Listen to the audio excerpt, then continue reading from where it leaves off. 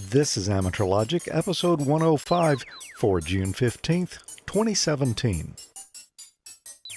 This episode of Amateur Logic was brought to you by MFJ, the world leaders in ham radio accessories at mfjenterprises.com, and by Icom and the Field Day approved IC7300 HF transceiver.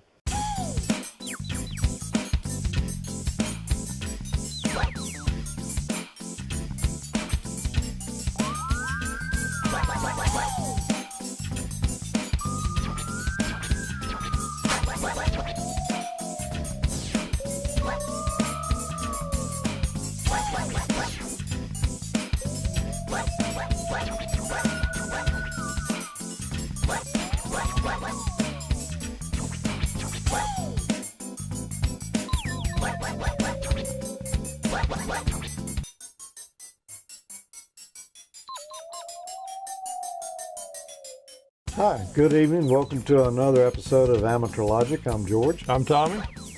I'm Peter. I'm Emil. And it's great to be back with you. We've got a fun show lined up tonight, don't we? Yeah, we sure do. We went on a little bit of a journey since we were here last time. We have. We've been to Dayton Hamvention. Before we get too far, though, a couple of things we want to mention.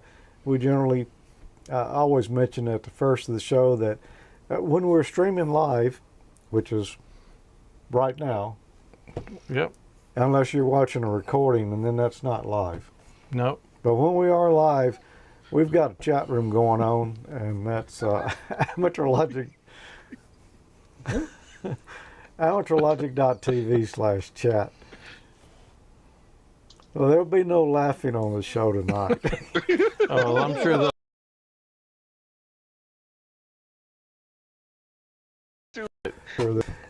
So we got a lot of stuff lined up to go on here, but join them over in the chat room. It's a group of folks, and they're having a big time, and we peek in it every now and then when they're not looking, and we come up with some good stuff out of there. Oh yeah. If you're not in the chat room, you're missing out on a lot of the live entertainment. Yep. So that being said, Hamvention, New Year at Hamvention. Yeah, new location. New location. It's going to be a little longer than the average show tonight. We just need to get that out of the way. This is like the Hamvention Mega Show. Hey, there's your name right there. There's your title. That'll work.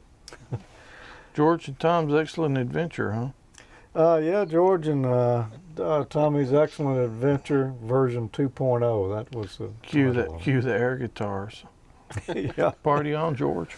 Party on, Tommy. But if she, I won't go there. That's actually what we got to laughing pretty hard about, the Wayne's World stuff. It was some Wayne's World stuff earlier. And how can you not? You know, oh, that's a classic. It is a classic. It's one of the great moments in American literature. Film. Close enough. Well, a lot of things going on tonight. We've got, I didn't even count them, but at least 20 pieces of video tonight. Yeah, that we're pretty close to that. Pretty close to that. It's actually 21 if you count the intro and the close, but we won't count those. No, we'll count them. It makes it sound better. We've got 21 pieces of video tonight, counting the intro and the close.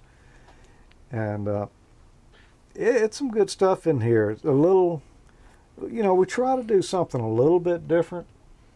Yeah. Whenever the opportunity arises, and it arose a little bit this year. Oh, it did. It did. So this show's kind of different than a lot of the other Hamvention ones we've done. We met some really interesting people. We did. As a matter of fact, we met a longtime friend of the show. Yeah, Jerry Ellsworth. Yep. She was there this year, and there you go right there. You might recognize Jerry. She's done a lot of videos on YouTube. Real technical stuff, very interesting. Mm-hmm. And she hadn't been on much lately, but she's going to tell us a little bit about what's been going on a little later in the show here. Peter, do you know Jerry? She's one of, we friended some time ago on Facebook. I think it's on Facebook or something like that anyway. But yeah, no, I know Jerry. I've seen lots of Jerry's videos, and yeah, she's actually become a ham recently. Mm-hmm. Emil, you familiar with Jerry? Yeah, in fact, I remember the first video I ever saw was the Commodore 64 hybrid bass guitar. The guitar, yeah, that was pretty awesome. Yeah. So anyway, we had a great visit with her and a lot of other people tonight too. So why don't we get right on into it? And we're going to just, I don't know that it'll work out. We're going to try to keep our chatter between segments down a little bit if we can contain ourselves. Otherwise we're going to be here most of the evening. Yeah, and into the morning. Yeah. So first piece of video here. Well, this is an interesting looking antenna that we saw. We had to stop. When we saw it. I haven't really seen one quite like it before. And this was at the ELAD booth, I believe. It was. We're in the ELAD booth here at Hamvention, and I'm talking with Sergio, who is building a loop antenna that's distributed by ELAD. What's the name of your company and the story of this loop? The name of our company is Ciro Mazzoni Radiocomunicazioni, based in Italy, in Verona. The story started 20 years ago for an idea of my father, Ciro, Italy 3 VHF. He has an idea, but we don't construct an antenna for who don't have a space for install a dipole and a Yagi, and was born the loop antenna. This is a unique design. We just saw it move. Tell us how it works. There is a capacitor in the air, and the linear actuator open and close the capacitor for tuning the antenna in the frequency that you choose. The variable is in the air and support 450 watts up to 21 megahertz, and 1 kilowatts from 22 and in 10 meters. This is the baby loop, 1 meter, and there is another type of loop antenna, the midi loop, for starting 80 meters to 20 meters. Sorry, it's the same.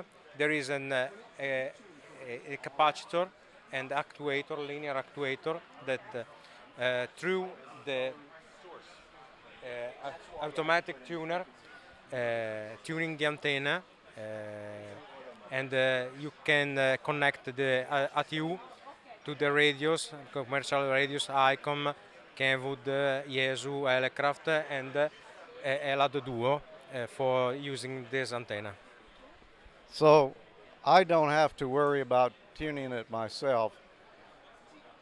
Just hit the tune button and it will find the frequency and adjust.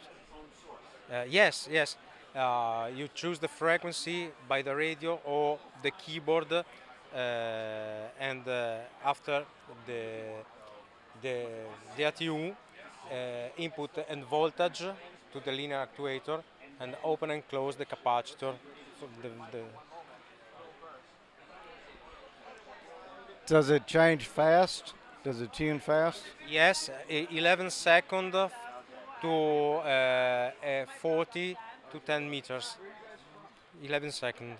That's not bad. Yes. Well, thanks for talking with us. This is a very interesting product, and we look forward to hearing more about it in the future. Yeah. Thank you very much. Thank you. You're welcome. Those are really cool, man, and it really doesn't do justice to the size of it. That one wasn't that big, and it's amazing the bandwidth for that thing, the coverage for it, and then that big one, it was just huge. Oh yeah, it was. I mean, you could have jumped through it. It was so big. Oh yeah. But they're really cool. They were a little bit pricey for me, but if you can afford it, it looks like a pretty nice antenna. Yeah, very, very nice looking. I've never seen one just like that with the plates of the air capacitor right there at the top, and rather than turning the capacitor, it just moved the whole arm in and out. Yeah, it's very, very cool. That was pretty slick. And when we talked to him, getting set up for the interview there, interesting story. He says, you know, he's from Italy and his English is not very good. Please talk slow. I said, I'm from the South. That won't be a problem. We do that He did anyway. pretty good. Yeah. Yes. So anyway, that was good to see that. You know, we'd never met him before, but there were plenty of people there we had met before, and some hijinks ensued. I'm just messing with you. I'm here with Gordon West, WB6NOA. Gordo, it's good to see you again live and in person. George, it is a fabulous Hamfest, huh? Boy, it is. It's, I would say it's as big as it's been every year. You know, that was interesting. Everybody was saying, well, should I go? Should I not go? This is the first one. And by golly, they came, and they came in numbers. But the very best part was the thunder and lightning. I was ready to run, and George knew it was cloud to cloud. How do you know these things? You, like, never hit a tower, right?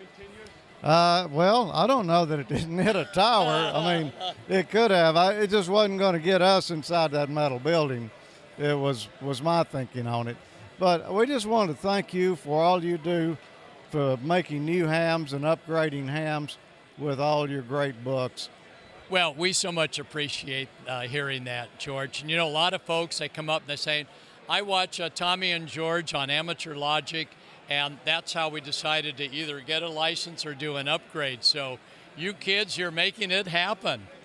Well, we're trying, and we're promoting your books. Whenever we are not sure about the answer to something, we pull out your book and see. Let's see what Gordo said about this. Well, I'm not right every time, but you know, we have a lot of your viewers and listeners and those that write in saying, you could have said it a little bit better this way. I take copious notes, and then on the next printing, we say it that way. So where are you off to now? I know you've got something else that you're in a rush to make. Oh, yeah. No, never in a rush, but on a very tight timetable. Yes, in a rush. Amateur television, we're going to be covering that.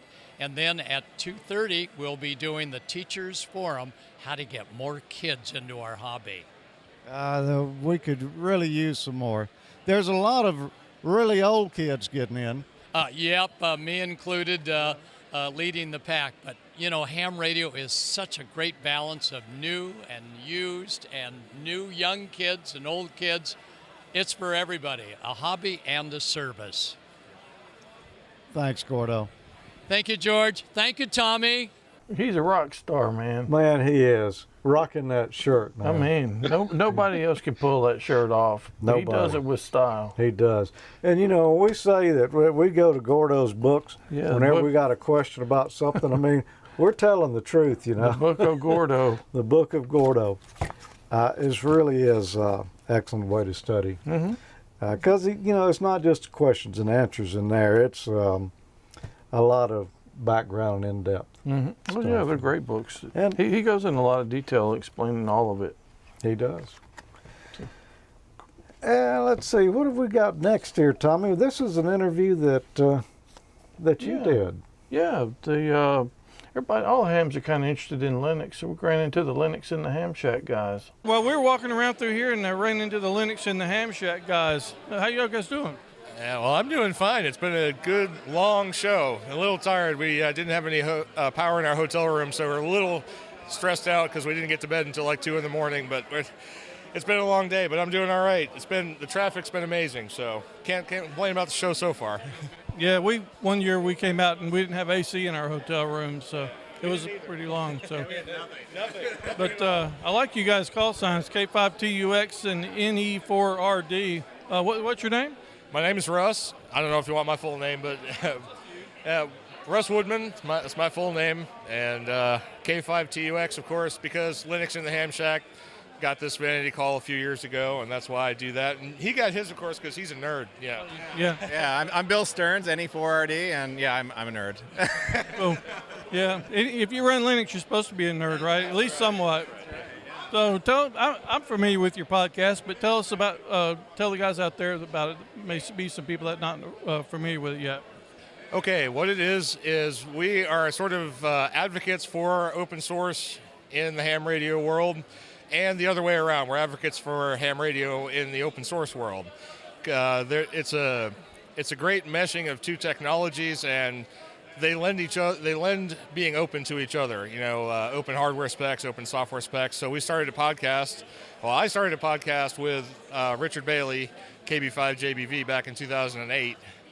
And we've been going since then. We've had a few changes in hosts. Bill is our current replacement right now because we tend to burn through them like cheap booze. But we've been doing all right so far. But anyway, the show is basically about using Linux and open source software just for your daily computing life and in your ham shack, and wherever possible, introducing amateur radio to the computing world as a whole. So that's kind of what we're about. Oh, cool. It's a perfect fit with all the ham radio stuff. Linux, I love it myself. I use it quite a bit, and I think a lot of hams are switching over. Oh, yeah. I mean, with a lot of people get into the Raspberry Pi, and they're getting into using Raspbian and everything else. We had so many people here today talking about their single board computers and what they're doing with them.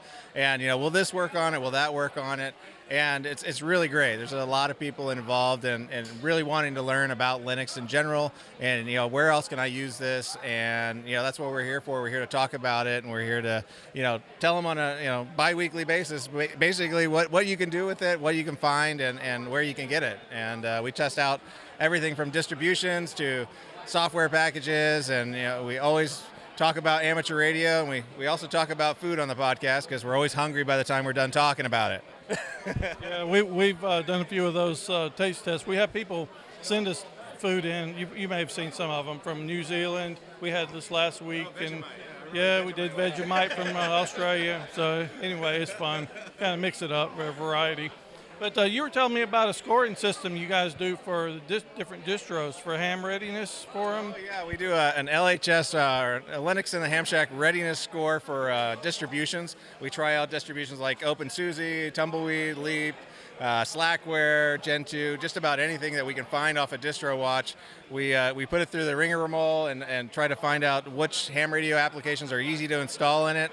And we try to give it a 5-point scale.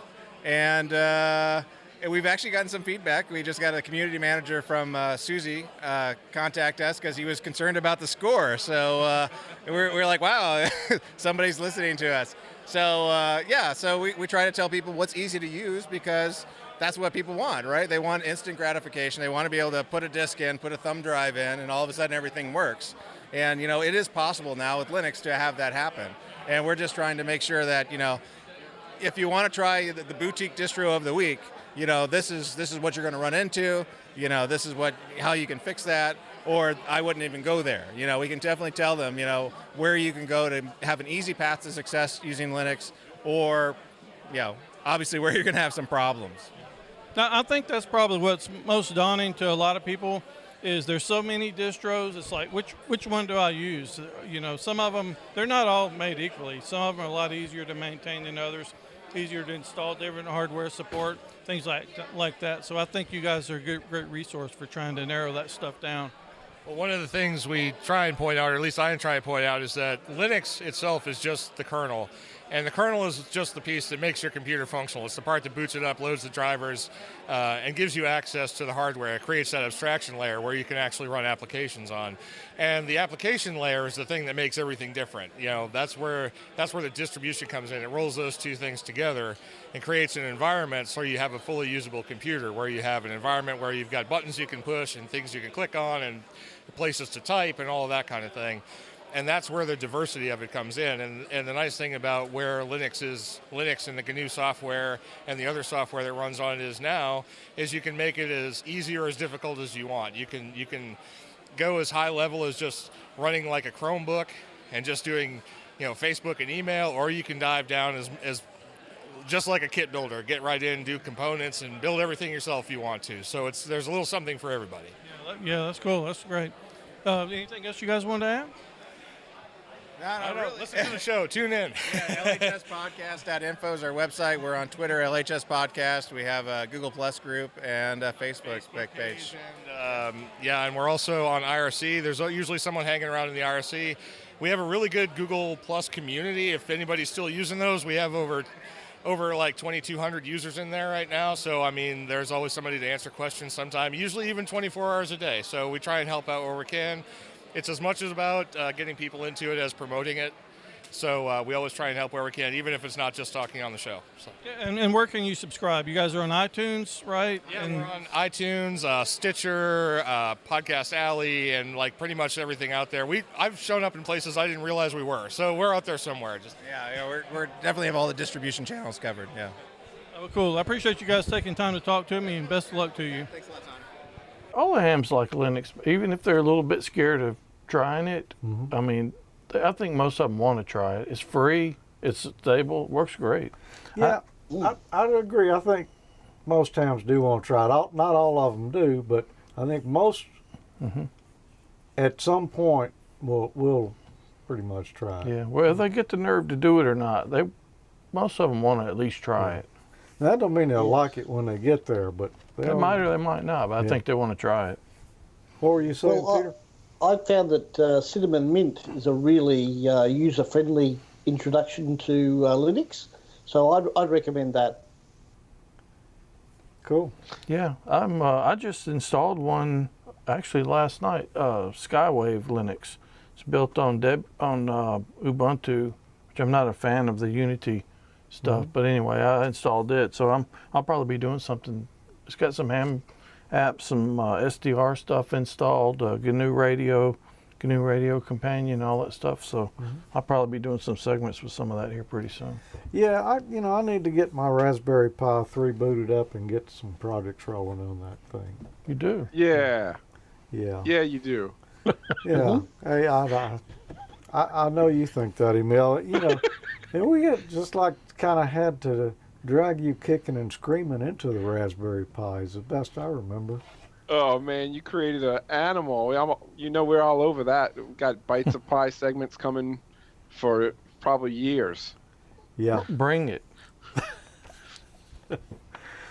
Well, I tell you what, why don't we take a little break, come back in a few minutes, and carry on. Okay. This year at Dayton Hamvention, MFJ introduced the new MFJ 1886 wideband receiving loop. This antenna covers all the way from 500 kilohertz for the standard AM broadcast band through 30 megahertz with no tuning required. You can dig out previously unreadable signals and track down annoying sources of interference with the MFJ 1886. This receive loop gives you tremendous power to copy weak signals through impossibly strong levels of QRN or QRM. Its superbly direct development and bulletproof low noise preamp dig out buried signals normally lost when using wire antennas. You'll get the perfect loop balance for deep precise nulls. The dual MMIC push-pull preamplifier provides wide dynamic range. Phantom power is provided to the preamp through your coax by the included AC adapter and bias tee. The indestructible aircraft-grade 36-inch aluminum loop offers great portability at 2.5 pounds, and the tough molded weatherproof enclosure is perfect for outdoor installations. It mounts with regular TV hardware. Its standard U-bolts work with any conventional 1 3/4 inch mast, and all mounting hardware is included. This loop is a powerful tool that will help you locate those noise sources you can suppress and null out those that you can't. Hear the signals you never knew were there with the new MFJ 1886 wideband receiving loop antenna. Check out this and the world's largest selection of ham radio accessories at mfjenterprises.com today. And we thank MFJ for being a continuing sponsor of AmateurLogic. Absolutely. Yeah, we really appreciate those guys. As a matter of fact, we've got a little stuff coming up later that that we shot with them, MJ. That's Yeah, they got some new things going on. yeah, they sure do. Some interesting things. We got some nice stuff at Hamvention this year. What have you got there, Tommy? I got one of these fidget spinners, I think they're called. It's like spinning crack or something, man. Once you start spinning that thing around, Yeah. you can't hardly stop. Have you fooled with one of them? No. Well, if you ever get going, you'll just you'll have to like make yourself put it down. Yeah, it's four sets of bearings there. Yeah, the guys, oh, I'm drawing a blank. Hamstudy.org guys that they actually sponsor or have a spot on Ham College. We ran into the guy that started that, and he gave us a couple of these. Pretty cool. And we had him on the last episode of Ham College. We did an interview with him while we were dating. And, yeah, it's cool. Super nice guy. Nice guy. Got a little background on hamstudy.org. Yeah. And it was a lot of fun. We got some other stuff while we were there. We stopped and talked with KB3IFH, who had shack stuff there. And we're looking at getting some new name badges made up. Yeah, you know, I think I'm going to probably ones. get some QSL cards printed too instead of doing my own. He sent us this thing right here. I wish I could get a close-up of it. Came in today. Danger, do not touch anything, turn any knobs, sit on any equipment, etc. I've lost several visitors by electrocution in the past several weeks. Seems pretty effective. It does. Yeah. We got a few other things there. This is the biggest thing that I bought, and that is, and you've probably seen these before at different Hamfests. This is one of those RF adapter kits where it's got, you know, just about every kind of connector you could think of in there. And I didn't realize that these worked exactly like they do. You pick out two end pieces. Let's say I want to take a B and C connector here, and I want to connect that, make it a PL259. Well, you got this little piece here that you just screw between the two pieces there, and then you've got a B and C to PL259. So you can adapt almost anything to almost anything. Almost anything to almost anything, and They're pretty cool. yeah, they're not real cheap. These were $100 for the set there, but Yeah, you know when I saw them, I saw that I said $100. That's crazy for a handful of connectors, but I didn't actually realize that's how they work. So I could see where they would cost that. I had seen them for years. I didn't realize that's exactly what they were either. I just thought it was a handful of connectors, and a friend of mine, I had asked him if he needed me to pick him up anything at Hamvention, and he said, yeah. I've had one of these before, and I want another one. I've left some of the, connectors and different radio stations scattered around. And he told me what it was, and I got to looking around, and I found them. And like I say, it was $100, but the guy made me a deal on two of them. Yeah. I got it for 250. No. I paid $90 a piece, so I got one for Stan and I got one for myself. That's better. Yeah.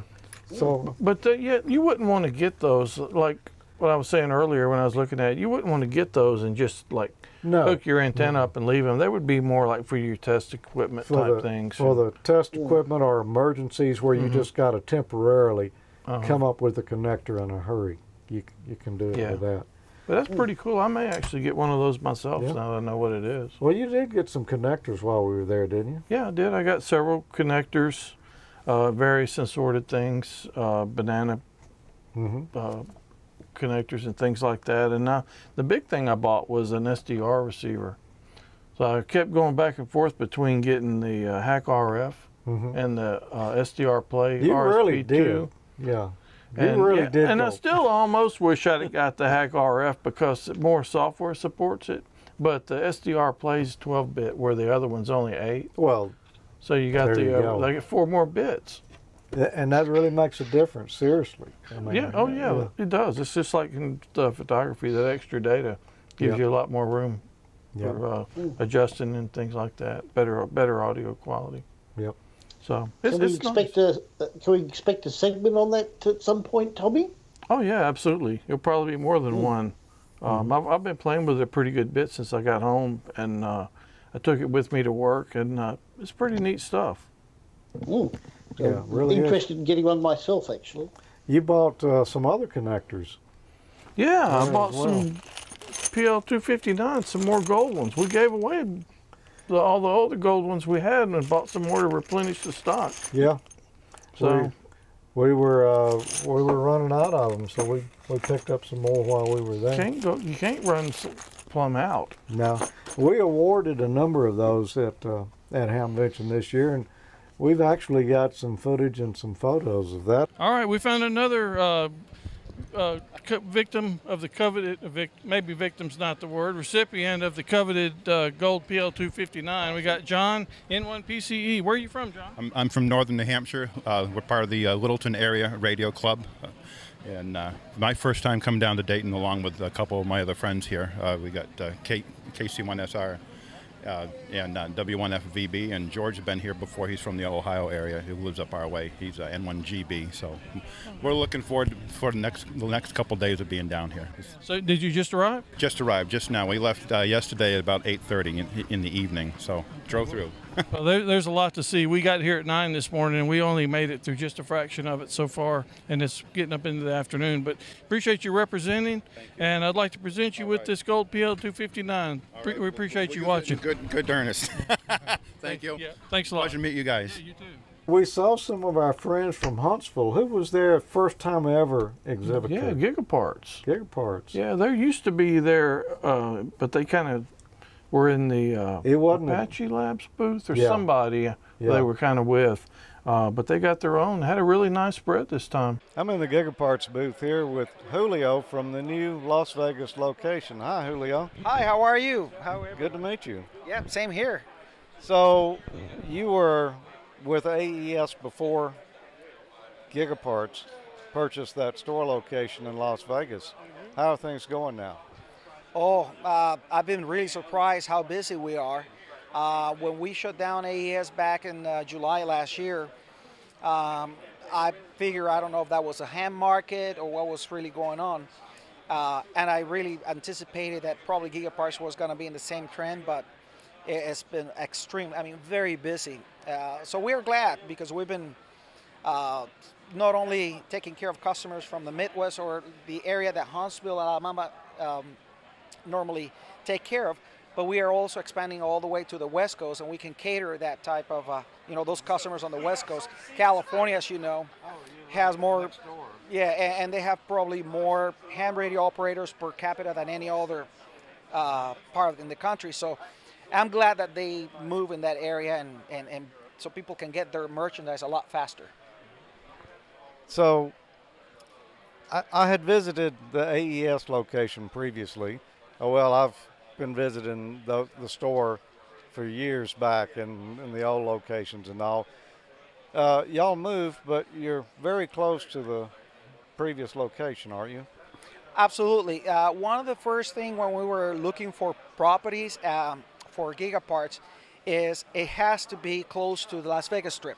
That means where all the major casinos are, because we have people from all over the world. When we have IWCE, we have national broadcasters.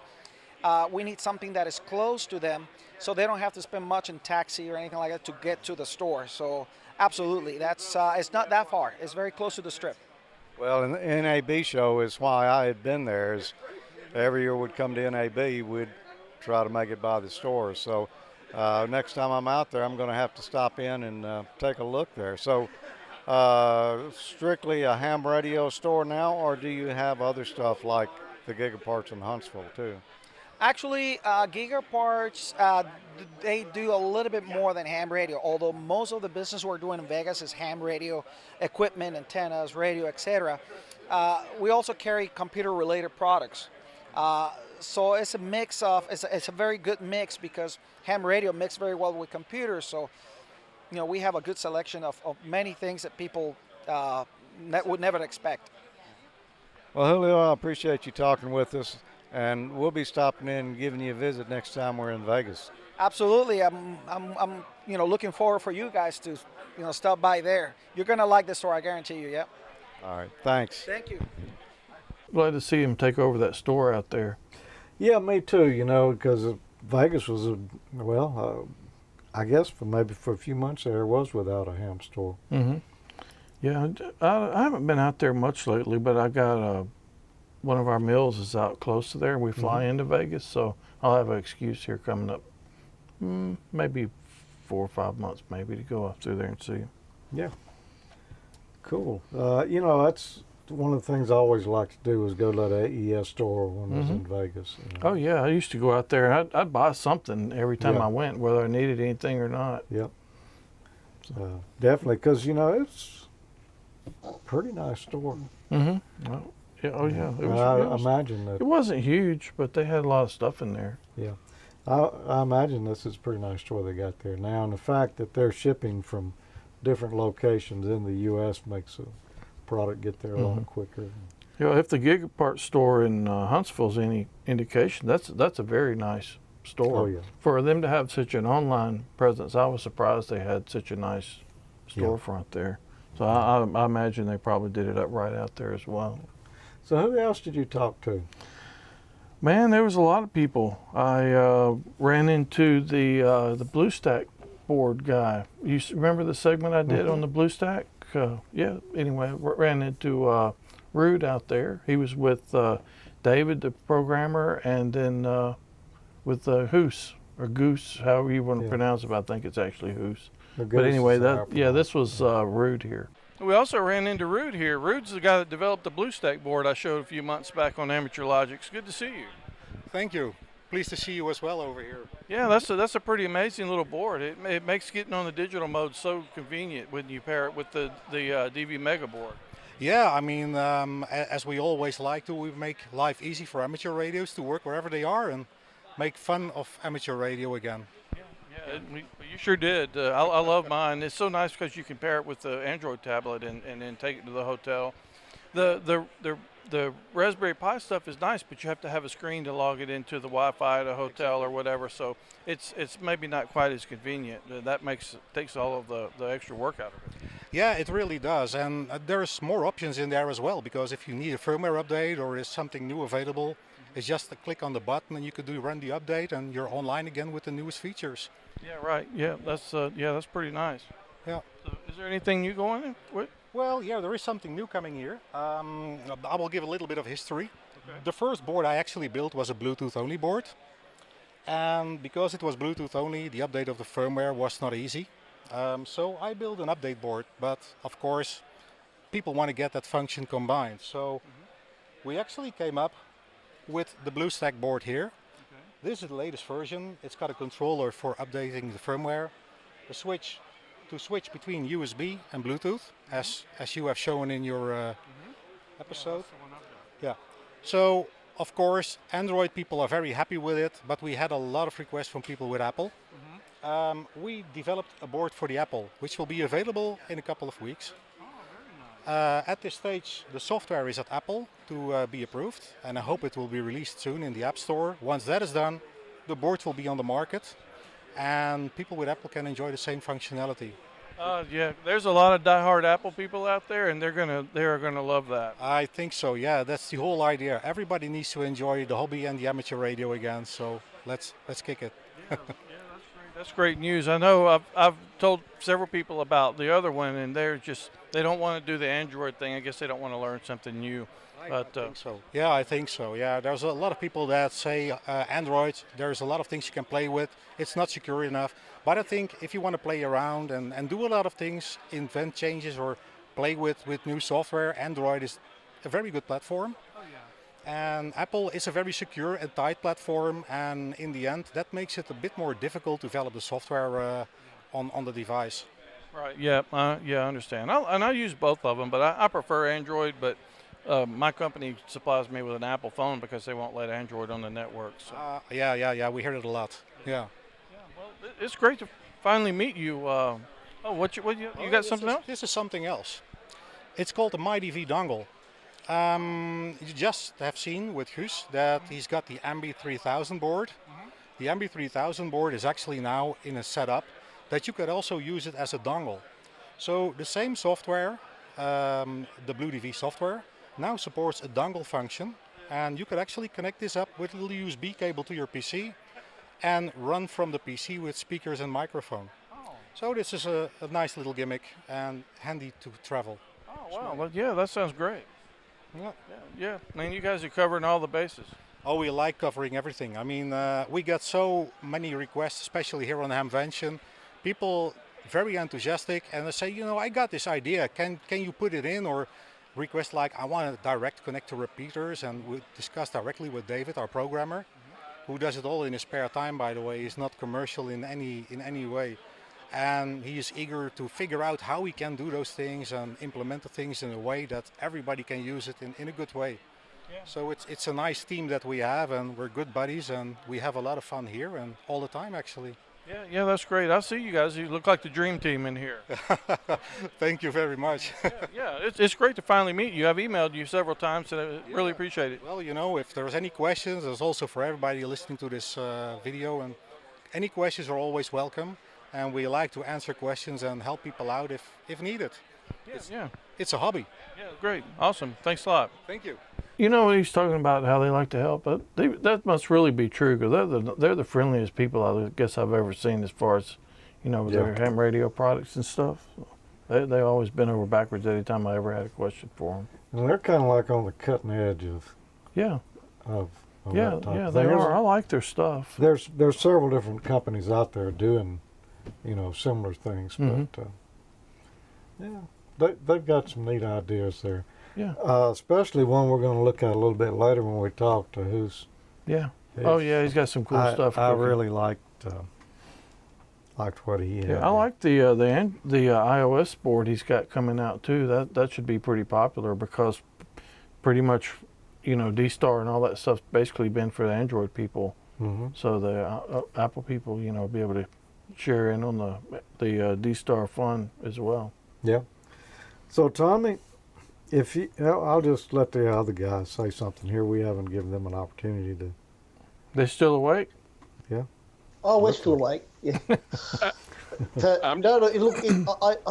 only thing I was wondering, it's great to see all these exhibitors coming from all over the country. I'm just wondering which state they came from. Those came from the Netherlands. Yeah. Really? Oh, okay. International. Wow. That's pretty good. The ELAD guys came from Italy. John, that got the gold, he came from the chat room.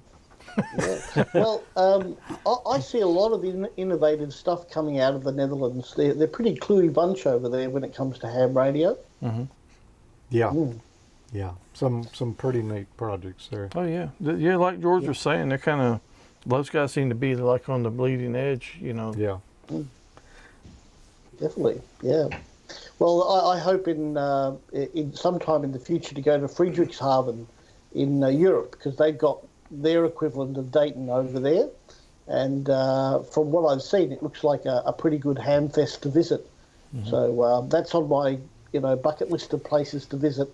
Yeah, that would be fun. I'd like to do that sometime myself. I'd like to visit that one.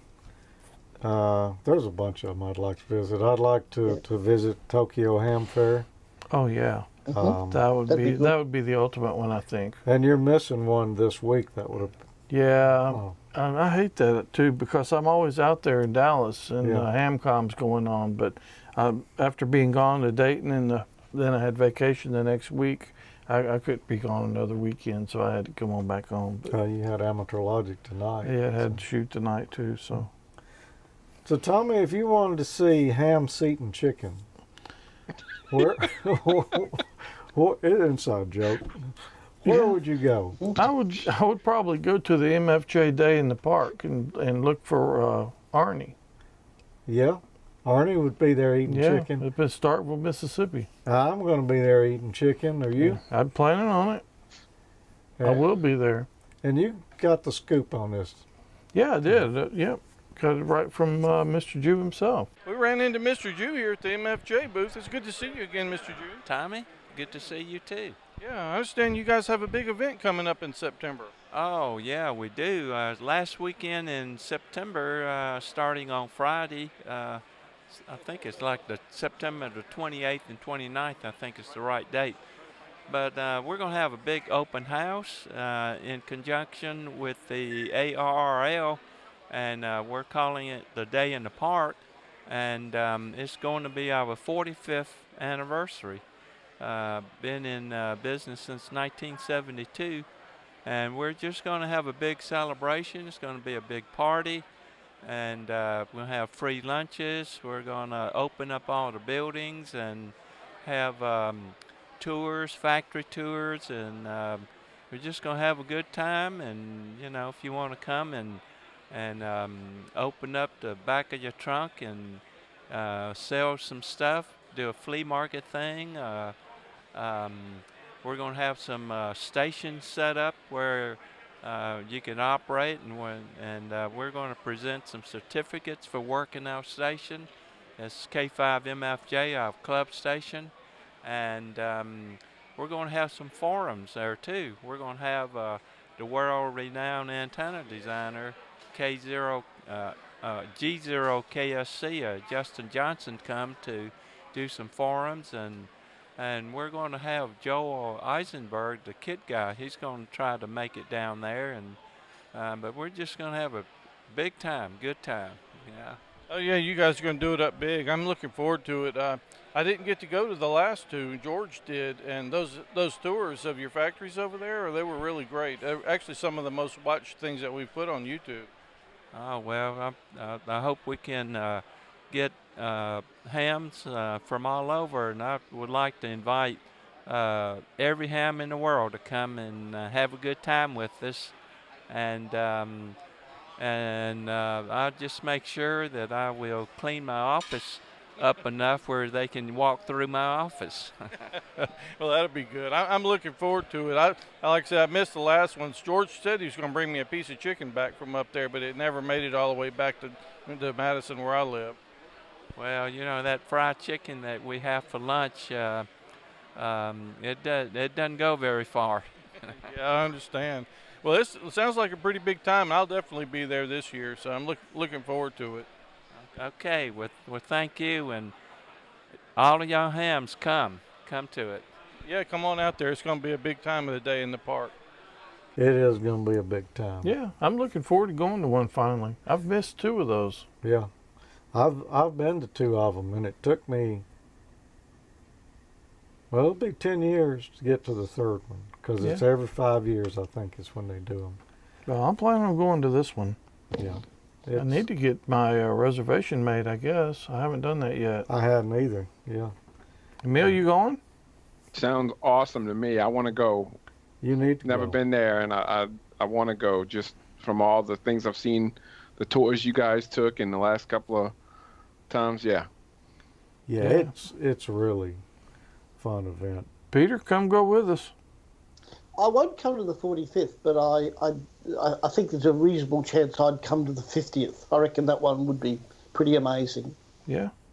Well, we'll probably still be here shooting these, so yep. Come on. Well, what do you say we take another break, pay a few bills, and come on back, because I don't even think we're half done yet.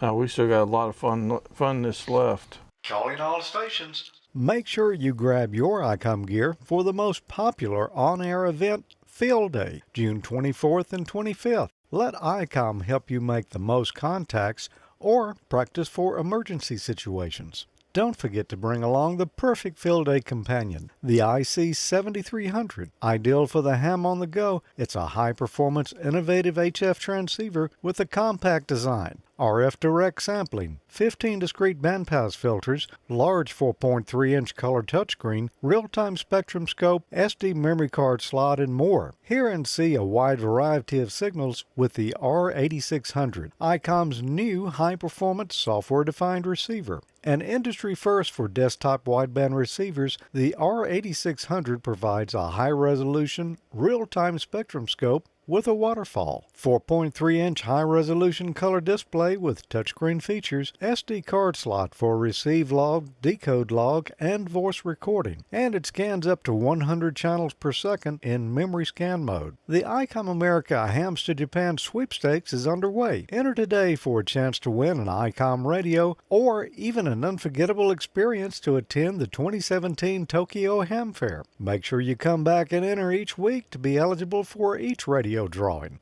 And visit icomamerica.com/amateur for more information on this and all the Icom radios.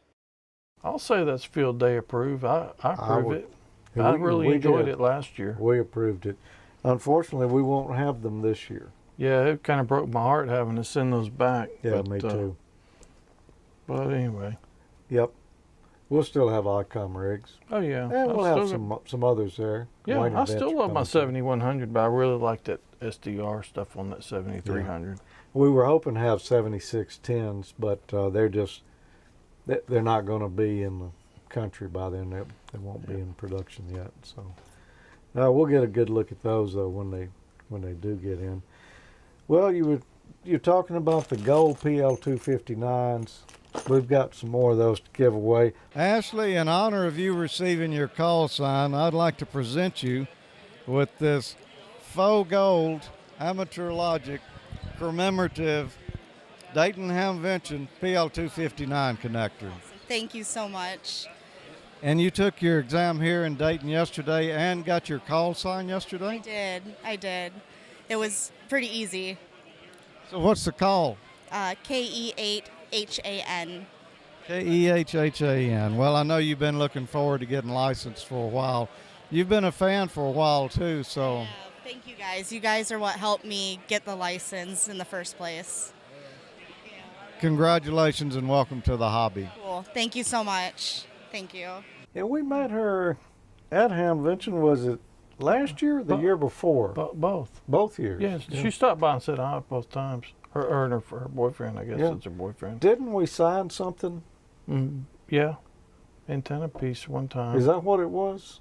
I couldn't remember what it was. It was. I knew we signed something. But she stops by. She's on the Facebook group a lot. I'm sure a lot of you guys have seen her on there. But she's a really nice girl. That's pretty awesome how fast she got her ticket. I've never heard of anybody getting one in less than a day. Yeah, I had never heard of that too. Took the test that day. Had the call sign, 4 hours later? Before she went to bed that night. Yeah. That's pretty amazing. That is. They, that's Laurel. Laurel VE did that. Yeah. They've got direct, I guess they must have direct shot to send it digitally to the FCC. Yeah. I don't know, I need to look and see if we're still accredited. We are Laurel VEs, or we were. It should still be good. Yeah, probably is. Anyway, yeah, they do a bang-up job there, and a lot of people take their test at Hamvention. Yeah, they had a little better setup this year. You know, when we did it, it was real tight space, and they were trying to get a lot of people in and out, and it seemed a little hectic. Those guys did a great effort at it, but they had a better spot this year, and I saw Dan there that, they asked us to work it. And he said it was a really good place over there, and things went a lot smoother and stuff. I can imagine, because we were in little nooks and crannies scattered out over Harrow Arena there. And they did great before with what they had, but they have a better space now to do it in, so it's even better than before. Yeah. Well, we talked about the D-Star stuff a little bit earlier, and people, some people, and I think it's bound to be less now, used to say, well, the D-Star is an Icom proprietary thing, and we don't like that, but it's not, and it never has been. Yeah, it never was. Yeah, they were just the first ones to embrace it. But we have proof now. But we had proof last year, because we looked at a new radio from Kenwood last year that supports D-Star, and I wanted to find out, how's that been accepted? How has that worked out? Here's our friend Don Arnold, W6 GPS, who we often see driving around and tracking him in his mobile. You are here with the new Kenwood D-Star handy talkie that was released here last year. How have sales been on that thing? George, it has been phenomenal. In fact, in the last 2.5 days, I told the people at the both forums, if you brought your new radio in the box, I'll update the firmware. We had over 100 updates in new customers in boxes, and that has been exploding. The sales have been tremendous on this radio. Lots of nice features on it. The radio sounds great. But and I tell people, and I'm honest, I've been a ham for 42 years. I've had more fun in the last 8 months with this radio than all 42 years combined. Wow. So, of course, it's D-Star, and nobody thought Kenwood would be doing a D-Star radio, although they could. There's no reason not to, really. How has that been received, them into the D-Star fold?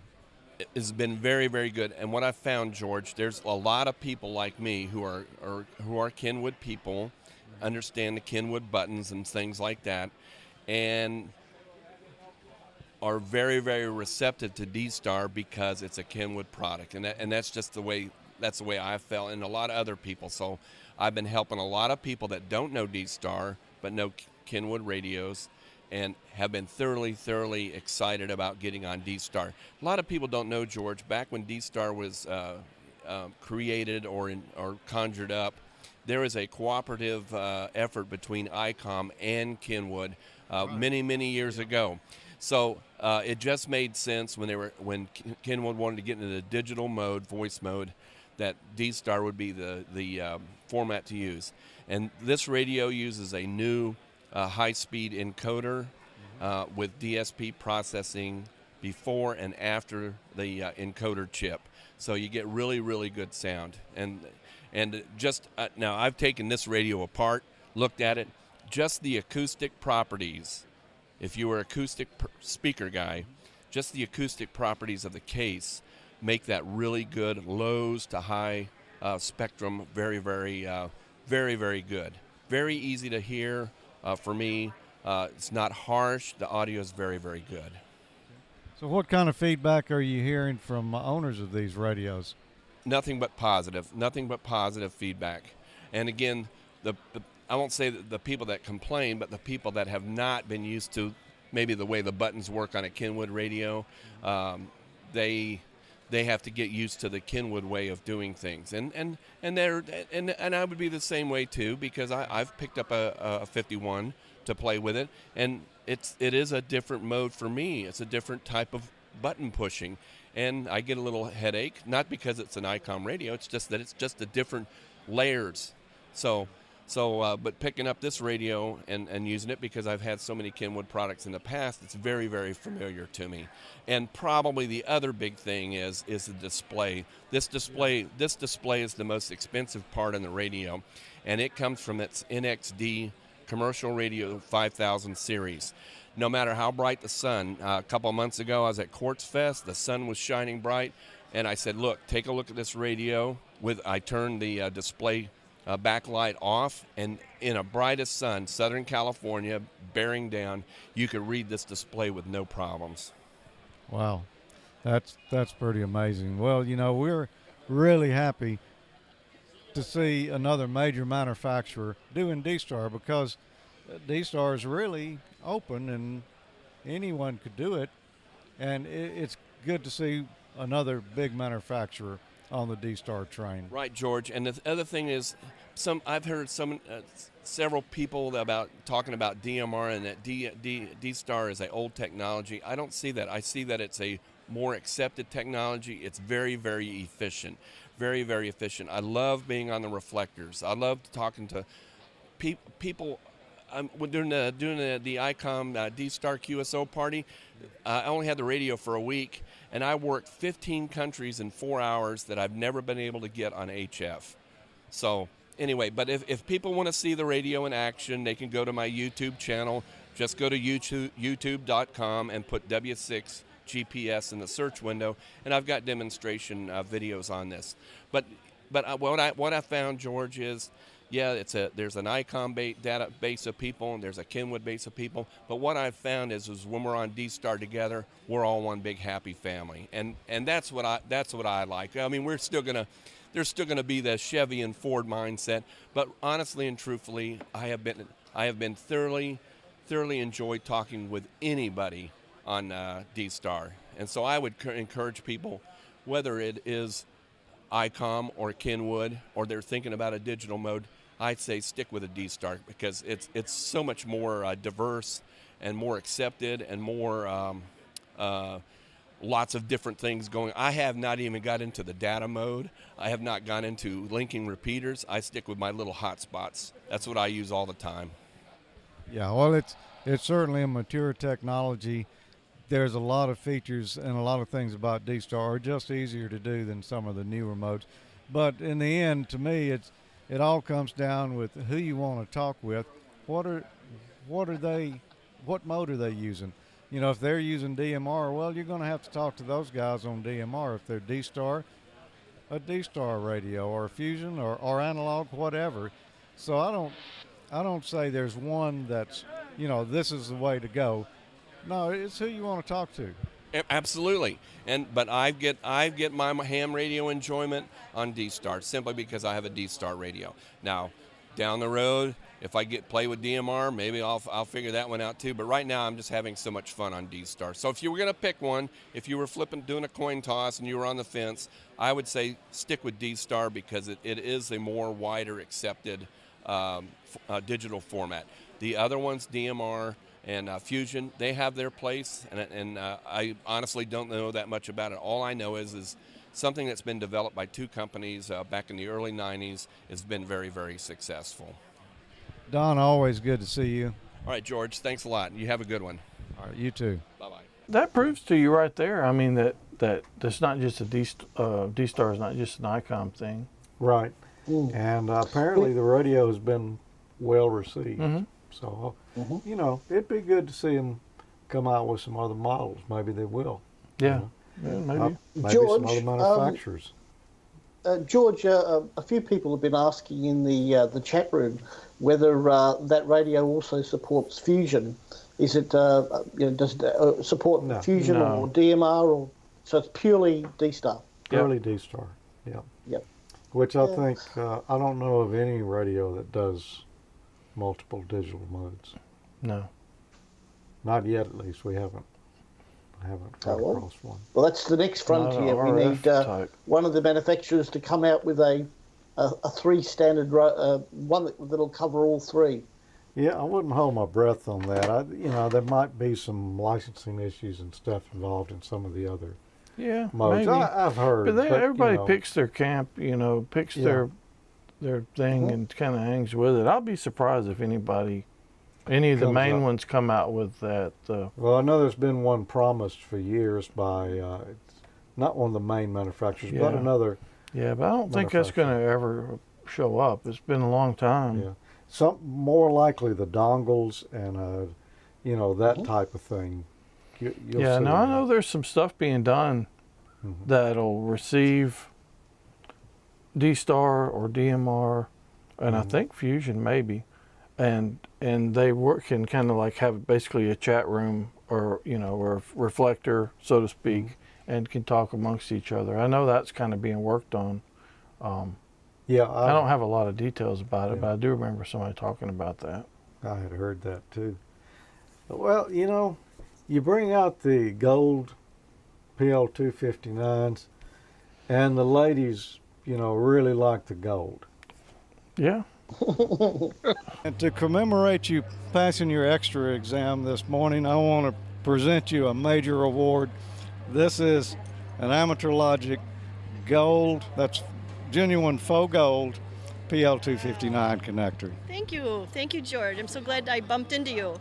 And I passed my extra today, so that's great. Well, and congratulations. I'll be watching your program, AmateurLogic. Okay, and you can still watch Ham Nation too. You can watch both of them. Okay. And Ham College. Okay, very good. Thanks for saying hello. You saw that too. There was a ghost in that room, man. Yeah. It's just like he was there and then he wasn't. It's a genuine faux gold connector. Yep. Only the best. It's a major award. We also visited with some other friends that we've known. We met a lot of over friends. the years. And we got a little scoop here on a new radio that Icom's got Yeah, going I'm as pretty well. excited about this one. Yeah. Well, Ray, it's almost quitting time on Saturday afternoon here. I am tired, and I appreciate this stool that you're letting me sit on. So that's the only way I get an interview nowadays is I give them a stool to sit on. But it has been busy. This has been a great show for us. So what do you think of the new venue here? I love it. The facility has been real nice, the traffic flow. I've heard comments from people that they got all their steps in because it's different, it's changed, but it has that feeling of a new show, and that's something that we've needed for a while. It's different. Ladies and gentlemen, last call. Last call. Hamvention will be closing at 5 p.m. Thank you. Okay, it's last call. Have you placed your order yet? Yes, sir, I have. It's been a fun day. We gave away a 7300 today for the Hams to Japan contest, and finally got a chance to sit down today. Yeah, it's been a lot of walking and standing for me, but you know, I think there's as much here as there would have been at the Hara Arena. I mean, I've seen just as much stuff here and new stuff, you know, so I don't think anybody stayed home. I don't think either. I mean, everybody was making comments about traffic yesterday, but that was the first time to come here. Hara Arena had 2 entrances, 2 lanes of traffic coming in when you get to the event. I remember when it was really backed up then, but today everybody was pleasantly surprised to just get in real quick, very little traffic, but the traffic flow of people was just as strong today as it was yesterday. So maybe they were shuttling instead of everybody coming in separate vehicles. They kind of plotted and planned a little bit better. I know it made us rethink things. Our new booth that we had to do, I mean, we're kind of in a rut. We kept doing the same booth year after year at Dayton, but this one made us exercise the gray matter a little bit. Yeah. Same old thing too, Amateur Logic Live 2 years in a row. And to be honest, we were glad to take off this year and not do a live stream from Dayton and just have a chance to walk around and see everything. You big chickens. Hey, there's a lot of work doing that. I didn't do much. No, you didn't do hardly anything at all last year, as I remember. You hardly even came by. Well, folks tell me that every day is the same way. I don't do a whole lot here either, but we do have a good time. It's good to see you guys around here. Ham Nation had a great big crowd. Youth Forum had a big crowd. I mean, this has been a very fun show, and folks have been showing us love here. Well, I know you've got a new radio there, and I wouldn't want to overwork you, Ray. Have you got someone I should talk with to learn a little more about it? Yes, sir. You need to talk to my buddy Scott N7SS. He'll walk you through it. The radio was shipped to us here. We got here. Let's see. We got here Tuesday night. The radio was here. He threw Will out of the room, out of his hotel room at 2 a.m. I saw him the next morning. I'm like, dude, did you even sleep? He goes, I had the radio. So he's had it for 3 nights in a row playing around with it and knows it real well. He'll even show you some of the things that are hidden on the radio. Cool. Well, we're looking forward to seeing it. Everybody's been asking about it. So, you know, that kind of even made it worth the trip here. I'm glad you think so, sir. A lot of people have been lined up to look at it. All right, Ray. Have a good show. We'll probably see you again in the morning. Yes, sir, you will, and you're going to see me more often down in your area. I got 4 new radios to come play around with, and Tommy's already saying people are wanting a shootout, so we'll do that 4100 against your 880. See, you're just setting me up in a baited field there. I mean, it's like I got a handicap from the start. 880 is a great radio, but it's no 4100. You might need to translate what that baited field meant, sir, but we're going to have fun with it and look forward to hanging out with you guys more often. I'm speaking with Scott Honecker here from Icom America. Well, we've run into you quite a bit in the past. Sometimes. I'm usually here with the new radio, and so this year we have the 7610. It's near release, and we're looking at a couple more months, and we should see it in well, another month or so in Japan, and then a few more months it'll be in the United States. So it's a big brother to the 7300, which has been a pretty hot seller for us in the last year. It has true dual receive, and we have it's basically 2 whole chains in there. It's 2 separate receivers, 2 separate volume controls, mute sections. You can see well, we can bring up a second spectroscope here. Oops, whoops, where are you? Dual, so we've got 2 spectrum scopes, 2 waterfall displays, 2 different bands, 2 different modes. I have a second knob here that I can run as a separate VFO if I want. That's an option for it, or you just toggle back and forth and activate the VFOs. It's been pretty early received so far. Everybody's pretty excited about it. There's lots of people that have already put down their reservations to get in line for them, and it actually worked out pretty well last time. The 7300 was kind of consistently on back order for several months when it came out, and it seems like it's possible that this could be selling the same way. If you don't have a reservation, you won't get one for a while. Wow, you know, I looked at this radio myself. I've got a 7700, and I know this is a SDR, software-defined radio, totally different guts inside of here, but when I look around on the outside at the buttons and the controls, this reminds me so much of the Icom rig that I already know. Well, that's one thing that Icom has been historically very good at, is maintaining that user interface. I bought my first brand new Icom, a 756, in like 1994, and I really don't have any issues moving from radio to radio. The interface is pretty much the same. They're very good about maintaining that usability, and they do some little refinements over time and some tweaks, changing colors on buttons and things like that to help with usability. They integrate that user feedback. But you can sit down, you can go easily buy a 7300 and you know, as an entry-level rig, learn how to use that, and if you get a chance to lay your hands on the 7851, the top of the line rig, it won't take more than a couple minutes to be right at home using that radio. It's very, very good about the consistency of the interface. Well, that's what I've noticed too. We used 7300s for field day this past year. I've got a 7000 and a 7700. The 7300 being a touchscreen radio, totally different, you know, software defined, totally different kind of radio, but I was able just to sit right down and go to using it. And this radio looks like it's going to be the same thing. Absolutely.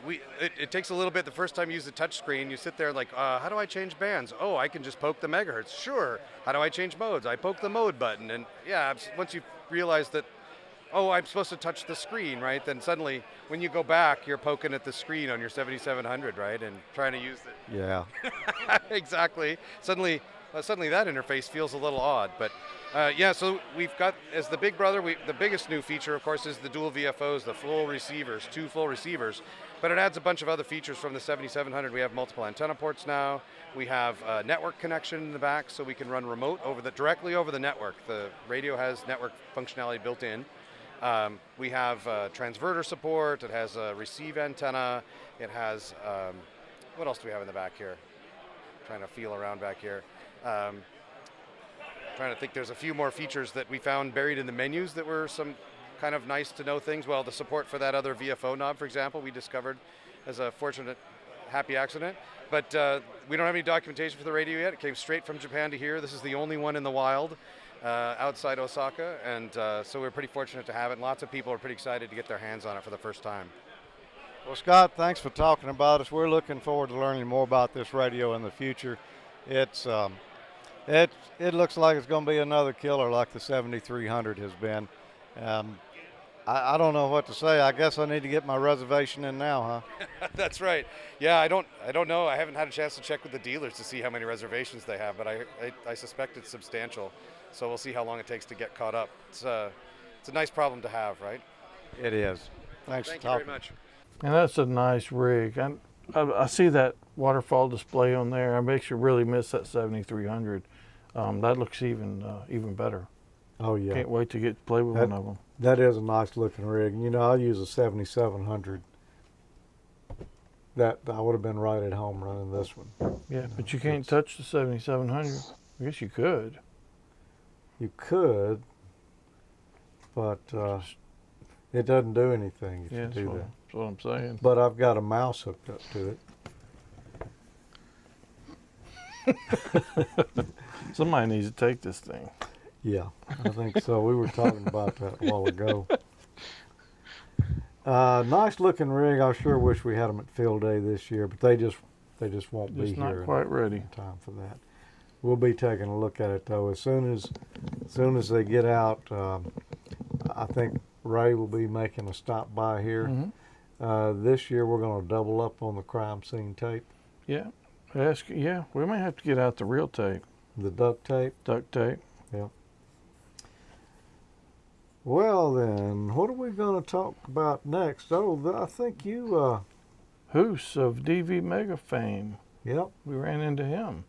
We did, and he had something really neat. He does. He's got some cool stuff coming out here very, very shortly. He does. He really does. But one thing in particular, and I don't know why, it caught my fancy, but let's just look. Okay.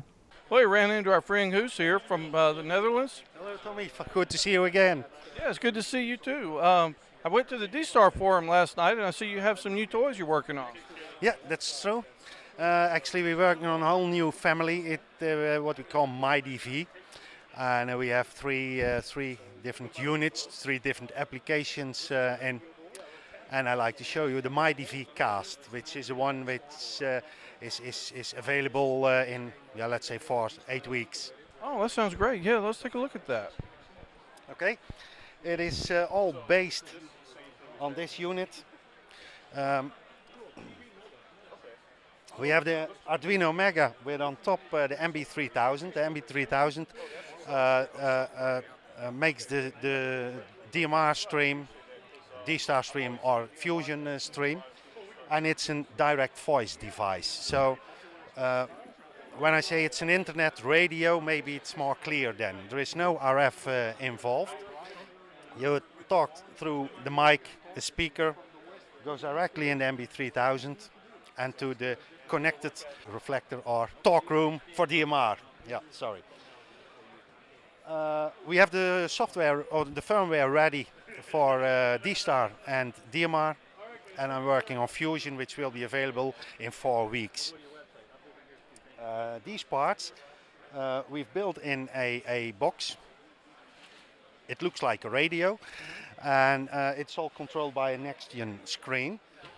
We are not going to supply the radio as a ready-built radio, but a kit. So when you like to order parts in the future, then you see a sort of shopping list where you say, hey, I have the next-gen screen, the Arduino Mega, maybe the MB. You don't have to buy them again. All units which are available will fit the application. Okay. So for it's easy to select another mode. Now it's in DMR, and by one press you switch it to D-Star. If it is in D-Star, you have to set this device as well as your radio. For D-Star we know you need your call sign APT1, APT2. You can set the info as you do it in your radio. If you switch to DMR, you only have to set your default talk group and your ID to enter the network. So if you have a DMR radio, for example, and you want to talk to, for example, talk group 204, then that number has to be in your code plug. Okay. With this unit, it isn't. You can freely enter on the fly a talk group you want to talk to. Oh, that's nice. Yeah, and you can go directly to a private call. Oh, very nice, very nice. So there's no radio, no RF involved at all? There is no RF involved. At this moment we base the unit on what you see here. On the left side in the box you have the MB Arduino Mega part.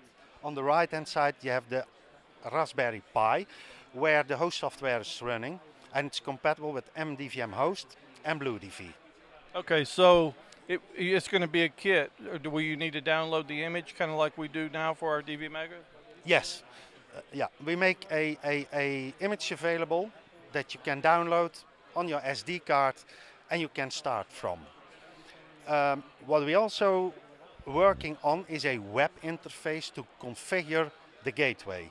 So now you have to edit the config file, and we know that for some people it's a bit hard to find out where he is and how to edit. So what we do, we give the piece a host name, and you connect it in your network with http://mydv, and then you enter the configuration screen. Well, that sounds easy enough. So if that's a Raspberry Pi power in it, I'm assuming on the back, or you can do Wi-Fi or Ethernet. Yes. With a Raspberry Pi 3, Wi-Fi is on board, but it's a metal case, and the experience is not so good with the integrated Wi-Fi module. So I have made a small Wi-Fi dongle at the back. At this moment, and I think we stay for that, the Arduino Mega is connected with a small USB cable to the Raspberry Pi. Why?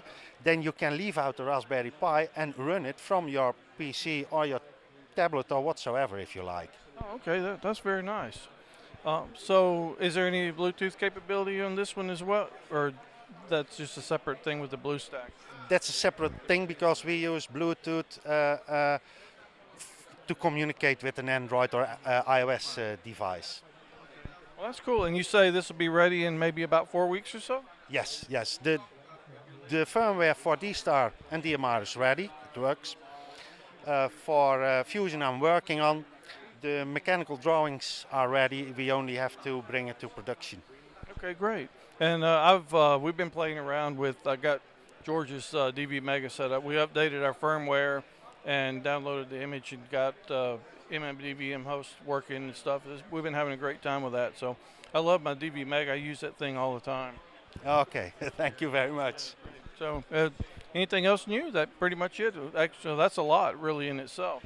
Oh yeah, that's it. And yes, what really new comes is after this one is the MyDV Handy, and there we port the host software to a microcontroller so that you have a handheld Wi-Fi radio with all three modes in. So you can use it at your home, at your local network, or mobile via your phone as a hotspot. Oh wow, that's pretty impressive. That'd be great. It's a great time to be playing with all this digital stuff, with all the technology we have now, and it's so inexpensive. Oh yeah, yeah. We try to keep it affordable. That's great. Well, it's good to see you. Okay, thank you, Tommy. Yeah, pretty cool stuff, man. I really like that one. It's no RF in it, but the one that looked like a radio. Yeah, I don't that's know pretty why. cool. Yeah, that should be ready soon. Emil and Peter, what do you guys think about that? I think it's awesome. The one thing I would love to see is a shootout between D-Star, Fusion, and DMR. You know, the club down here is putting up a repeater that does have all three, plus analog. And from what we've seen in their tests, it is kind of a shootout to decide which one wins, depending on who's talking. Yeah, if you come in on all three, you got trouble. But first one in wins. That's the way it works with our hotspot too. I do plan on doing a segment on just that. Yeah. Oh, cool. I'll tell you the one thing I think that for me anyway, makes the decision is the person I'm trying to talk to. What kind of radio do they have? Yeah. You know, if good point. Yeah, if you know, there's a guy I want to talk to on D-Star and I'm trying to use a DMR radio or an analog, you know, that's not really going to work. Help you out a lot, is it? That's right. There are pros and cons, you know, to each one of them too. Yeah. And I mean, I know which one seems best for me, but it might not be best for you. But we may do some type of comparison on that in the future. Yeah, and like here, there could be anything wrong with that. There's no DMR in our you know, repeater in our location here, so you know, we're strictly, if we're going to do DMR, it's going to be on a hotspot here. Yeah. You know, George and Tommy, something I wasn't prepared for on the Yaesu's 991 radio when I got connected to that repeater was the built-in GUI. I had no idea that even existed in the radio until I connected to that thing, and there's a touch screen GUI built into it to connect to all these chat rooms, and that caught me off guard. So I'll have to show that. Well, let's see. What do we got coming up? Well, we've got more coming up, and some of the best parts of the show are yet to happen here in just a few minutes. Why don't we take another breather though, real quick, and then we'll be back and. Well, Yeah, we got something pretty cool coming up. Oh, we do. Yeah, you don't want to miss it. Yep. At the end of each month, it's AmateurLogic's Ham College, the new show for those new to the hobby and those wanting to get into amateur radio. Which of the following is a purpose of the amateur radio service as stated in the FCC rules and regulations? That inductor and capacitor form a tuned circuit. That's how you tune the radio to the frequency that you want. The English language. We lived in town. I liked it. I listened to mine a lot. It was really cool because you didn't have to have a battery to power it. There's our homemade telegraph station. We can use it for long distance communications. Oh, like, 3 feet here? Across the table. The answer is B. Voltage was named after Italian physicist Alessandro Volta. We can see we're generating a little bit of electricity there. It's DC. It's always great to go back and get a refresher. It sure is. A lot of that stuff, if you've been a ham for a while like we have, you don't really think about a lot of that stuff that often. They didn't have electric screwdrivers in those days, so that's why we're not using one. That's why we went primitive with it. Yeah. So let's see if we can hear anything when we fire off our spark gap transmitter. Oh yeah. Well, we didn't build anything or blow up anything today, but the night's still young. that spark gap transmitter would be rather useful for electrocuting squirrels. So, if you could get close enough, you need to put one of those right before where the wire is on the tree, so they booby trap. I'm thinking about operating that mode at field day this year. Spark gap? Yeah. I don't think these are going to help. Yeah. You want to go ahead and let's talk about those? These, and we haven't tried these out yet. They just came in this week. Let's see, we've got a 7 megahertz, which is 40 meters. We got a 20 meters. Vince, who's going to field day with us, is he bought an 80 meter. Yeah, and I've got to get a 15 meter. I'll probably order it sometime tomorrow or something. And these are all bandpass filters. You know, last year our antennas were a little closer on field day, and we had a little bit of interference problems, splattering into each other. And we're going to use these bandpass filters this year, and we're just going to swap them around. Whoever wants to work on a particular band, they just take that filter and use it. And it's going to cut down the splatter into the adjacent bands. These right here are made by Low Band Systems. They're available in the U.S. from DX Engineering. It'll handle 200 watts. I opened it up. It's a very nice looking filter in there. A number of toroids and capacitors. And don't go buying them up before I get mine ordered, though. No, don't order the 15 meter one until Tommy gets his. And would that work as effectively as a cavity filter? Let's see. Yes, I think it would be more effective because the cavity filter for 20 meters would be huge. Yeah. That would be really big. That makes it more effective because you couldn't haul it out there.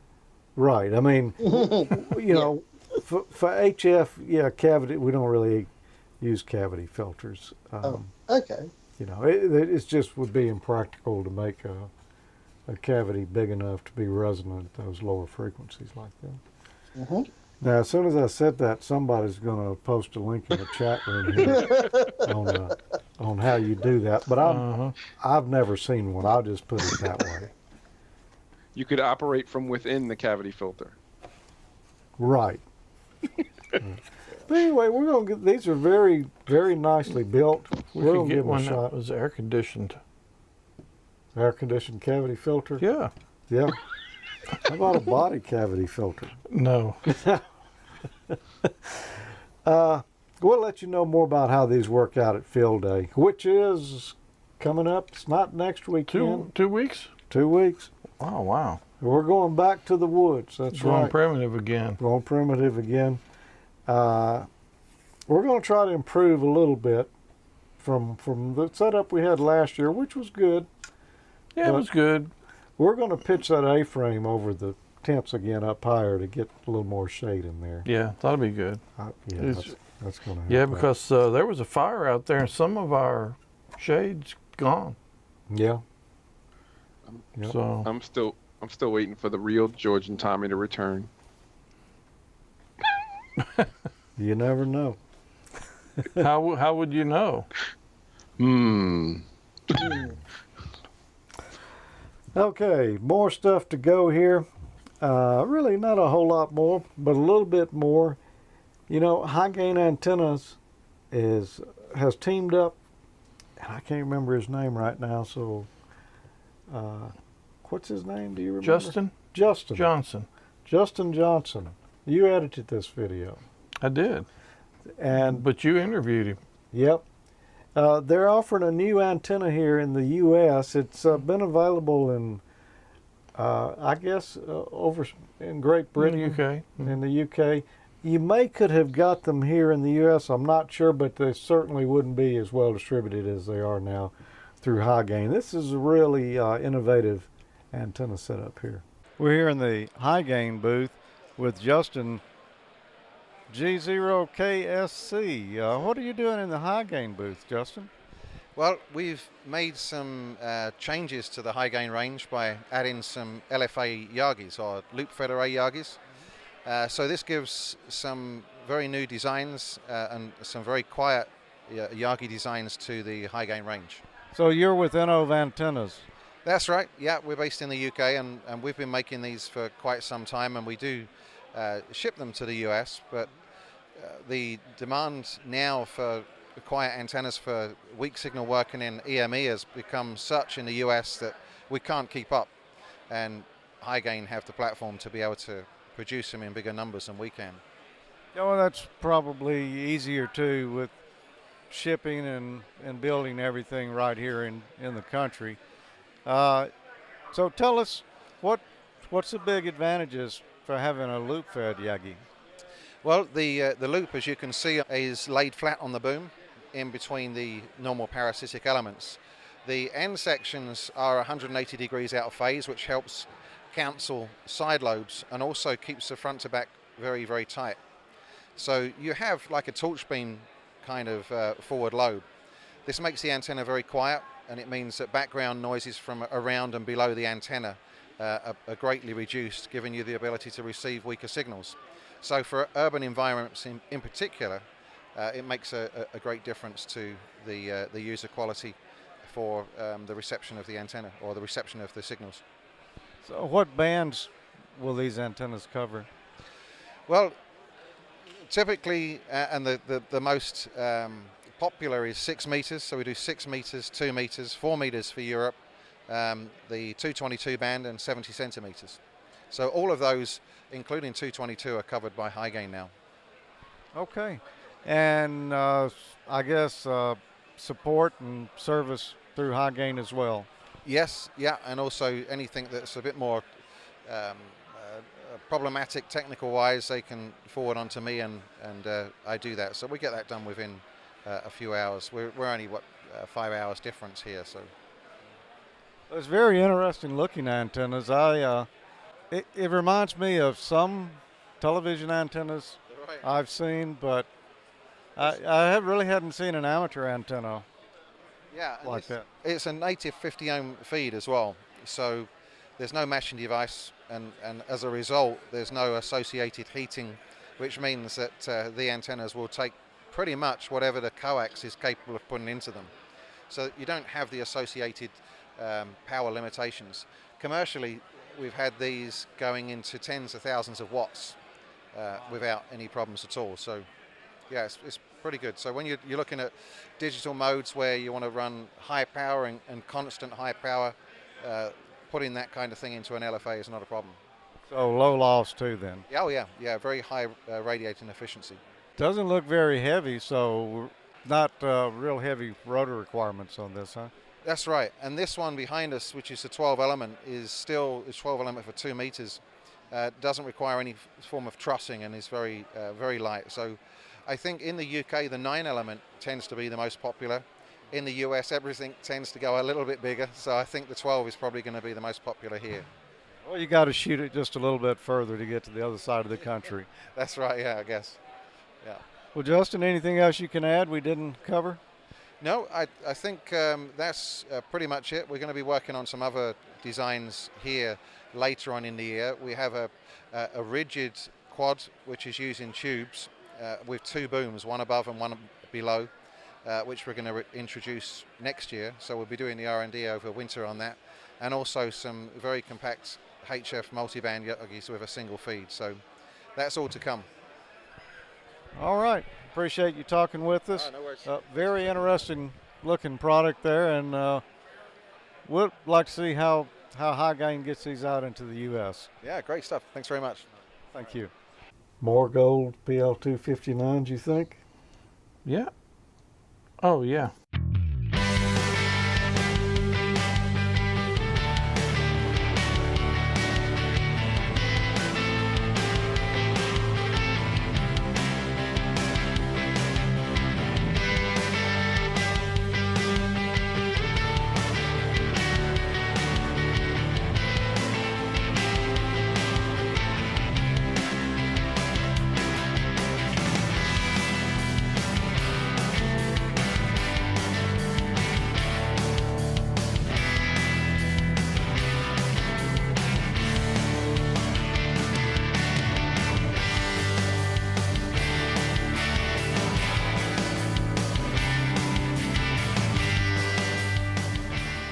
There were a lot more gold PL259s being slung around there. Oh, yeah.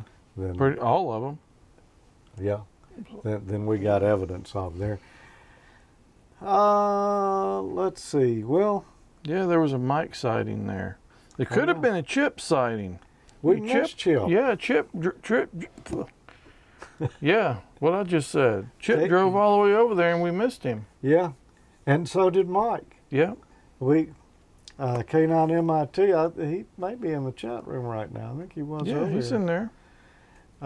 Chip, I hate we missed you, man. I don't, I don't know. It's like, I mentioned to someone earlier, the Hamvention was more spread out being on a fairgrounds this year and in different buildings. Previously, it was like, where you got kind of that chute thing that you herd cows into to put them in a catch pen. Hara Arena was sort of like that. It sure was, especially down there in that arena floor, where MFJ and Icom and all the main ones. Well, and even the all the hallways and all is just kind of like you shoved in. There was a lot of room to move around here this year, and so we missed a few people just because we were in a different location than they were at the time. Yeah, so a lot of people we see every year we didn't see this year, but I know they were there. Yeah. And a lot of people that said they were wearing the swag, I know for a fact they were there, but we just never did cross paths with them. Yeah. This was the first year that they've organised Dayton at the new location. Obviously, there's been some new people involved, and new location, as I said before. How did it all go? What's your verdict on did it work? What didn't work? How do you think the first year has gone? Well, there's been a lot of talk about that on some of the various shows. What's your? I thought it worked pretty well. It was more spread out, like you were saying, which was a good thing for the most part. But it was, on the other hand, it was a little bit bad to me because we did miss seeing some of the people. But I think we probably need to learn to coordinate that better, maybe somehow. But overall, it was a good venue. The flea market needs some some work because it rained some and it got kind of muddy out there where the flea market was. And I'm sure they'll do something about that. I'm not sure what they'll do, but I'm pretty sure they'll come up with something. But overall, I think for the time they had and the first time out there, I thought it went really well. Yeah, I would say for the first year and a new venue here, and so they hadn't known for a whole year that they would be going there. I mean, you know, the announcement that Darrell was closing was... Yeah, they only had, what, like 8 or 9 months maybe to do it all, and that's a really big event to pull off in that amount of time. What about the food vendors? Was the food good? Well, some people said it was. I didn't eat that much food. I didn't eat that much either, but most of the people that I saw said the food was really good. But we were always kind of in a hurry, so we went to the shortest lines. Yeah. You know, whatever we could get the fastest and just grab a bite and go. Yeah. And what about, most importantly, what about car parking? Is there good car parking there? It wasn't that bad. Yeah. It depends. You know, they had off-site parking lots where you could park, and they were bringing in people on trailers pulled by tractors. Yeah, we got a clip of that. A little clip of that here. Yeah, now I think as far as the parking, probably the baddest part, the worst part about it was some of it was in a field, and it got a little bit muddy when it rained too. So I think a few people got stuck. Could have been. I mean, there were a lot of tracks through there. I guess my overall impression, I'll touch the negative things first. Buildings weren't air conditioned, although the forum rooms were. Where the vendors were located, the buildings weren't air conditioned. The first day, it got kind of warm. Second day, that wasn't an issue at all. It was, you know, pleasant. It rained for an awful lot of the Hamfest, which some years it does, some years it doesn't. But there was a lot of room. The buildings were clean. You weren't all herded together like in previous years. The flea market was, I didn't get to it. We didn't have time to get there the first day and Saturday, and well, it had rained enough that it looked pretty bad, and I wasn't going to go through that. Yeah, it was very muddy. But like I say, I'm sure they'll do something about that for next year. Tim Duffy said that they're not going to have all that paved, you know, by next year, but they are going to do something there. Maybe they're going to pack the ground better or something. But anyway, the fairgrounds people are, I think, were satisfied with the event, and they want to have them there again. So they're going to work together to try to, you know, improve the facility. So yeah, well, good. That's good. Yeah.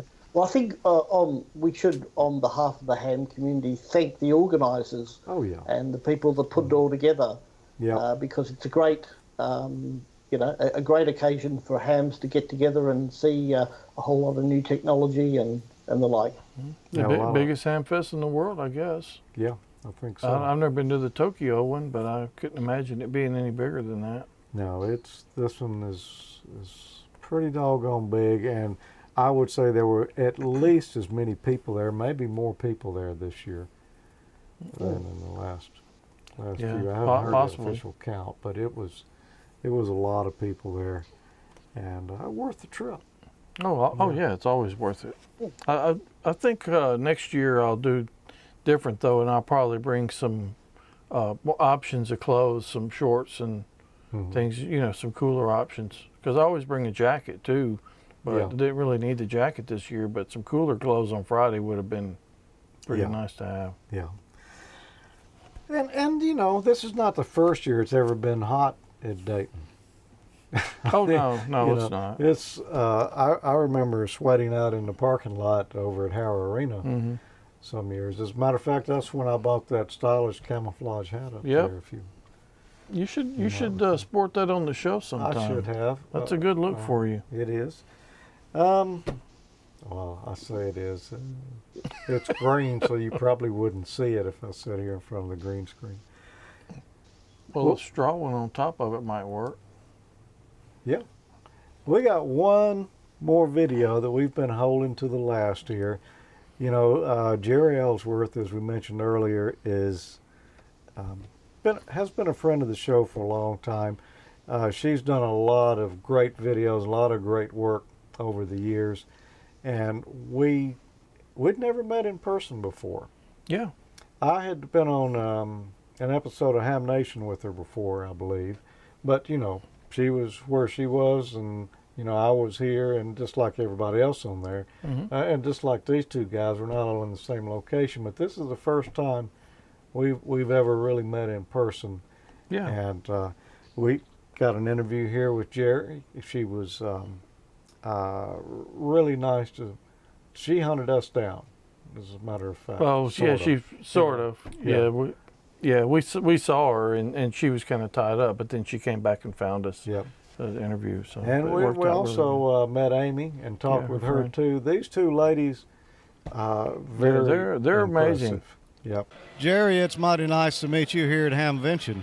Wow, it's amazing. It's my first year here, so I'm kind of blown away. What have you found anything good? I'm drooling over all kinds of stuff. The new Icom radio. Oh my goodness, I may have to trade in my 7300 and get the fancy, more expensive one. 7300 is pretty nice, though.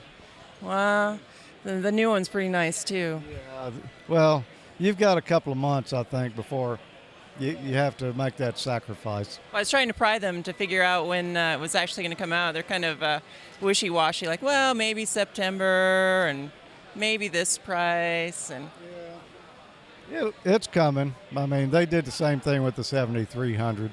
So what's your favorite area of ham radio? You're actually sort of a new ham still. When did you get licensed? About a year ago or less, actually. I think it was in September I got licensed.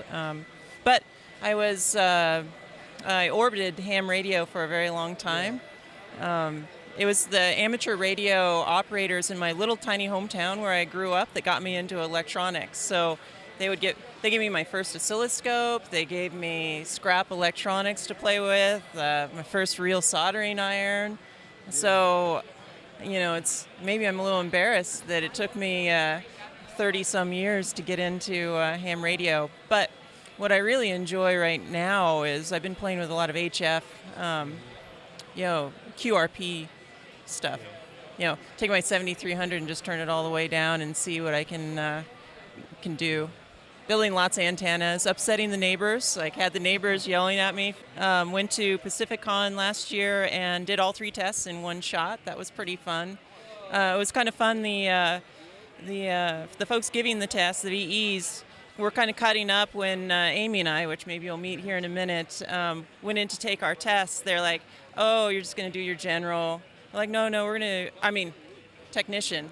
I'm like, no, we're going to do our technician and general in one shot. And they're like, yeah. And we went through and nailed the first 2 tests, and they're like, ooh. And they said, well, do you want to try the extra? I'm like, well, I haven't really practiced for it, but okay. And so I'm really scratching my head through all the questions and trying to dig deep, trying to remember all the fundamental stuff, and I passed it. It was kind of funny, though, that there was a guy in the same room who had taken it several times and hadn't passed. And so after I handed in my test, they said, oh, you got the same score as this other guy he had actually just passed, but I thought that they meant that I'd failed. So I just put my head down and started to walk away. And they're like, no, you passed. Like, yeah, I did my general and extra in one setting. I had only studied for the general. I had taken the technician years ago, and I waited till they dropped the Morse code on everything before I upgraded to general and extra. I don't know. I don't really care about the Morse code so much, so I just always had other things going on, you know.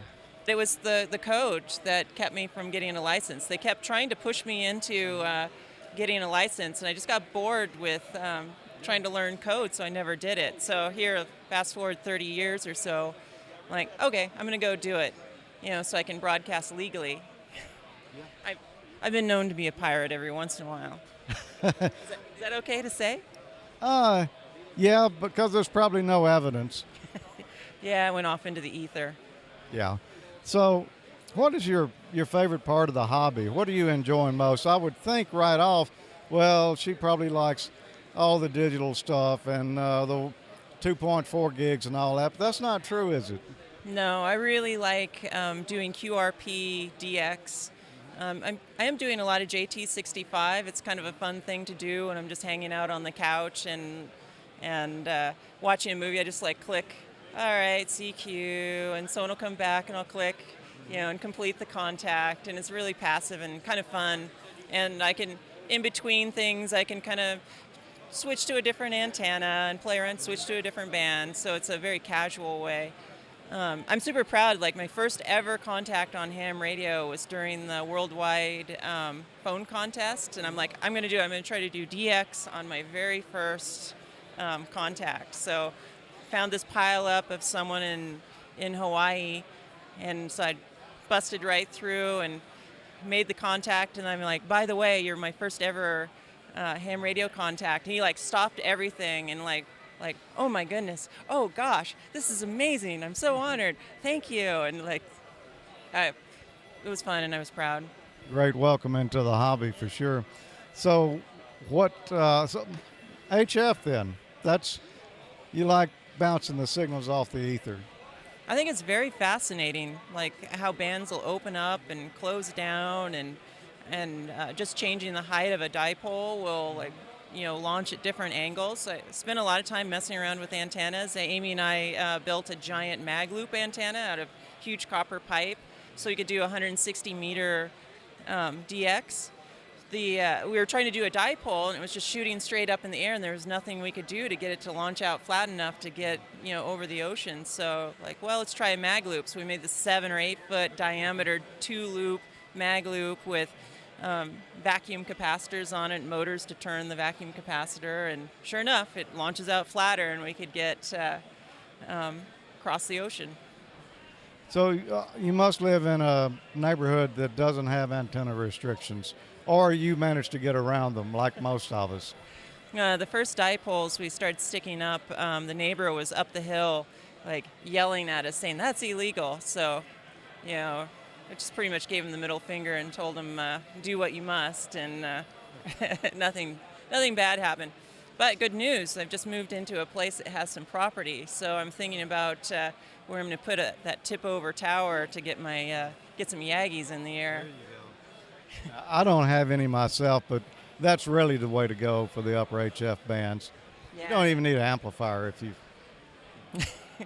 I don't know, maybe I'll get some big iron and some power and go after it one of these days. I want to get into contesting. I think that'll be a lot of fun, just the excitement and thrill of it. Although I still have a lot of anxiety around doing phone contacts, just doing that exchange. I just get really... I'm going to tell you what I suggest to everyone who's got mic fright when they're getting started out. Find one of the nets that basically all they do is everyone gives their call sign. Maybe they give a weather report. They have a sentence or two of what's going on, and then they move on to the next person, and everybody says hi to you and welcome. And it really makes a difference because you just join that little community. And I don't know where you are, if 3916 on 80 meters is a good one. It's the Freewheelers net. It's a real friendly group of guys in there, and maybe that's when I need my amp so I can reach you guys on the Freewheeler net. Yeah, I don't generally get on that one. I do from time to time, but that's a good net to start with. But yeah, get your amplifier. I'm sure we could talk because I can reach the West Coast. We're talking about putting a beverage antenna up too, so there's enough property to start running some receiving antennas. So I'm pretty excited about that as well, to see if we can pull some weak signals out of the ether. So you've been doing video podcasts for, I don't know how many years, a good many years now. You haven't really done much on that lately, have you? You've been pretty busy. Yeah, I'm in the middle of a startup right now, so raising money for a startup, developing a product. We're doing augmented reality glasses, so it's pretty cutting-edge stuff, and it takes 110% of my time, which bums me out quite a bit. But I've been forcing myself to do more stuff out of work. So ham radio is one of those things that I've always wanted to do, and so I'm forcing myself to do it. You know, hopefully I'll get some videos out there. I have a bunch of projects in mind that I want to do. Like, I want to do some tube stuff. I haven't done tube stuff since I was a kid. So I want to try to maybe mash together some direct conversion and tube together. So I think I can probably make a direct conversion commutating mixer out of tubes. So I might do that. We'll see if I can figure out how to do that. Have some other ideas around maybe I want to do a handheld tube, like maybe 40-meter handy talkie. Wow. Be kind of, you know, ironic and fun. And I guess with lithium batteries, maybe you could pull that off. Yeah, may have trouble getting all the heat out of it, but we'll see how it goes. Yeah, if I get it going, I'll let you guys know right away. Great. Well, you've got Amy here with you today too, don't you? Yeah, you totally should talk to Amy. Yeah. See if we can convince her to come on in. Hi, Amy. Hi, nice to meet you. What's your call sign? It's Kilo Mike 6 Foxtrot Zulu Echo. And you are a fairly new ham too, right? I am. So I just got my my general and technician this past fall, so at Pacificon. So what part of the hobby are you enjoying? I'm really enjoying digital modes right now, JT65 in particular on the HF bands, and I'm really enjoying building stuff. So been working on bandpass filters, some mag loop antennas, stuff like that. So stuff that gets my my hands into actually doing stuff like building. Yeah, I've been wanting to make some bandpass filters myself. I want some for field day, where we've got a few friends together operating radios and they're bleeding into each other. So that's what was happening with us. So since we operate from the same location, we were stomping on each other constantly, and I was like, oh, I've got to do something about this. So I quickly put together some HF bandpass filters, and I've got a little board. I got to put it in a project box now, but it's all set for I think it's 160, 80, 40, and 20 meters. And then I'll have a switch on it so I can pick which frequency I'm working on. So have you tested it yet? Yeah, I have. I've been using it a lot with my KX3, and mostly on 40 meters and 20 meters, but it's helping tremendously. So now we're not stomping on each other's signals. It actually works really well. Well, I may need to get those plans. Yeah, actually, I think I got those plans from a really old magazine article. It's was it called a Butterworth? Does that sound right? Butterworth? Butterworth. Yeah, it's a Butterworth bandpass filter. It's pretty simple to put together. It was a really easy little project, so I think just about anybody could do it if they wanted to. Then maybe I can. Yeah. I just need to get them together between now and field day coming up next month. Do y'all plan to do any operating during field day? You know, we're going to try to make it out to field day, I think. Well, wait a minute. Field day is coming. Oh, darn it. We're going to be on vacation. Yeah, we were hoping to make it out, but it looks like we're going to have to miss it this year. Unfortunately, like family vacation's coming up, so. 1 year. Yeah, next time around, and maybe we'll have that 40-meter handheld put together by then. So, what is your background? What kind of got you interested in this type of hobby? So I actually got interested through Jerry. But I've got a BFA in sculpture, and I love building and doing things with my hands. And I started getting interested in electronics about 5 or 6 years ago, building microphones and doing some other small projects.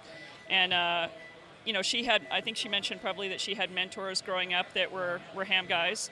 And so she kind of came back around to it and got interested again, and she got me interested. And I was like, you know, this sounds like a really, really great hobby. It mixes a lot of the things that I really love, the electronics and the building. So let's give it a go. And I've been loving it. Just curious, what kind of microphones did you build? Little omnidirectionals, and right now I'm working on a ribbon mic.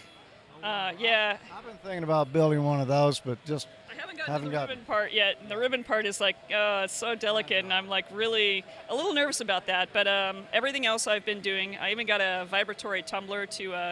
I have these really nice aluminum housings, and I've been polishing them up and getting ready to anodize them. They look really beautiful right now. I'm so excited. That's great. We'd like to see that when you get finished with it. I'll definitely put some pictures up and let you guys know about it. Hopefully it'll work really well. We'll see. Okay, great. Well, we appreciate you talking with us. Talking to you guys. And y'all enjoy Hamvention here. Yeah, you know, it's a great event. We come every year now, and wouldn't miss it. Yeah, I don't think we'll miss it next year. I think we're enjoying this quite a bit. Thanks a lot. Bye. Thank you. Pretty interesting, ladies. Really. And very, very technical. I mean, it's almost intimidating a little bit. But, yeah, they're super, super nice and obviously super smart. And I really like the looks of that loop. Yeah. And the filters, and what I had already been thinking, we need some of those filters for field day.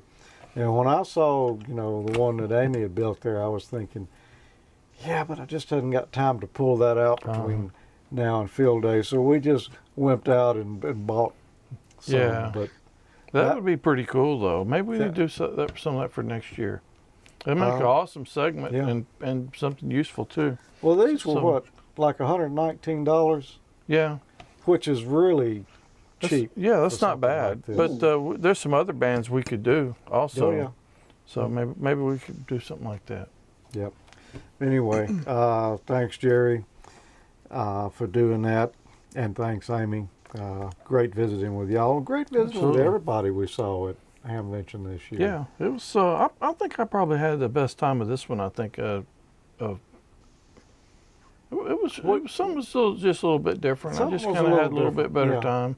Well, yeah, it was a little easier going, it seemed like, at least from our perspective, because we weren't huddled up in the middle of a bunch of people trying to shoot some kind of video. We just kind of shot when we saw something we wanted to do. Yeah, but we obviously shot plenty of video. Oh, yeah. We didn't really have an agenda. We just went and, whatever we get's what we get. So, hope y'all enjoyed it. And, well... Peter, you need to come over and go with us one year. Emil, too. Yep. Next couple of years I'll work my way over, but I'll do it as a round the world trip and incorporate a trip to Europe in the trip. Well, it's certainly worth, if you only make it as far as Hamvention, it's it's worth a the trip. tremendous event. One day I'll leave the country of the New Orleans area and come to it. Country of Louisiana. We'll leave the gap open. You can come through. All right. I think that's anything else you want to add, Tommy? No. Appreciate you guys hanging in with us that long. This has been like the mega episode. Yeah, we knew it was going to be long.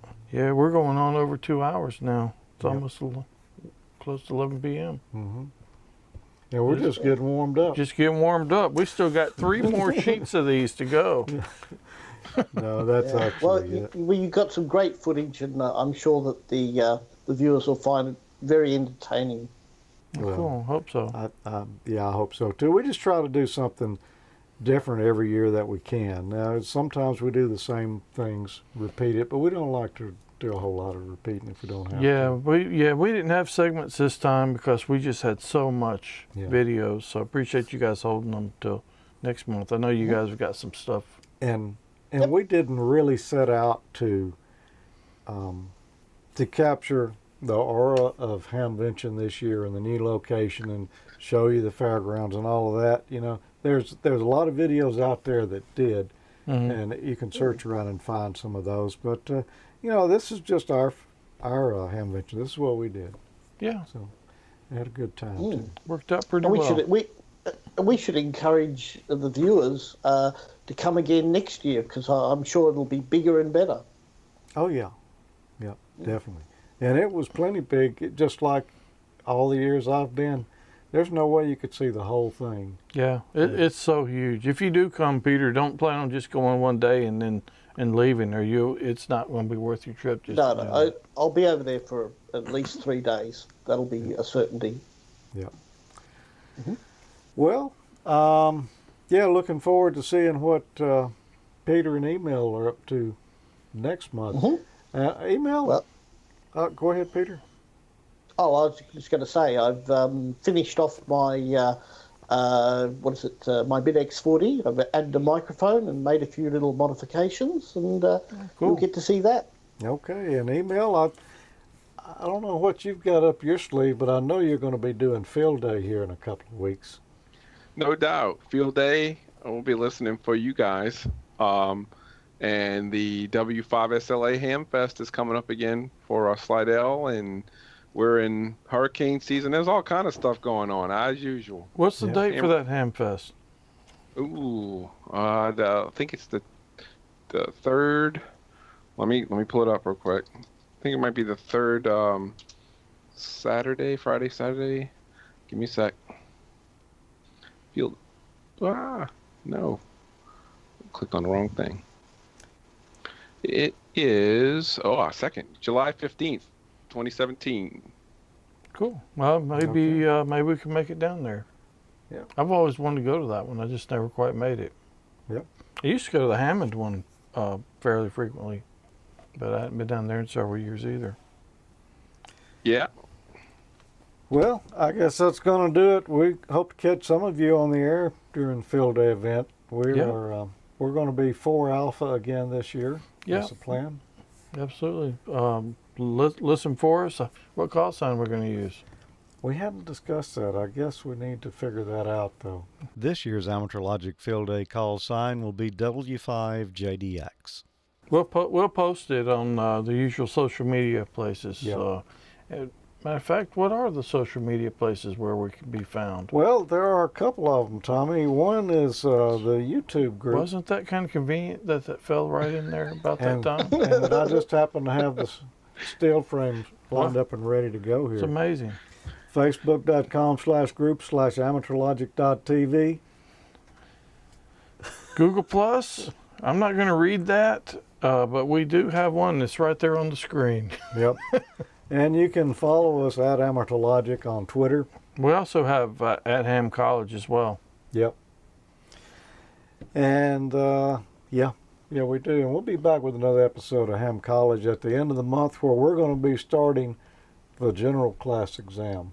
Yep. So put your thinking caps on. It's going to get a little bit tougher. Yep. You technicians, it's here's your opportunity to get a little background on the general exam, and we're going to twist your arm a little bit. You may actually hear the buzzer a few more times this time. You will. You will. We went almost through everything in the technician question, and the buzzer never went off on me until the last 2 episodes, and it got Yeah, me it got twice. you one on each one of them. Yep. It got you a few times It earlier. got me a couple times on some of the first ones. Yeah, but you're right. We're going to miss some of these on the general exam because we're not. It's inevitable. Yeah, we're not sitting there studying the questions ahead of time. We're just hoping for the best. So that's how I knew it was you guys who were returned from the field day conspiracy. It's the buzzer. Once I heard that buzzer, I said, "Oh, it's them." Yep. That proved it. All right, thanks for being here, everyone. Well, hang on a second. Yeah. You've forgotten something. The store. Oh, yeah. That's how you can get your swag next year, maybe. I guess if we do that again. Yeah, I don't have that one lined up. I was going to give them a break this month since we were running over. But you can, if you do want some swag, or swag, yeah, you can get it at AmateurLogic.spreadshirt.com. Yep. And we've got Ham College, a little bit of Ham College stuff, more Amateur Logic in there. But anyway, check it out if you're interested in some of that stuff. You know, if you wanted to watch Amateur Logic, where could you do it, Peter? Well, you can either go to YouTube or you can go to www.AmateurLogic.TV, and you can download episodes in a range of formats. What if you were just a TV type of guy? A TV type of guy? Maybe. Well, you could probably write to Tommy and he'll send you a VHS cassette. You could use like a Roku or something. Oh, a Roku, of course, yes. Yeah, on your Roku, television. You can watch streaming into your TV set. What if you want just go to search for the AmateurLogic TV channel? What if you wanted to watch it on your iPhone, Emil? On the iPhone, I'm guessing there's an iTunes channel or a. You guessed I don't right. know about that one. You guessed right. It is on iTunes. Yep. What about the AmateurLogic TV app? Yeah, we don't have that. No. What if you want to watch it at the drive-in theater? Although we did, yeah. Yeah, we're pretty much out of luck on that Be one. sure you've got your drizzle guard if you do. Now, we had someone offer to make us an app one time, but we didn't really see the point. It's in not that so. difficult. Maybe I'll do it sometime, just to say we did it. Yep. Where would you guys? Maybe you could show us how to make apps. That would be an interesting segment. Yeah, a little more than 10 minutes. That'd be a long one. Well, I guess that's going to do it. Have a good field day, everyone. 7-3, thanks for being here. Yep, 73, everybody. Yep, 73.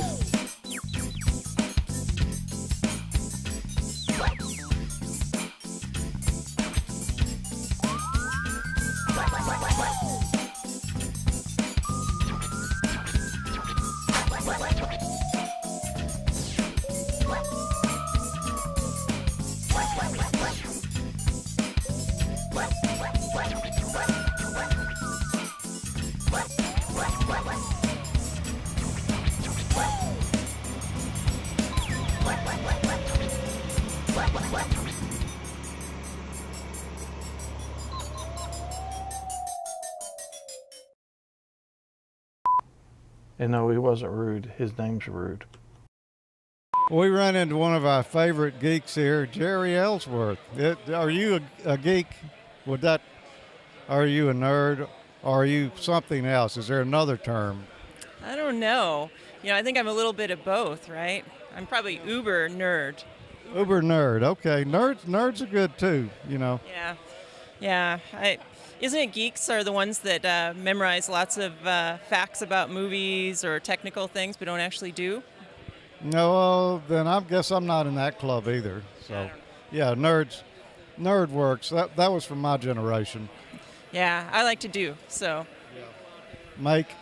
Yeah, big in the maker community. Here's Gary, RR0AX. Gary, how are things going in the Ham Nation booth here this afternoon? Really nice looking antennas.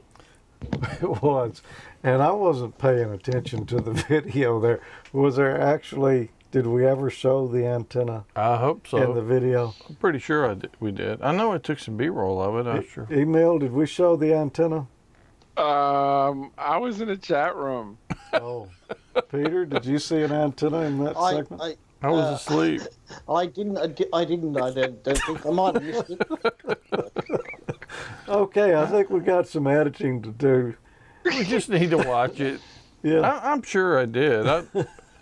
I'm sure I did, but I edited so many videos that day, man, it's not even funny. It was like a dozen or more of them, I think. Yeah, we might want to check that. We could have just got no a good antenna blooper. sightings. Maybe I missed that. Several people are saying no. But it's a cool antenna. If you could have seen it, you would have really liked it.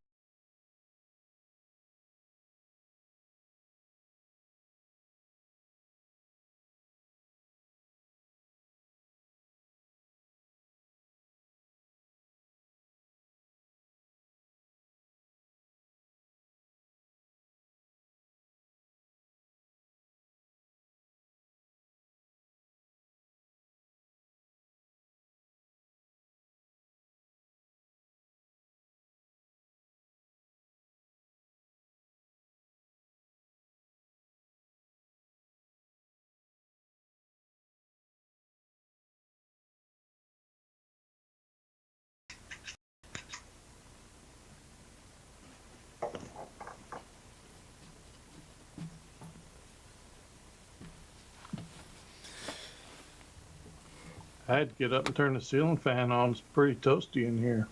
Oh, yeah? Yeah, I've got it on in here. I had to turn the air conditioner off, though, so I'll get done on both sides. Trying to see if we are sending audio. I think we are. Good evening, everyone. We're about to get... Yeah, we got audio. So, let's see. I just got to adjust a couple of things here.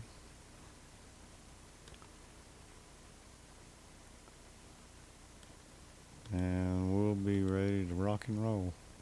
You got your tweaker out? No, but I could sure use it. I might need to go grab it. The first thing I'm going to do, though, and I wanted to do this earlier, but didn't happen. I'm going to take some of my blue tape because, you know, a guy needs his blue tape. I go through a lot of that stuff. Well, I've got 4 mice sitting right here. So I'm going to label each mouse what it goes to. For a minute there, I thought you said you were gonna say that you're all gonna color code them blue. No. It's a good plan, though.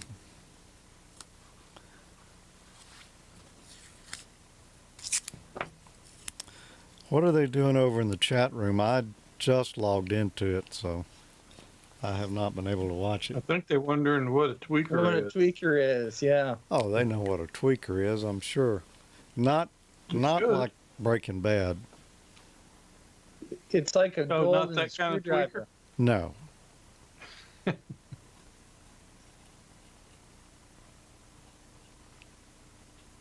Yeah, I know what a tweaker is. Yeah, it's a little I actually green. got one out there in my shop. It's a little green or red Exolite pocket-sized screwdriver. They're shooting fireworks here. They were shooting thunderstorms a little earlier. Yeah, they my neighbors were out there shooting them in the street. It sounds like they were shooting them towards my house because I could swear they were popping right out this window behind me. Yeah. All right, and 1 mouse left to label, and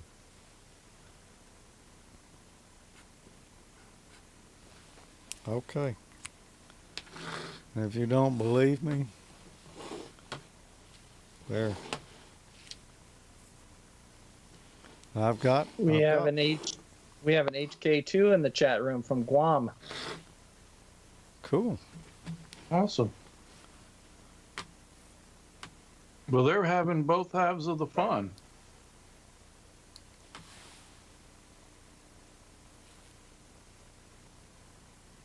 Assuming they're watching too, and not only in the chat room. Yeah. I wonder, what is the hotkey? If you've got a lot of tabs open in Chrome, is there a hotkey to move back and forth between them? Oh, not that I'm aware of. The only hotkey I know of is the Windows Alt Tab to switch through the windows, but I don't think that's what you want to do. No. You're talking about tabs in the browser itself? Right.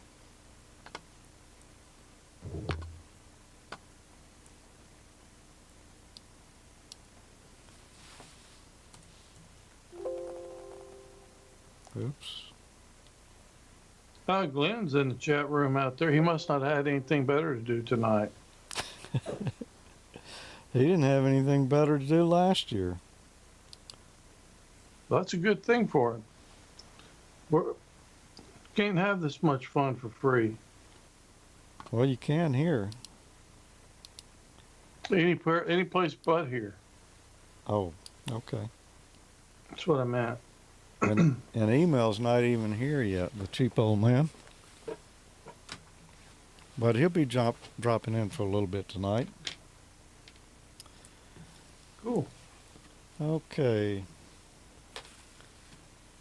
A couple other things to move out of the way here, and I think we're about ready. Have you got start the recorders on your list? I don't, because this is only being, it's going to live on Skype. We're not actually going to post a separate video of it, but I just started the recorder just for prosperity there. No, I'm not recording. We haven't used a single one of the recordings I've run over here anyway. Yeah. Till tonight when we need it. Okay, well, good evening everyone, and welcome to AmateurLogic's 2020 Rockin' New Year's Eve? Yeah, that was a lot to say when you can't remember it. But this is it. This is what it is. So we're glad you could be with us tonight. I've got co-host over here.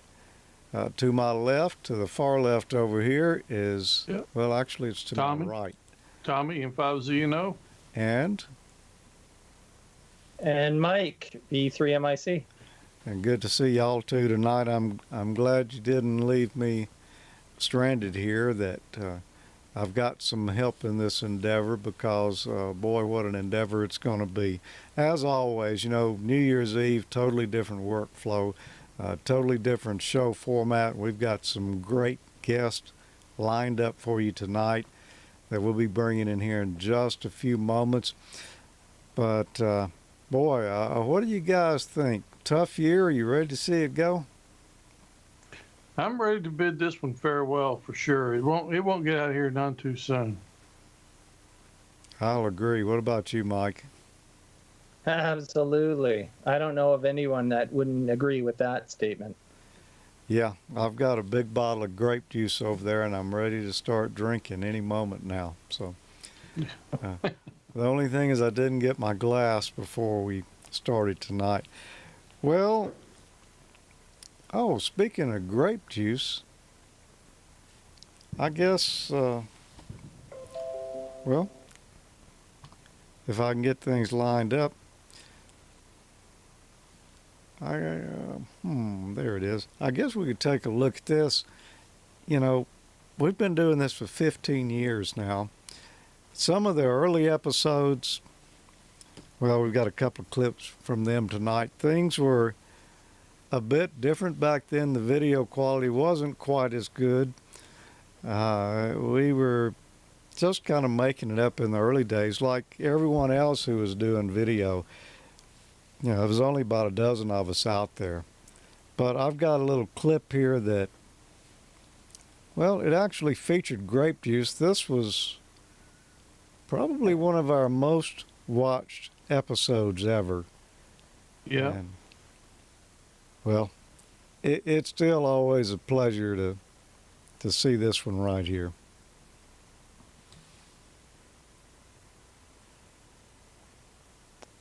And if it would just play. AmateurLogic.TV. I must say, George, I like your style. Thank you, Jim. I can't see it. Well, you can't see it. Fine grape. No. Yeah, that is kind of like 2020, isn't it? It is. I Just see say what you mean did that about one the for video Arnie. quality. The lights were pretty bad back then. They were pretty bad back then, the best I remember. I know this is plugged in because I did it myself. Wow, where did y'all go? There we go. All right, you know, we do have bloopers. Generally, in 2020, you can expect an extra helping. Yeah, we're making more Especially- bloopers all the time. Especially when Ernie's watching. Yes. Okay. Let's try that video one more time. I think I heard a familiar voice in there. Well, maybe not.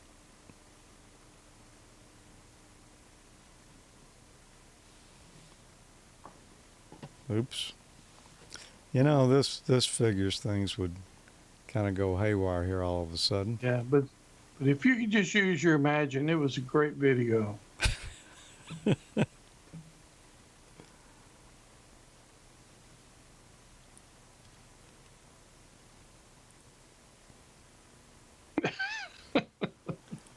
I don't know. But that is going to be kind of a big bummer because we were planning on playing some videos tonight. So Yeah, this proves this is a live show. it does that. This kind of sums up the way the whole year's been going so far. Yeah, very much so. Wow. Is Arnie in there? Is Arnie in it? No? Is Arnie in the chat room? I hadn't seen him. Yeah, he's in there. Okay. He's So number that's for 3 you, on the Arnie. list. We did that on purpose just for you. Okay. I need one of those pardon our construction signs.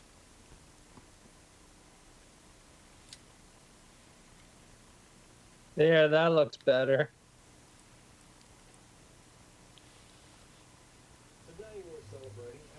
Three of AmateurLogic.TV. Must say, George, I like your style. Thank you, Jim. Ah, fine grape. Yeah.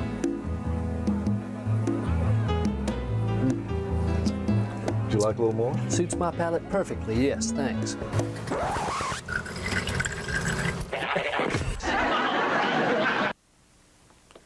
And of course, Jim the Torch in 5SPE. I asked Jim if he would join us tonight, but I don't know, he had something else going on. So maybe we'll see him again one day. As a matter of fact, I think we'll be seeing him here shortly in another segment that, well, really kind of sums up much of his early video work. And I suspect you can all guess what's coming up with that. But It's that was the opening for the Cantena episode, wasn't it? it was, yeah. And I used that can to make the Cantena with. So Yeah. that's kind of how all that tied together. But Mike thought we should look at that, and eventually, after much effort there, I decided we should too. Yeah. Well, that's a classic one. It's sort of like watching an old Andy Griffin, but a little bit more techy. Yeah. Oh, they like Jim over in the chat room. I see that. Oh yeah. Oh, Yeah. who wouldn't like Jim? Jim's awesome. Oh, yeah. He is. I would really like to get him back over here sometime and find out what he's been up to. Of course, you haven't even hardly been here this year, Tommy. Not live. Yeah, I know. In the building. I got kicked out. Yeah. So I've been sitting here by myself, but well, you've still been over there. It's amazing what you can do with technology. Yeah, well, that's a good thing. We've overcome. Okay, well, let's see. Where else we're going tonight? I think we're going to go to Costa Mesa. We've got a buddy waiting out there in the wings, and I bet you can all guess who it is. It's our old pal, Gordon West. Hello, Gordo. Well, hi there, George and Mike and Tommy. Gordo here in Costa Mesa. And I can't wait to continue watching tonight to see all the excitement. And, you know, I got some excitement too. Some of our radio listeners on some of the other shows sent me some QSL cards with reminders. And I know you three can take these to heart, including the chat room. One indicates that the dumbest thing I ever bought was a 2020 planner. And of course, now that we're at 2020, we have to remember that in 2019, we stayed away from negative people. But in 2020 and probably 2021, we got to stay away from positive people. Isn't ham radio fun that we can get up and get real close and personal and not worry about a single cootie coming out of the speaker or the microphone, right? That is right. Bob, Absolutely. Bob has put special filters in these microphones that prevent virus transmission over the wire. You're absolutely right. And, you know, we've been watching for our neighbors. And this morning I saw a neighbor lady talking to her dog. It was obviously she thought her dog understood her. I came into the house and told my cat, and we just laughed. Yeah, it takes time to sink in. Yeah. We should have had Gordo on the Tuesday Night Net. Yeah. Yeah. So we we hope that the East Coast, that you're hanging in there with the weather. And George and Tommy, or let me first check in with Mikey. Hey, Mike, what's the weather like in your neck of the tall woods in Canada? Well, it's warmed up a little bit. We're sitting about 31 degrees Fahrenheit, -1 Celsius, and wow. We had a ton of snow. I was mentioning earlier that we've had to dig the driveway out twice, and the sides of the driveway where we piled the snow are probably over 4 feet high. So that's how much snow we got. It compressed a little today because the weather got a little milder than it has been, but it's actually warmer than it would be typically this time of year. So we're not complaining about it being too cold up here. Oh, that's great. Now, Mikey, I need you in my logbook on 6 meters. So 50.125 will actually make a voice contact, huh?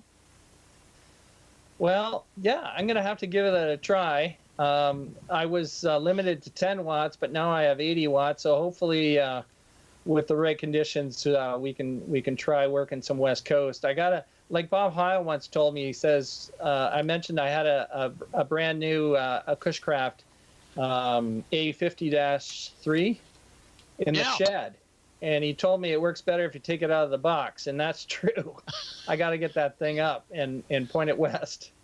It does. Now, remember, on the A3 as well as the A4, you've got to take a nut driver and expose the sheet metal screws that lock on the outside of the traps, because the traps, you know, is the capacitive reactance to the coil on the inside.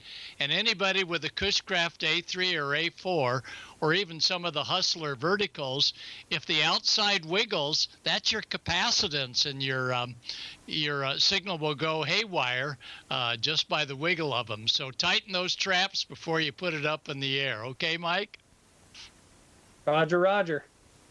And Tommy, how's your traps, buddy? Yeah, I'm just running off a wire antenna right now. I actually do have a vertical out in the shop. I need to do like Mike and take it out of the box, though, and put it up somewhere. Yeah, that makes a difference. That goes along with this comment. I wouldn't touch him with a 6-foot pole. Never did we realize that it would be a national policy. Yeah, no doubt. Oh, boy. That was pretty good. Yeah, I think we've all been practicing social distancing, and my biggest practice is to try and stay social distance away from the refrigerator during these times, huh? Yeah, that's pretty tough too when you're just kind of stuck in the house most of the time. That's it. But at least we have mics and we have radios, and that's the best part, right, George? That is, we can still be social. We just don't have to be right there in person with each other. And, a lot of us, that's the only way we've ever visited is over the airwaves. That's right. Now, tonight is straight key night, so I want everybody to get out there, straight key, try a little CW, da-da-da-dit, da-da-da-da, and get on the air. It's always a fun night tonight, listening to everybody's real fists rather than paddles or something more modern, huh? Yeah, it is. I probably won't get to turn on the radio tonight because I know we're going to be sitting here till after midnight our time. We've got a number of guests that'll be coming in a little later, and boy, we're just going to make an evening of it right here. That sounds great. Well, the final one comes from a ham in New York City. And he sent me a QSL card, says, never in a million years could I have imagined I would go up to a bank teller wearing a mask and ask for money.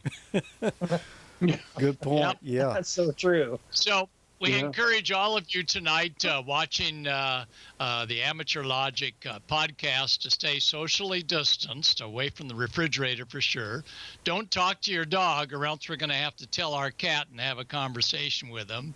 And just stay safe tonight. And, into our new year 2021. And you folks on the East Coast, you'll let us know what it's like. And then a couple hours later, or 1 hour later, George, your turn. Amanda may be there, and it'll be her turn. And then West Coast, we're always the last, almost, except for Hawaii. We'll let you know what it's like. So I'm just delighted to be aboard Amateur Logic tonight with your great hosts and guests. And bundle up and stay warm. It's nice out here in SoCal. It's going to get down to a very chilly tonight, 55, 58 degrees. So we'll definitely have to bundle up. George? Wow, Gordo, that is, I think that's cooler than it's going to be here tonight. It's probably around 65 here right now. I don't know that it's going to drop a lot more tonight, but it's coming. You know, a couple of days we'll be down in the 50s ourselves here. Well, all right. Well, I got my Icom 9700. Excuse me, 9100. I wish I had a 9700. 9100 all warmed up, and sure hope to meet some of you folks on 40 or 75 on CW straight key. So very warmest regards for a great 2021. Just think, it couldn't get any worse, huh? Let's hope not. And you got to be careful what you say. And use your mics rather than in person, and we all will have a great new year coming up within minutes. Back to you, my final. Okay, Gordo. Again, thanks for joining us tonight. It's always a blast to get together with you wherever we can do it, whether it's live in person or whether it's over the internet or whether it's on the air. It's always a blast, and we're looking forward to 2021 changing things around a little bit, and maybe we'll actually get to bump fist here in the near future at a Hamfest somewhere. Well, that would be great, but right now I think we should all bump fist to our chat room. All right, ready, chat room? Here it comes. This will be everyone on the count of three. 3.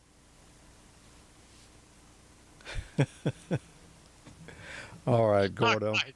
73. Here's my da-da-da-da-da-da silent key, and we'll see you all down the log, maybe on the air tonight or tomorrow. And thanks again for having me aboard the one and only podcast, Amateur Logic. George? All right. Thanks, Gordo, and I hope we'll see you again soon. 7-3. Roger that. Thanks, Gordo. Good to see you. Thanks, Gordo. Thanks, Mike. Thanks, Tommy. Okay. Wow. You can always count on Gordo to bring something special to the party. Oh, no doubt. He's definitely the guy you want to invite to your party for sure. Oh, yes. Yep. I'm glad he was able to take a few minutes out tonight and join us. I know it's still a ways away from the new year out there where he is, but you know it's coming, and I think we're all really looking forward to it tonight. Let's see. Where are we at? That's funny. You know, it's funny what he was saying about the one in the bank, because I thought about that when I went in the bank, too. And just a short time ago, if you'd have wore that in the bank, they'd have probably called the police on you. Somebody would hit that little silent alarm button under the counter. Oh, yeah. You remember when we used to do the NAB show every year out in Vegas, and there some of the Japanese, not a lot of them, but some of them wore masks. And how we thought, boy, that is strange. Well, maybe not. No, maybe we were the strange ones at the time. Yeah, I'm sitting over here with a couple of hundred, so, you know. Uh-huh. I'm going to make a fashion statement for sure. You know, stay safe when you get out there. I have known some people who have died from this. I've got a friend of mine, one of my best friends I grew up with. I just heard today that he has tested positive for the second time. And he had it once. He didn't get real ill from it. He felt bad a couple of days and was a little sick. And then he got over it and tested negative. And now, yesterday he tested positive again. So I don't know if that's, you know, the same illness hanging on or if he's become reinfected. No, Wow. How long ago was it when he had it? About a month. About a month ago. Oh, wow. That's pretty fast. Yeah. Yep. Somebody's trying to call me on the Ham Shack hotline, but I can't answer right now. That may be Emil. I don't know. Somebody was trying to call in on the regular ALTV line, I guess you could say. Tommy, will you check it and see if it? It's not Emil. It's coming from Alaska. Oh, okay. It's Dennis. He left me a message earlier, and I tried to call him back, and he's probably forgot about the show and trying to call. Okay, yeah, because I know Emil was in Louisiana earlier today, so I don't think he's quite that fast. Yeah. Not to make it. I'm not going there. Well, you know, something we always mention at the top of every episode that, well, we didn't mention it tonight. And that's because things got a bit hairy here trying to get everything together all of a sudden and just didn't get around to it. But, you know, anytime we are doing a live stream, we've got something else going on at the same time that a number of you are in there tonight. Well, a good many of you, and we will be chatting with you fellas and ladies a little bit later in the show, I'm sure. And that is, what is that, Mike? You know. The AmateurLogic.TV chat room. That's the one. And if I can get all my ducks in a row here, we will You actually. got ducks over there now? Might as well be. Mice and ducks. Yeah. Might as well be. Wow. There it is. Tell us about that, Tommy. Yeah, AmateurLogic.TV /chat. We've got the chat room going. We try to monitor it during the show, as you can see here. And a lot of stuff going on. And if you're watching a live stream and you're not in the chat room, you're missing half the fun. It's up to you to decide which half. Yep. But you probably don't want to miss any of it because it's, as Emil would say, it's cheap, it is free. So, speaking of the cheap old man, I think he's trying to call in. There he is. Okay. I hadn't had this many calls in the last 6 months. Let me see if I can answer that. I'm going to call him. Well, I'll deny it. Oh, well, can you? Well, I could have until you said you were going to call him, and I hung it up. It's probably best. We want to talk to him now. Don't get me wrong, but I'll just let him know that you're going to call him. Okay. Yeah, I'm just going to have to do it from the other machine over here. I could have probably tied him in because I added Mike. I think it works like that. I can't. I'll have to go through all that size and rigmarole to. Oh, I see. So it's better if I bring him in on the other one. Forgot about that. Going a different route this time.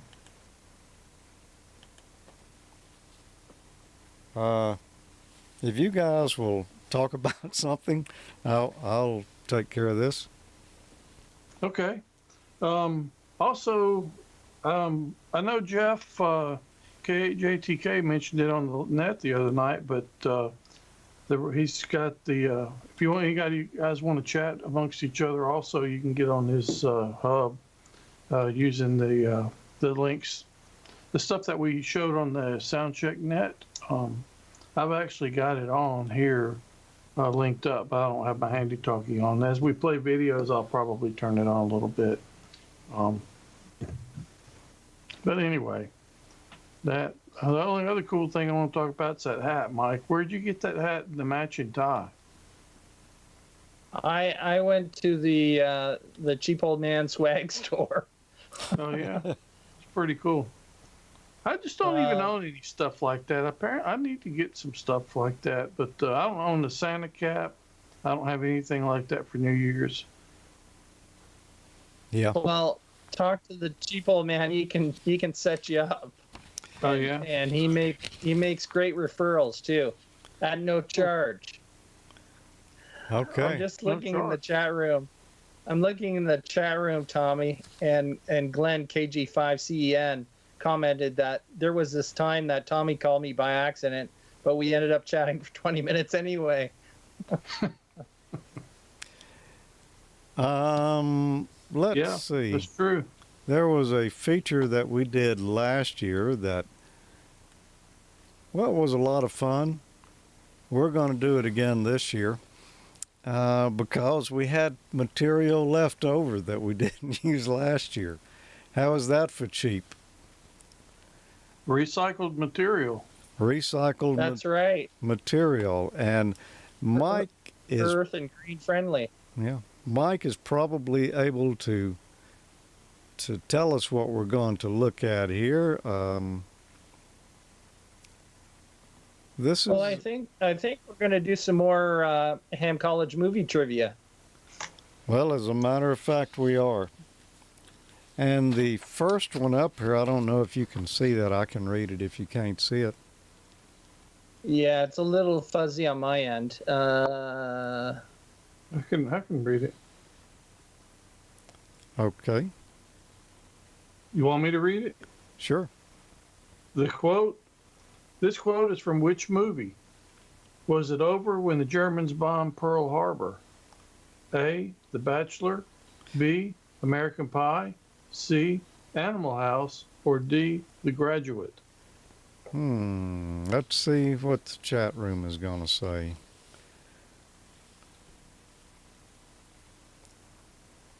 What movie was that quote from? Was it over when the Germans... That's a good question, because I honestly don't know the answer to that one. Oh, I do. Was it over when the Germans bombed Pearl Harbor? I think I have a hunch I might know. A, The Bachelor, B, American Pie, C, Animal House, or D, The Graduate. Well, it must. Everybody's saying Animal House so far.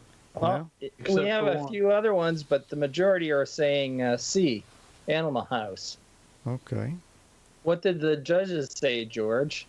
Well, the judges say that it's C, Animal House. Cool. So, there you go. Well, that is the first Ham College movie trivia for tonight. We'll have some more here shortly. But right now, let me look at my list here and see where we're at. Oh, as promised a little bit earlier, I do have a very special segment for you here that you'll want to hang on and watch this one. This is from the early AmateurLogic episodes of a person that, yes, more than likely you are familiar with.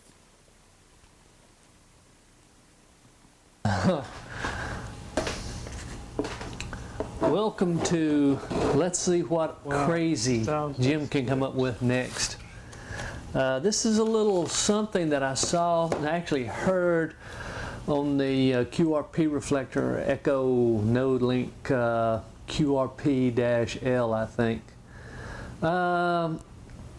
Mike KL7R of Solder Smoke, which is a good program, by the way. Go out there on www.soldersmoke.com and give it a listen. Either mention this or I definitely know it's attributable to him. I can't remember if I heard it directly. Might have heard it on the program, Solder Smoke.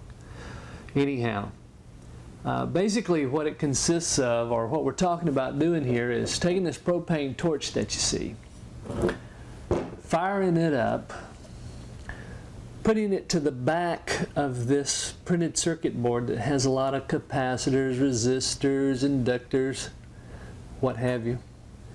and heating up the back really good. And then I think Mike said bang it against the workbench. We're going to try a little something different maybe. We're going to, our thought there is we're going to bang it into this box. And maybe not sling anything into the camera lens that way or onto my legs. I'm wearing shorts today, you can't really tell. At least they're kind of stuck up under the table right now, so maybe they'll be okay. So George, I was telling him, and he said, better wear long pants. So, let's see if we can get something to hold this thing, and we'll have a go at it.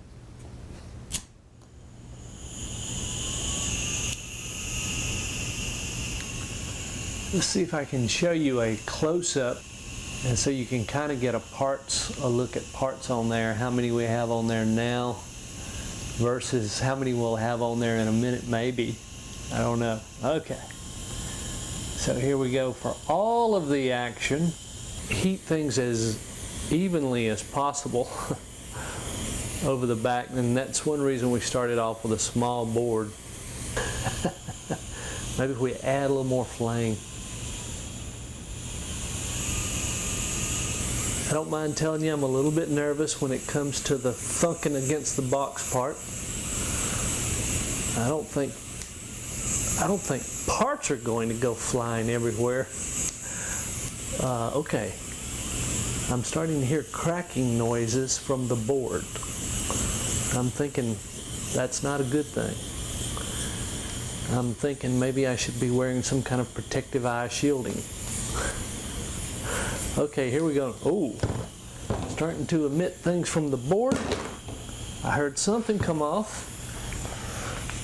A transistor and a capacitor. I didn't hit it very hard. Let's see. I saw some solder go flying, but I didn't hear any parts come off. Ooh. Miniature flame up there.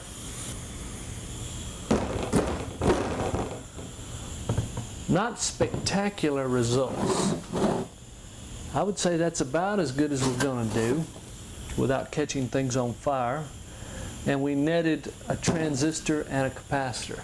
Now, round two, we're going to try a little something different. We're going to try to, because we didn't have very much success with that, we're going to try to do a little yanking and pulling. Okay. Can't leave that board too still for too long. I think maybe we better not do our yanking and pulling over the... Okay, I see some parts that are really loose. Oh yeah. Several more came out. No pulling yet, just...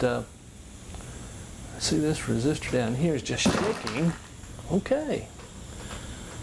We did better that time. So maybe we were expecting results too fast.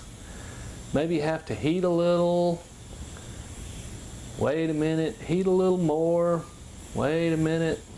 Let's see about this big capacitor. Yeah. Your temperature is about right for part recovery. Move quick and you can get a lot of things. Voltage regulators, power resistors. Yeah. Transistors. Okay, he really tried to get me.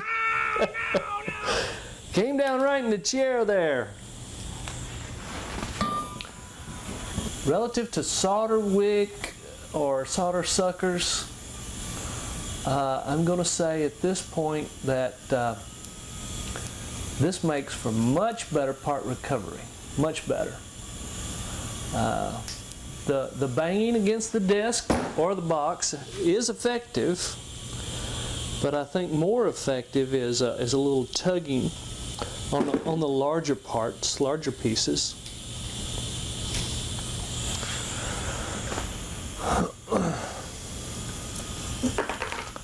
Small pieces stay hot for quite a while, and so you can just really pull those right out of there. Whoa, okay. Try not to hit your propane torch.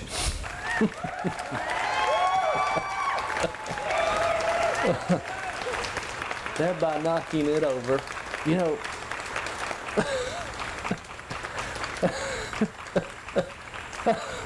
hindsight is 20/20. It truly is, isn't it? I'm thinking now that maybe some kind of clamp device for the propane torch would have been a good idea. So in the space of what, just less than 5 minutes, we pretty much cleared. Let's see if we can give you the close-up shot here of the what the board now looks like. You can compare that to the before shot. Here's what the back of it looks like, just in case you're interested, where the where the torch was being applied. So all in all, Mike, good tip. Oh yeah. After all that, I forgot to say the most important part up front. Boys and girls, don't try this at home.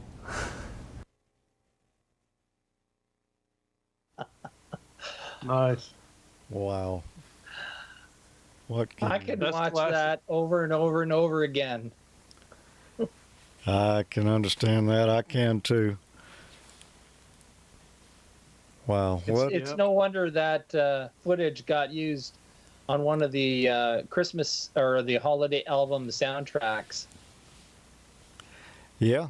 You know, who I just found here while we were watching that, it's one of our favorite slackers tonight, because he's just now getting here, but he's at a party, so he's got a good excuse. Hello, Emil.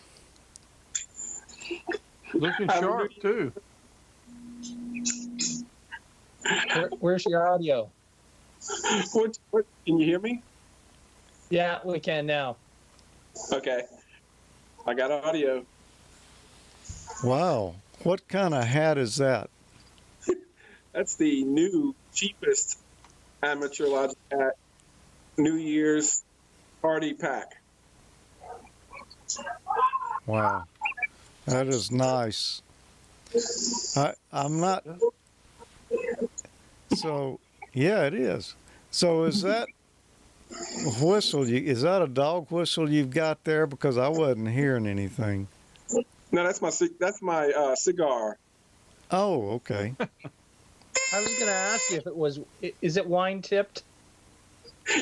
Wine tipped and ready to blow out the 2020. Okay. Wow. Well, what's going on, Emil? Are you having a cheap old New Year's? I tell you what, the rain. It's raining on our parade down here in Louisiana. It's raining and it's not nice outside, so a lot of people are not outside. Same here. Same here. Wow. Was that Jimmy the Torch I heard in the audio stream earlier? That was the original Torch segment there, the one that set the record. Nice. I was going to say started a legacy. It did. Yeah, that's a good one. And you're really getting your money's worth out of that hat, Emil. That's a multi-use hat.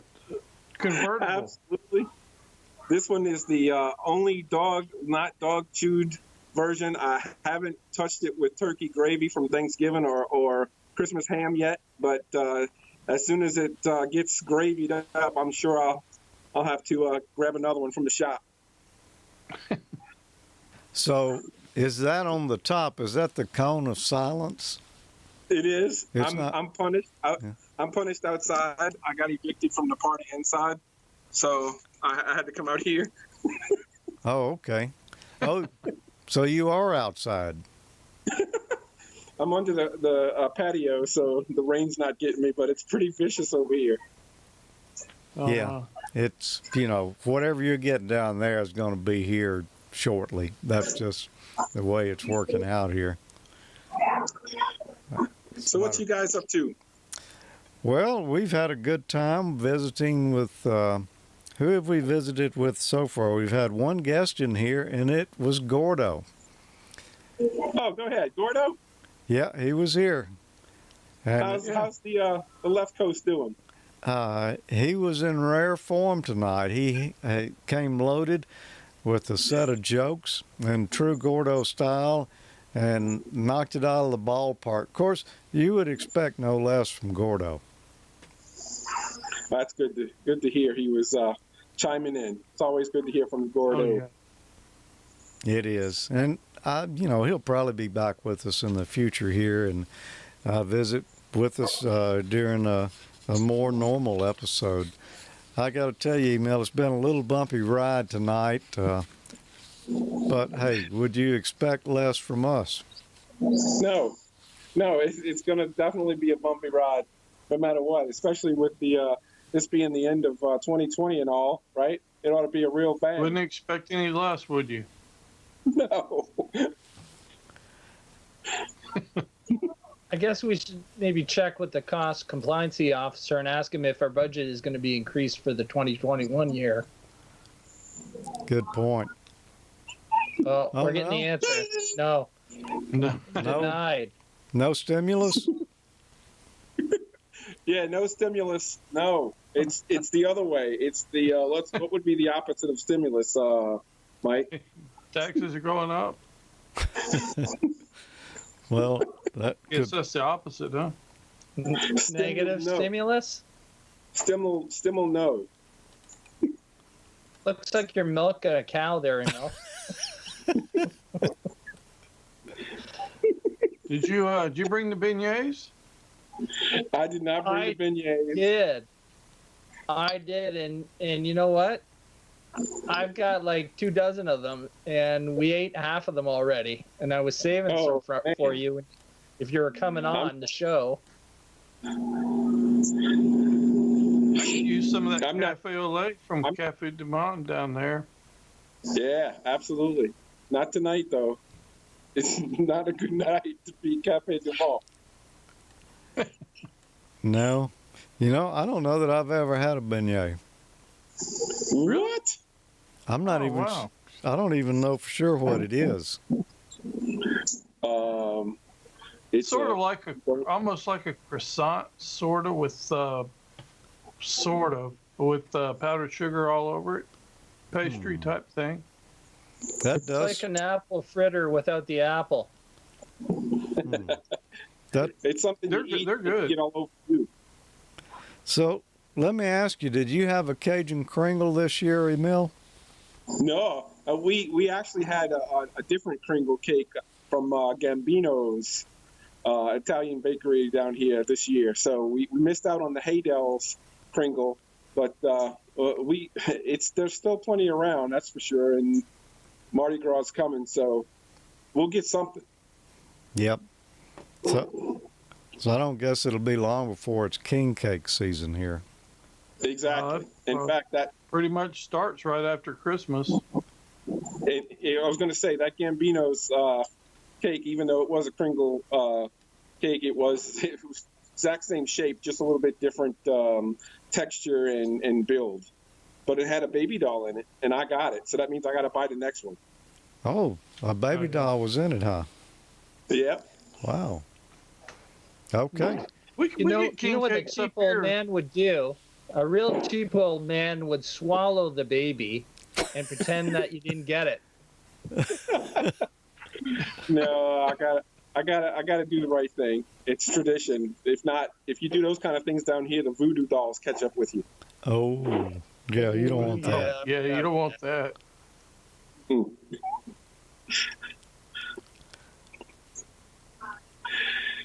We get the king cakes up here. They make them here, but they're just not as good. Most of them are kind of dry, sort of cardboardy like.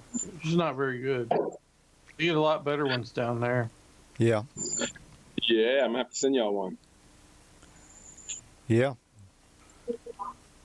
My door just opened over here. I don't know who it was. I saw it creak open, and they listened to see what was going on. So it's probably my wife. The next special guest. Yeah. Well, she didn't come in. She left when she heard there was a show going on. Yeah, it sounds like mine. Yep. A lot of times she'll come to the door here and I'll say hi to everybody, and she'll back up real fast out there, even if I'm not even on. Yep.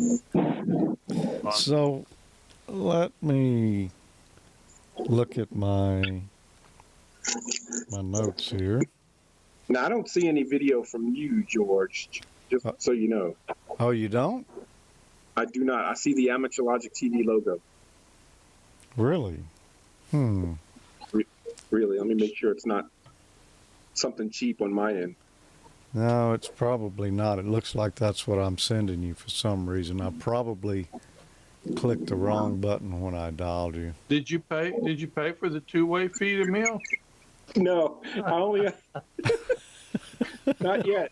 Where do I put the quarters? That costs extra. I don't know where to put quarters in this payphone. Where's that?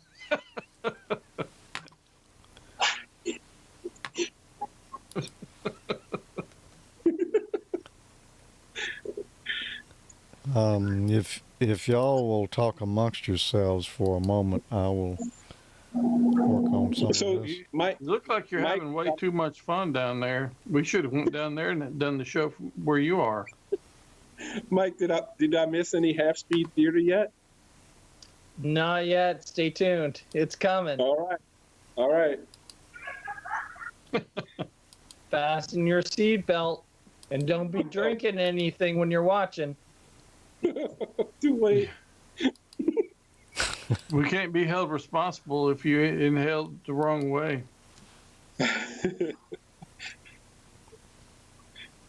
Don't try this at home. The first time I saw that, my wife come by and looked, and she was like, "What is going on in there?" She thought something was wrong, and I was laughing so hard I couldn't catch my breath.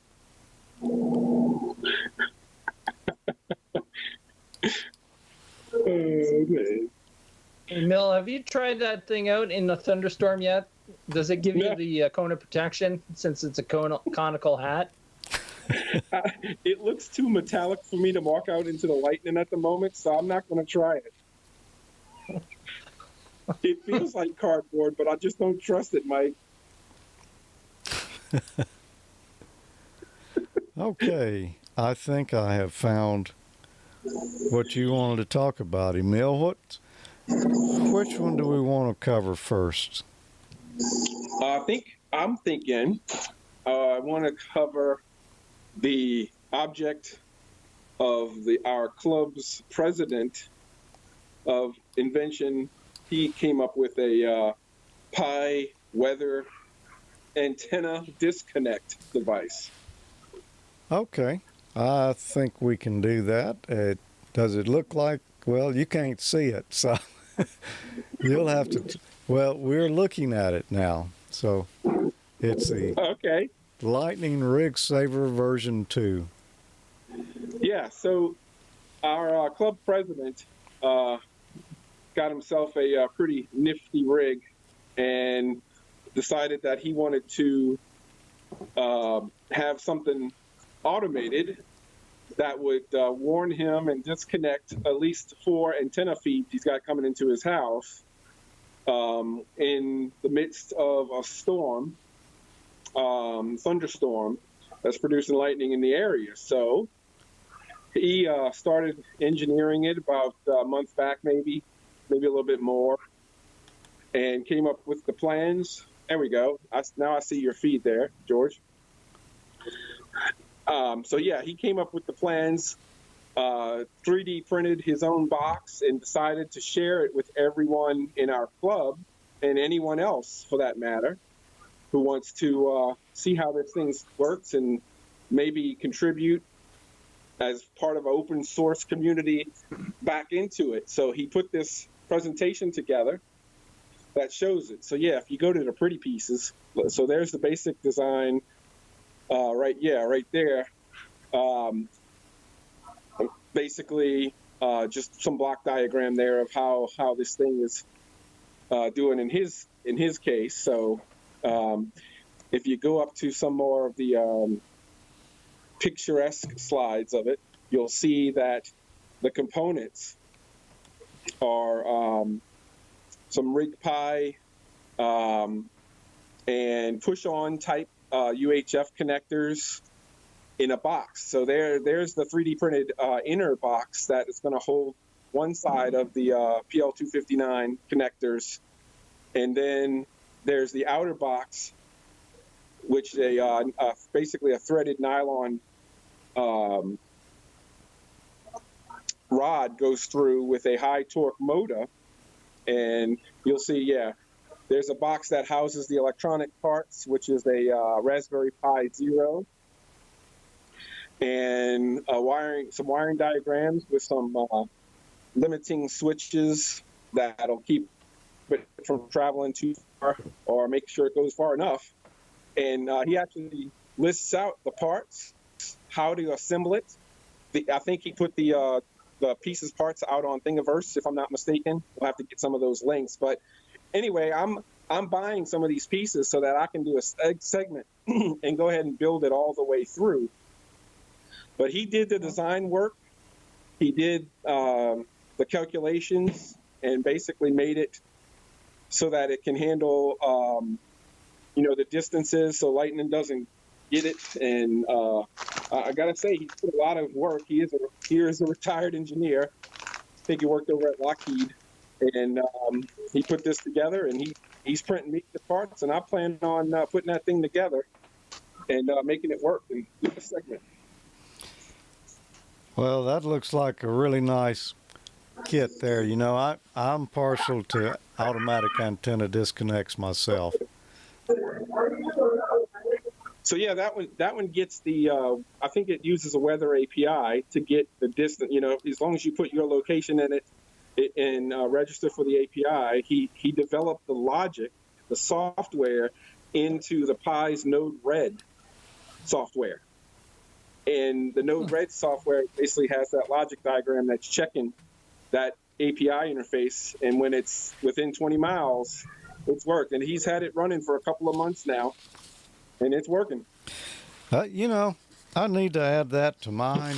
Mine is controlled by an Arduino, but it would be easy enough to do something else and actually use the same interface, because I've got to disconnect it. So it's a little different than his. I didn't go 3D printing anything. Although now I think about it, I did use some shape lock plastic. So that plastic bead things. Yeah, the plastic beads. But I'm just looking at my rundown to see where we are, because we are running a little long here. We're going to be calling Nigel. We're keeping Nigel awake. So, Emil, let's just go to the next topic here real quick, and you can tell us about what you've got coming up with this. Okay. If I'm thinking right, once I see it, I think you're going to show the cheap old man's next link to the shack. So you guys know from my earlier episodes that I'm running a 650 meg link between the shack and the house. And I did a look over at Ubiquity's site again, and I found their latest incarnation of the same point-to-point bridge Ethernet system. This time, however, they call it the GigaBeam, and it's using 60 gigahertz band, which, correct me if I'm wrong here, guys, I think that's the 5 millimeter band, which I've never done any work in the 5 millimeter band, but that's where it's going to be, and it has the backup interfaces for its management. Even the management interfaces is 5 gig AC, and I think there's a fallback to 2.4 gig as well. The price looks right. Yeah, it's 2 gigs. I think it's 1 gig full duplex, right? And that'll ramp up things in the shack for me. Not that I was having any problems, but Ubiquity has an awesome price to value range, in my opinion. Yeah. And I'll go for the next one. Okay. Well, and I know you had one other thing here, but That's pretty cool stuff. I need to look at doing some of that stuff here to get some internet out to my building out there. I got a little bit of Wi-Fi, but it's pretty weak. Yeah. Oh yeah. I was having Tommy. a look at the specs for that. Go ahead, Emil. Yeah, I was going to say, Mike and Tommy, these things, I've had them sitting outside for years now, and one of them's in my attic, taking the brunt of heat. One of them's in the elements, getting rained on, hurricanes, you name it. Those things just work, and they keep working. They don't fail. It's been out there for years, and I've never had issues with them so far. And for $120, you know, that was their retail price. I'm sure I could get them somewhere, but that's awesome to me. now that's 120 per end.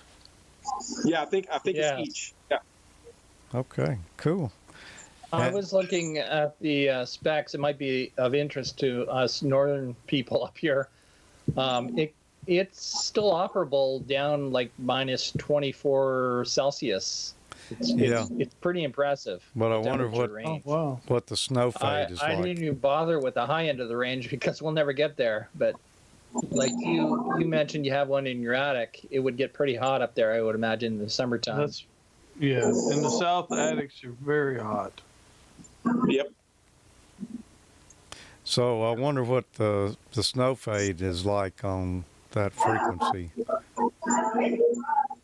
You know, the ones I'm using, I know are rated, I think, was it 19 kilometers or something, ridiculous. But yeah, weather, of course, is a factor.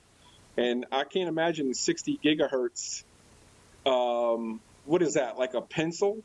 A pencil width, 5 millimeters is, that's a small beam. Yeah. Wow, that's crazy, man, that we can even transmit up there, much less pass a lot of bandwidth on it. Well, one other thing you had here that you were going to mention tonight, and this is a big event down there.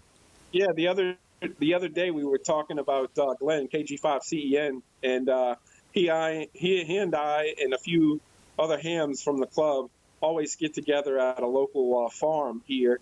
Not that we can really call it winter field day here. We kind of make people jealous when we describe our conditions sometimes, but who knows? It's 2021. You never know what's going to bring us. We might be in a blizzard this year, but we're going to be out there. Wow. You know, we have talked about that here, possibly doing it, but for some reason, I don't know, we never get around to it, but seems like could be a fun event, and certainly a lot less headaches than we've got with the regular field day here as far as temperature. I can't see what it says on Emil's face there, but I got a feeling that something happened. Well, I'm thinking I'm going to try it this year. Unless something happens, unless it's raining a lot, I think I'm going to try it. I know we can't really get together and do a lot of that yet, but I'm going to do something for it. I've always wanted to. We're not having the Jackson Hamfest, which usually, of course, coincides with the same day as Winter Field Day. Yeah. Did we lose Emil? I think it says we did. Reconnecting, there's a poor network connection.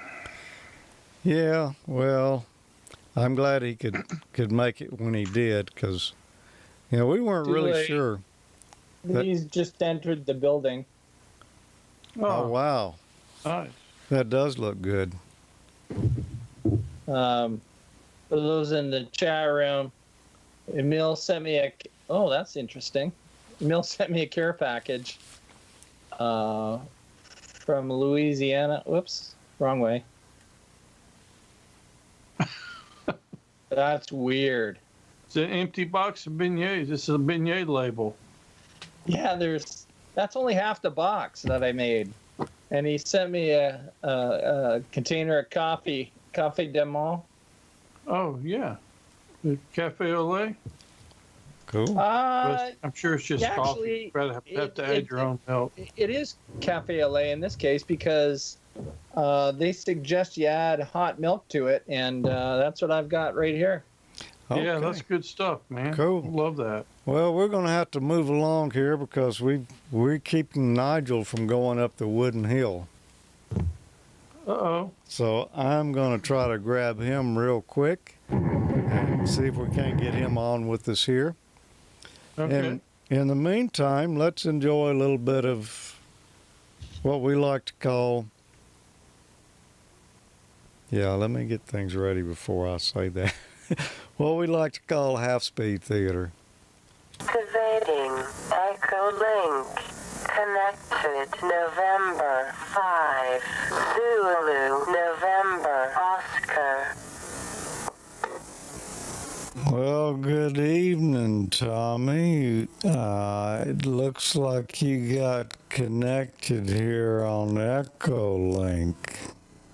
That is me. I'm the sysop of the W5PPB repeater. What's going on this evening? Yourself. You get a little bit of a long scrub tail effect there.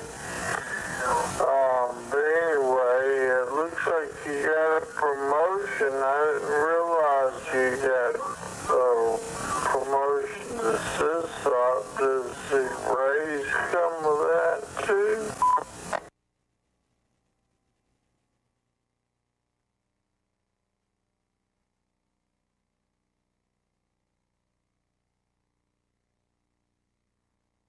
I did not get a raise out of that, so. Oh, I think I remember that. I remember saying you were the sysop. Yep. Well, yeah.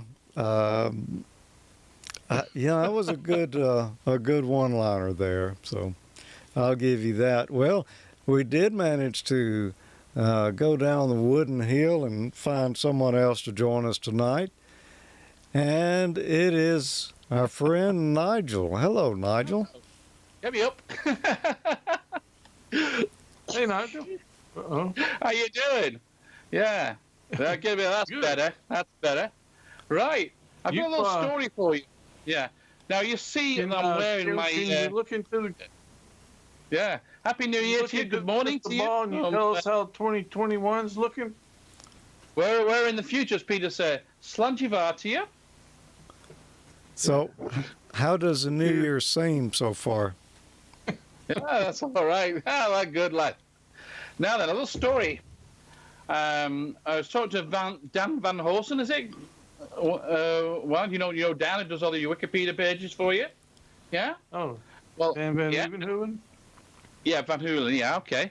Well, I got talking to him. I says I'm trying to face an expat, and his call sign, if you want to check it out, is Alpha Juliet 9 Lima.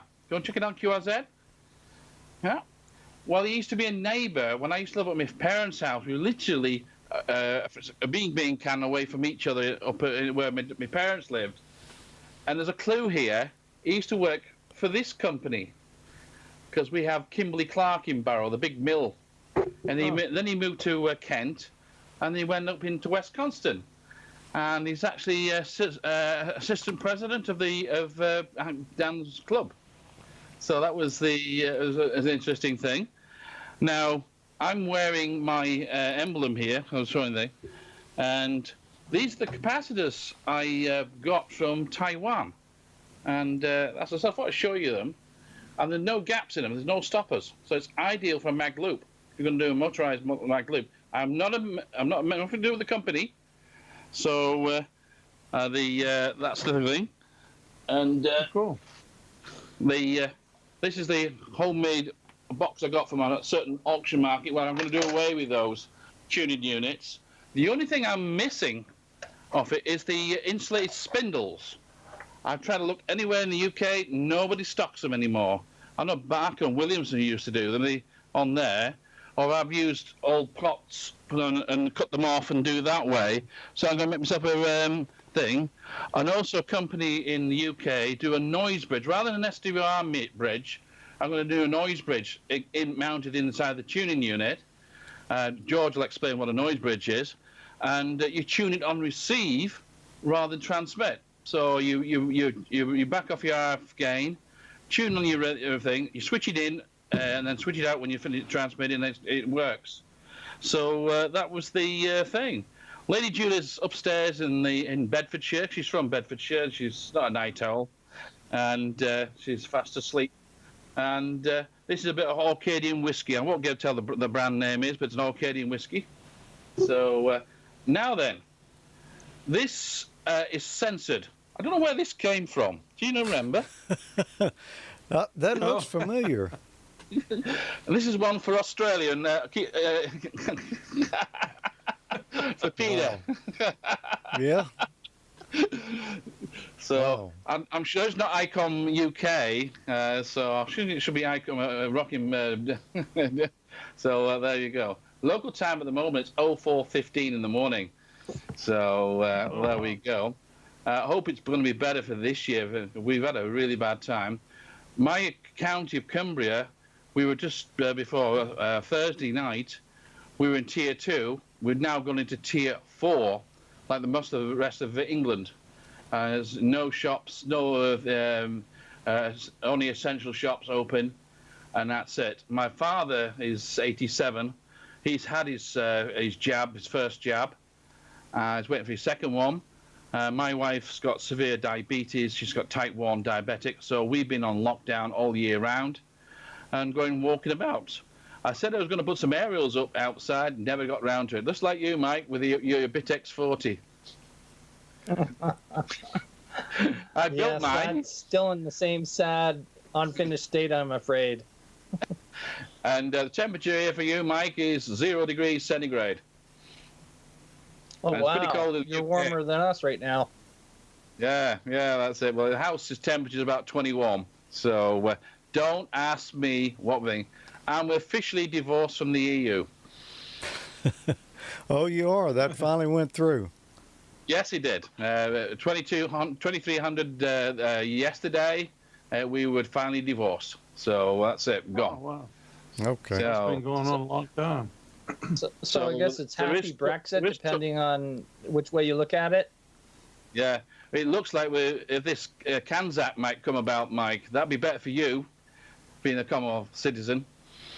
It might be you'll have come to the UK, come to the mother country, very much more easier for you, and same with Peter as well. I was talking to Peter yesterday, and we often have a chat, but I'm doing it morning time here, and he's doing evening time there. I believe he may be on later, I don't know, but that was the thing. And my bag, I've got the badge here with my UK call. But it's very appropriate because Cumbria is the mountains and lakes. So, but this is actually a Colorado. I couldn't find the American one, so there you go. And you say Dean Martin. Well, this is my clan waistcoat. We don't call them vests here. I'll just move the microphone out the road. That's my emblem there. The clan of David Davison. But I'm a sept of that clan, and mine says Deans. See? And almost related. Yeah. My great grandfather was called Joseph Deans. His son was called Joseph Jarvis Dean. There's a Canadian connection here, Mike. He moved to Brantford in Ontario. I don't know how far Brantford is away. Yeah, that's not far from me, actually. Yeah. Yeah. Almost Wayne Gretzky and Walter Gretzky hockey legends. Yeah. There you go. That's not my coat of arms. Yeah. And that says Deans. That's my Scottish connection. That's why I like this stuff. Not too much, just a now and again. But my project is to make the tuning unit with these. They also have a double one side by side with a big switch on it. Now, I think of the SPC circuit, the Super Match, what one company come on, if we could get a chain wheel between the two of them, and then but with the roller coaster, you can then tune it and make it rather than a T-match. I'm just going to make a T-match with this. So, got the copper wire, copper wire. Yeah. So, and I've got all the SL259 connectors. I just need the spindles. That's all I need is the spindles. Where do you know where you get any in the States somewhere or Canada? Now you're talking about that goes on the end of the shaft so that you can extend it out to the front. Yes. Yeah. Does it have to be insulated or conductive? It has to be non-conductive. Yeah. You need to make friends with someone with a 3D printer, I would think. Somebody that could print in nylon, I would think, would be the best material for that. Yeah. I mean, what I've got here, I've got couplers from a British company that you can connect, say, on the capacitors, on the roller coaster. These are flexible, so you've got a bit of play in them. But I want the insulated spindles to go between them. So if somebody come up with a 3D printer or something like that and make them up, that would be brilliant. So probably about that length. So it would be ideal. It'd be a great thing. And then I'm going to make this tuning unit. So with the noise bridge built in, so I don't have to tune on the air. You just switch it on, tune the quite a signal on your S meter, and then switch it off. You've got 50 ohm match. I'm not going to use the capacitors in there. They're all on old radio receiver. They're not really powerful enough. Whereas those are created at 1 kV. So it could be all right for our legal limit, which is 400 watts here in the UK. Yeah. Yeah, you're probably good for 400 watts, PEP. Yeah. They wouldn't get any flashover with it. So that's the way of going. Anyway, I will leave you to it. I'm not going to take too long because I tend to go to bed.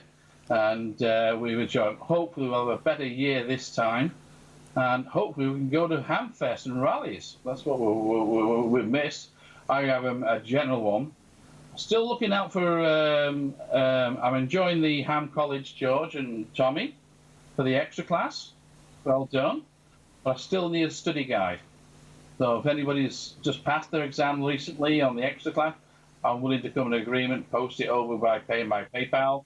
That would be a help. Or if Gordon would give one for free of charge, that would be help. Yeah.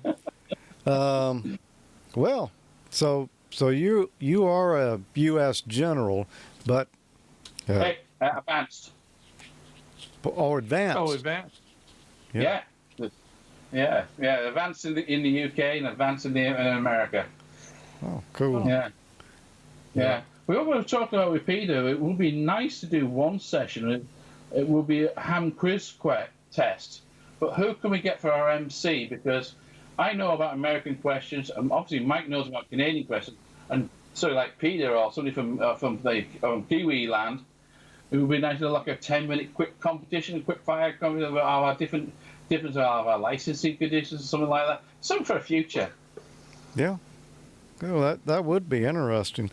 Well, Nigel, we appreciate you dropping in with us tonight. So glad we could get you in here for a little bit. I know we're running a little bit late. We were going to call you earlier, but, Emil was able to jump in, and we need to get him while we could there because he was at I don't know, it looked like a party to me, but who knows? Whatever it was cheap. You can be sure of that. Well, my party was in my own house. We're not allowed anybody, our regulations, we're just going to party in your home and that's it. And fireworks were going off. And I've just had my backyard concreted. Before the builder put the concrete in, I put some new ground rods in.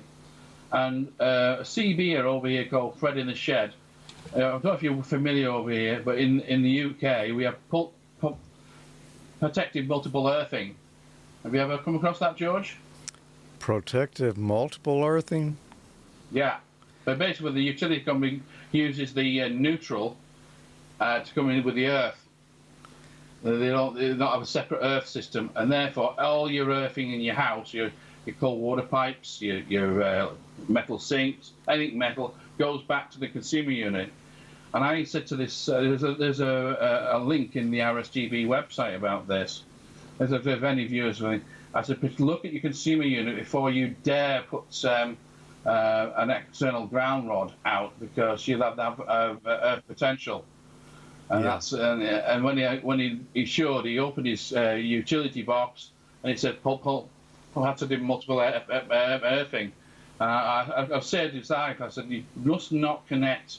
It seems to happen a lot in more modern new builds in the UK. So mine's on traditional earthing, so I'm okay. So I'm going to use a mega and disconnect the mains, switch off the main power switch. I'm going to test my earth against the utility earth with a mega. You don't want to put 500 volts through the consumer unit, DC, or anything in the house. Yeah. Wow. Well, yeah, that could be a real problem. You could be doing, well, over there, I guess it's a 50 hertz boogaloo. Yeah. Yeah. Well, that's the PME. If you check it out yourself, it might be an interesting program to look it out.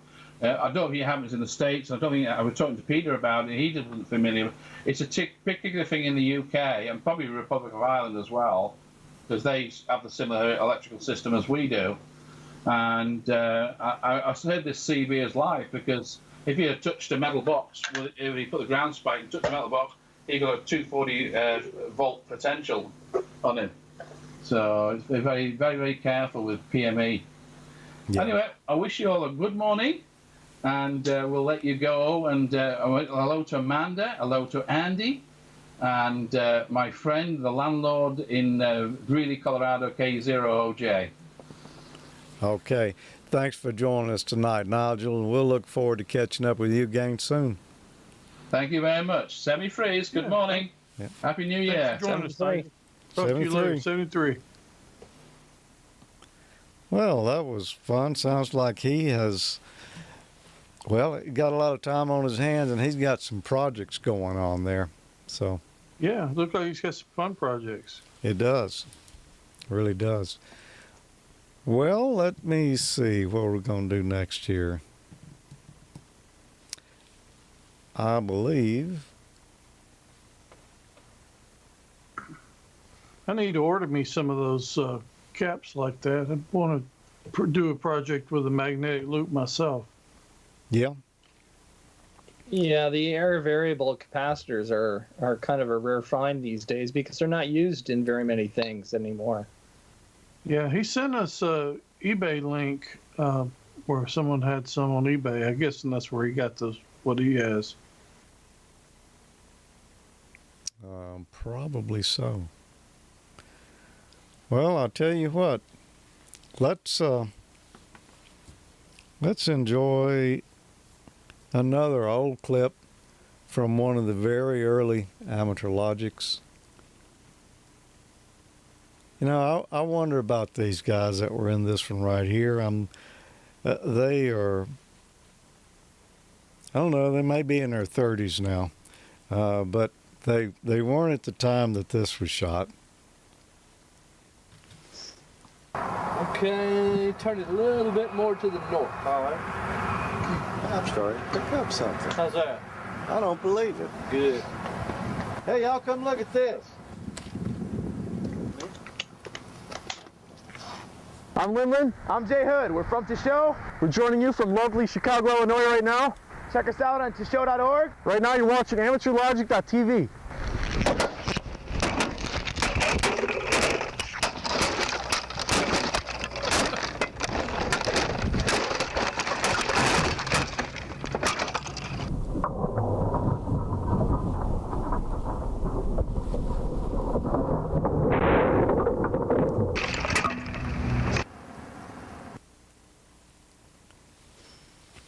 An old classic. Wow. I remember those guys, and I wonder whatever happened to them. They were pretty cool.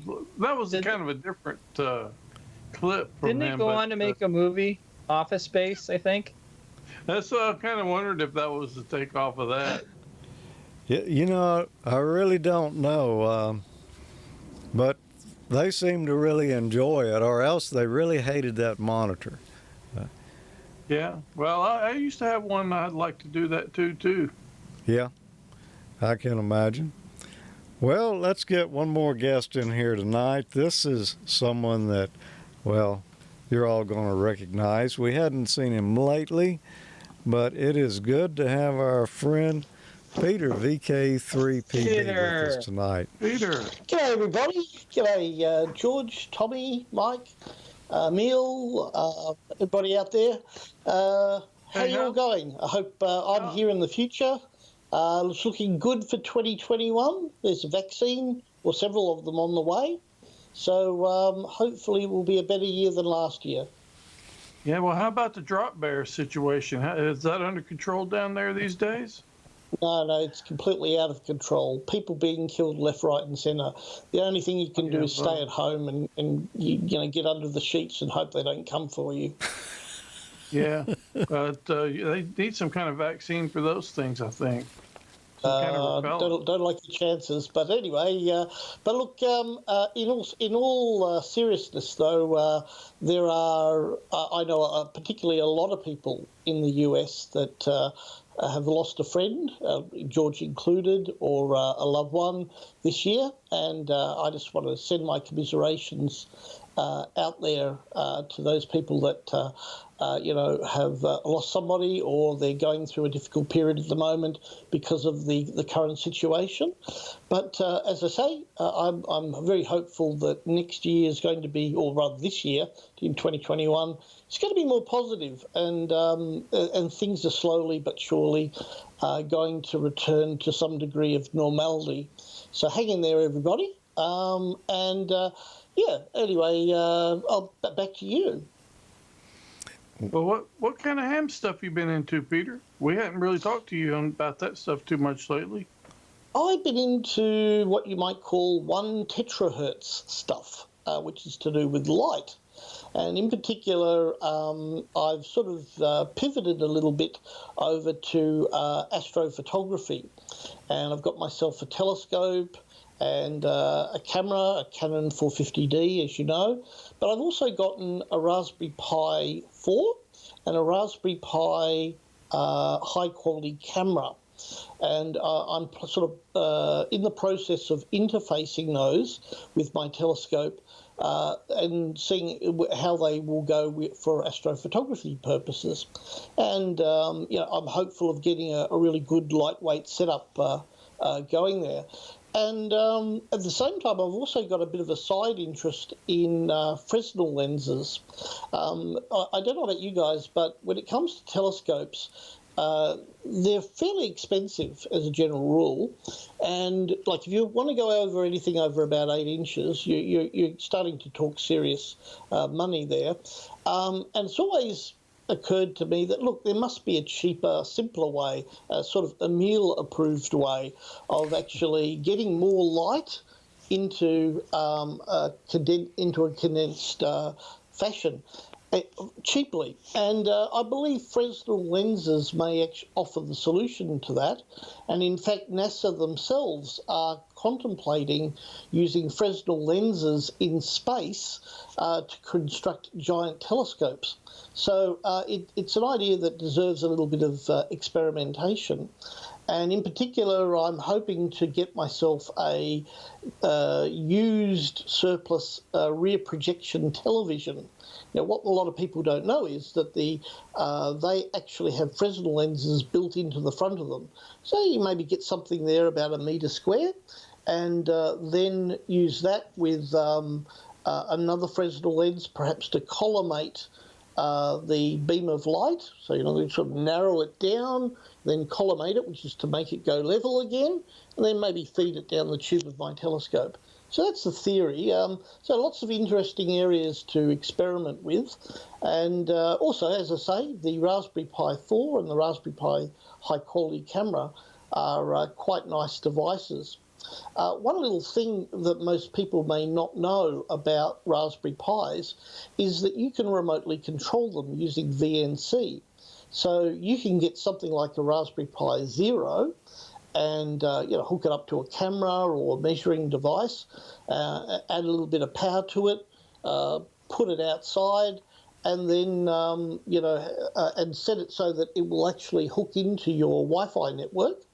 and you can then just, with your standalone computer or a laptop, remotely access your Raspberry Pi and pull back the data or remotely control whatever you want to control with the Raspberry Pi. Oh, sorry, through the Raspberry Pi.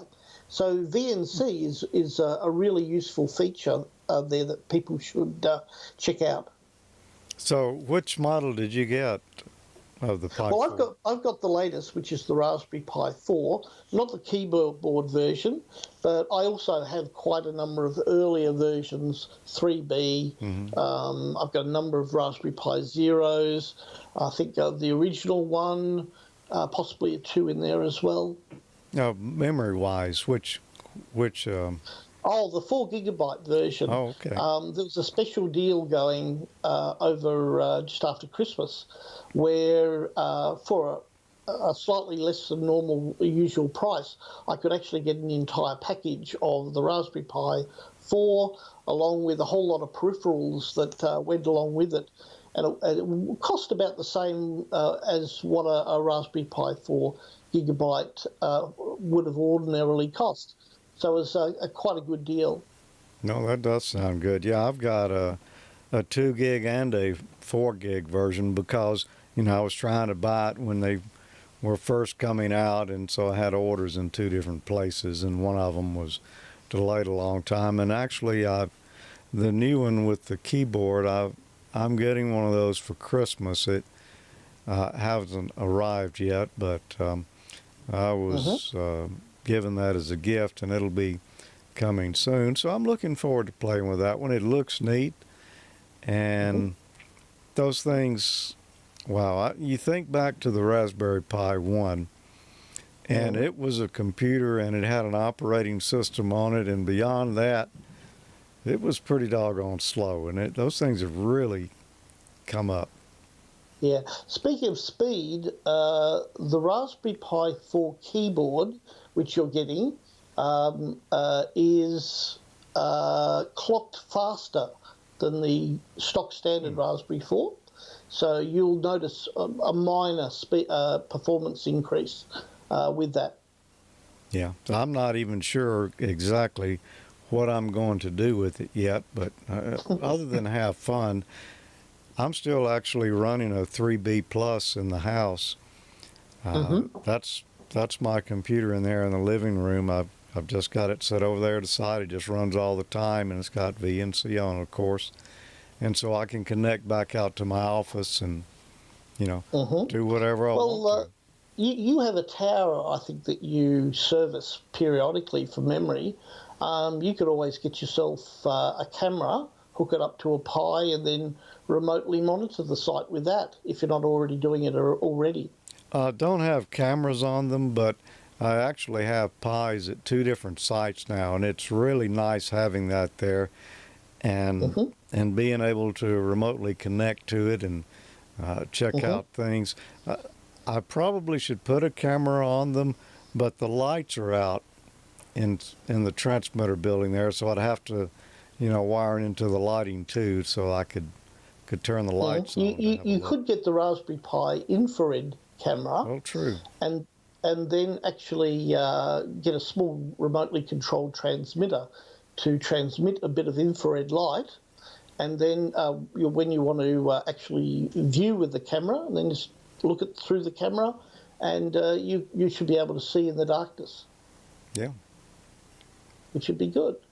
So that's mainly what I've been up doing. The other bit of good news from my end is that, as you know, I was studying cybersecurity for most of 2020, and I've passed that. And at the same time, my daughter was doing Year 12 at the same institution, and she's passed her Year 12 as well. So I'll hopefully have the rare pleasure of actually graduating with my daughter, which will be a lot of fun.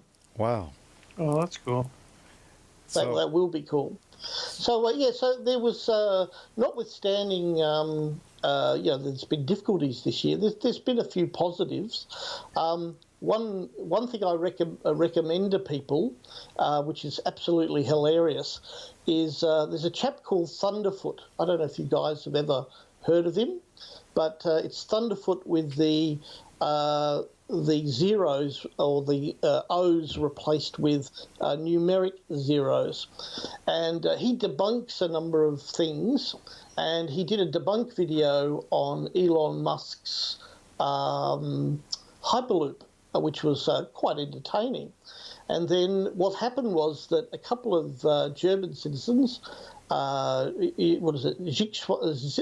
Zixuan and Sebastian, proceeded to do a debunking video on his video, whereupon, and there were arguably a few flaws with their arguments. So he's done a debunking video on their debunking video, and so it's like ping pong at the moment. And yeah, there's a lot of sarcasm in it, and quite fun to watch the two sides going at each other.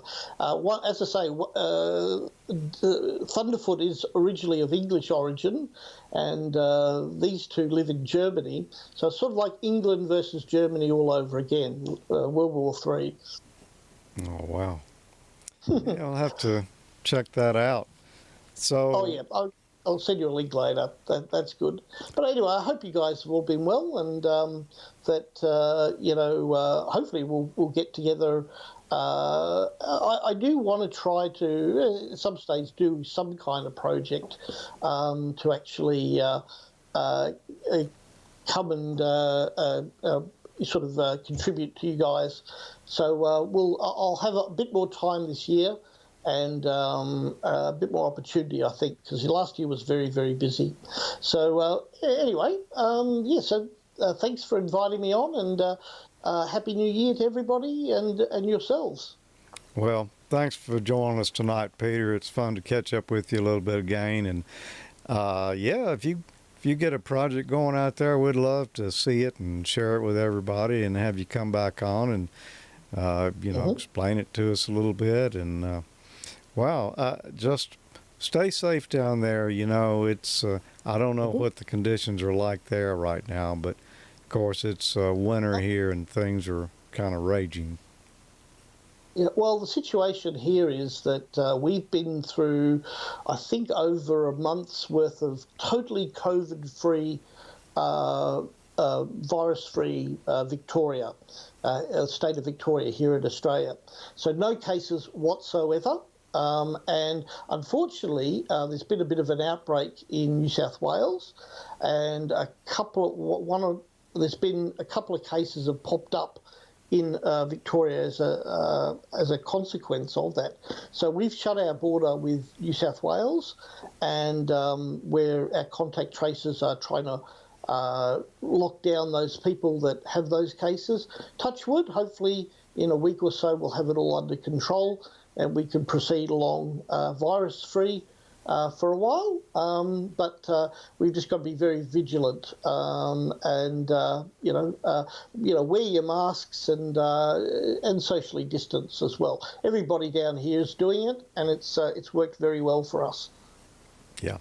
Well, a lot of us are doing it here, but some are not, and well, it's become a political issue over there when it shouldn't be, because it's purely a medical thing. If you wear a mask, the bug you're less likely to catch the bug and less likely to spread the bug. That's just a medical fact. And recently, in fact, here in Victoria, we've had some analysis done, which has actually proven that they've actually proven that masks really do make a significant difference. So, wear your mask. And as I say, you're not making a political statement one way or the other. All you're doing is protecting yourself and your friends and family. Yeah. All right, Peter. Well, Happy New Year. Yep, Happy New Year to you guys. And Happy New Year, Peter. Yep, hopefully we'll have an interesting and productive New Year. I hope so. Yeah, looking forward to it. Anyway, can't be as bad as 2020. Hopefully not. Okay, 73. All right, 73, Peter. 73, Peter. Right. Well, that was fun. He's been busy. He's been thinking too. Oh yeah. Yeah. Yep, sounds like he's been busy on his retirement. Yeah, and back to school. It almost sounds like graduating high school again, but graduating. Yeah, that's pretty cool. He's going to be graduating with his daughter. It's not a lot of people can claim that. No, surely not. Well, we've got a little segment we're going to play right here that is one that actually Mike did for us. I don't remember what month it was. It was a little while back, but it was an interesting project. I had forgotten about it. And, well, let's just let Mike tell you about it. I think you're going to enjoy seeing it.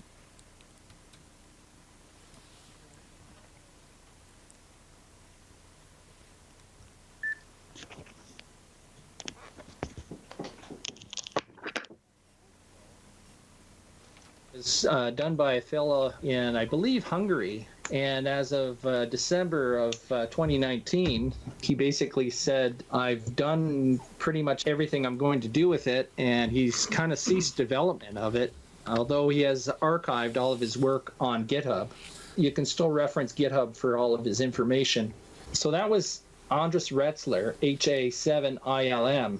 And then if you fast forward to February, OpenWebRX project was taken over by a fellow named Jacob, and I'm sorry, Jacob, if I butcher your last name, Ketterl, Delta Delta 5, Juliet Foxtrot Kilo. He's picked up the project as of February, and he's released the next, I guess, version you could say. It's still in beta. It's at version 0.18 of the project. So he's rewritten a lot of the code, and I think it's exclusively written in Python 3. One of the things I think that what happened was the project got forked at some point, and that may be some of the reasons why Andres lost interest in it. One of the other projects that was a part of this other fork was Kiwi SDR. Kiwi SDR was available for the BeagleBone. I think it was the black. Originally, it was the black and then the green. Once you get things set up, you can register your site so that it's publicly accessible over the internet. So there's, I don't know how many. I'm assuming it's several hundred of Kiwi SDRs that are out there. Kiwi SDR and OpenWeb SDR RX. Kiwi SDR being on the top, OpenWeb RX on the bottom. They're very similar. They look very similar, and that's because they were all derived from the original code. This is the supported hardware, so you've got pretty much everything that's popular, being probably the most popular, the RTL SDR. So even those cheap little dongles can be used with this project. I happen to be using a derivative of RTL SDR and NES PR Smart, and I'm using those in conjunction with an SDR Play RSP1. So you can support multiple hardware as well, which is another cool feature. So this is my setup, and you can see there's two NESDRs, and one of them's set for 2 meter, the other one's set for the 70 centimeter band. And then you can see the SDR Play RSP1A on the top there, and it covers all of the HF bands. Also pictured there is, in a case, it's a Raspberry Pi. Pi B3 Plus is really needed if you're going to decode audio, but we'll get into that in a little bit. So for now, I'm using a Raspberry Pi Model B, just a regular Model 3B, and it seems to be fine with the WSJT modes. Before we move on, a question on that. So it will not run on a 4B? I'm not aware if it runs on the 4B. I know the image I downloaded is running on an older version of Raspbian, so I doubt very much whether or not the image I'm using will support the 4, but I suspect that it will be very shortly supported at the rate this project seems to be moving. I don't think it'll be long before you have an image for the 4. And there's a list of some of the features. It uses CSDR-based demodulators for AM, FM, CW, sideband, BPSK, BPSK 63. Just a couple other little tidbits there. The passband can be set from the GUI. So much like HDSDR, you can grab the edges of passband that you're listening to, and you can spread it out to widen or narrow if you want. You can move them in to narrow the bandwidth of the receiver. It's all written in HTML5. What that means is it should work on most of the current web browsers. I've tried it on the new Microsoft Edge, the old Microsoft Internet Explorer, Chrome, and I believe I tried it on Firefox as well, and it all worked just fine. So it works in Chrome, Chromium, and Firefox for sure, but it also worked for me on the new Internet Explorer and the old one as well, as far as I could tell. Also, WSJT-based demodulators for FT8, FT4, WSPR, JT65, and JT9. And it can also decode DMR, Yaesu System Fusion, POXAG, D-Star, and NXDN using DSD-based demodulators for those last two. And there's also support for APRS as well. I'm actually watching it live right now on 20 meters decoding FT8. And you can see it does live decoding in a little text window. It gives you a little magnified view of the waterfall just above it. There's an image you can download. It's pre-compiled. There's nothing fancy about it. You just download the image. So this is the website, and these will all be in the show notes. So don't be too worried about copying down the web address. It looks like there's a fair amount of activity with these updates, so I wouldn't be surprised if we see an image for the Raspberry Pi 4 before too long. And as I was mentioning, once you download the image, you're going to need to burn it onto an SD card, or I should say a micro SD card. And my old favorite is Win32 Disk Imager. I know there's other ones out there you can use. However, I tried the one that's on the Raspberry Pi organization site, and I can't remember exactly. I think it's Raspberry Card Pi Imager or something to that effect.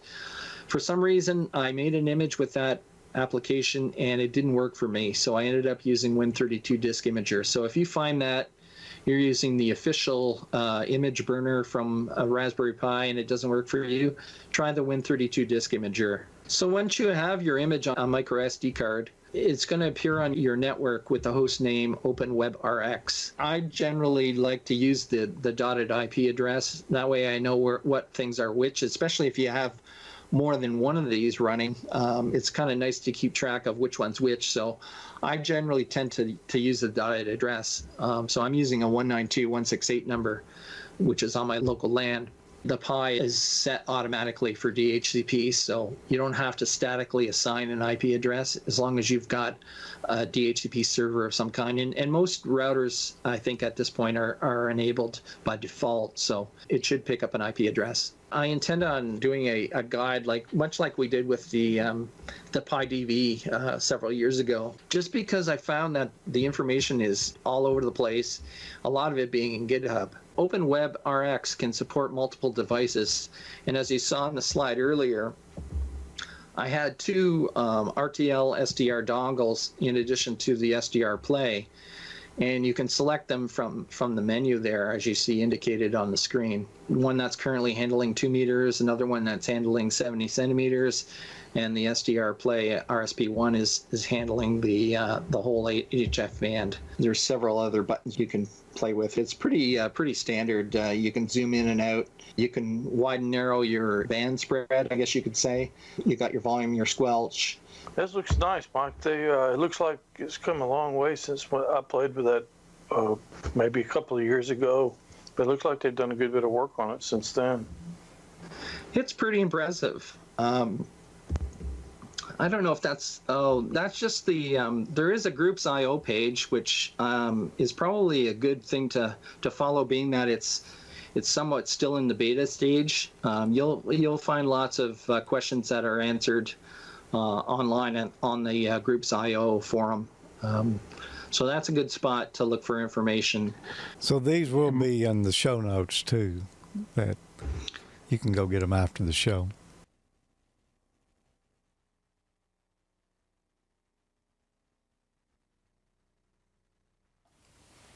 Well, you caught me with my mouth full.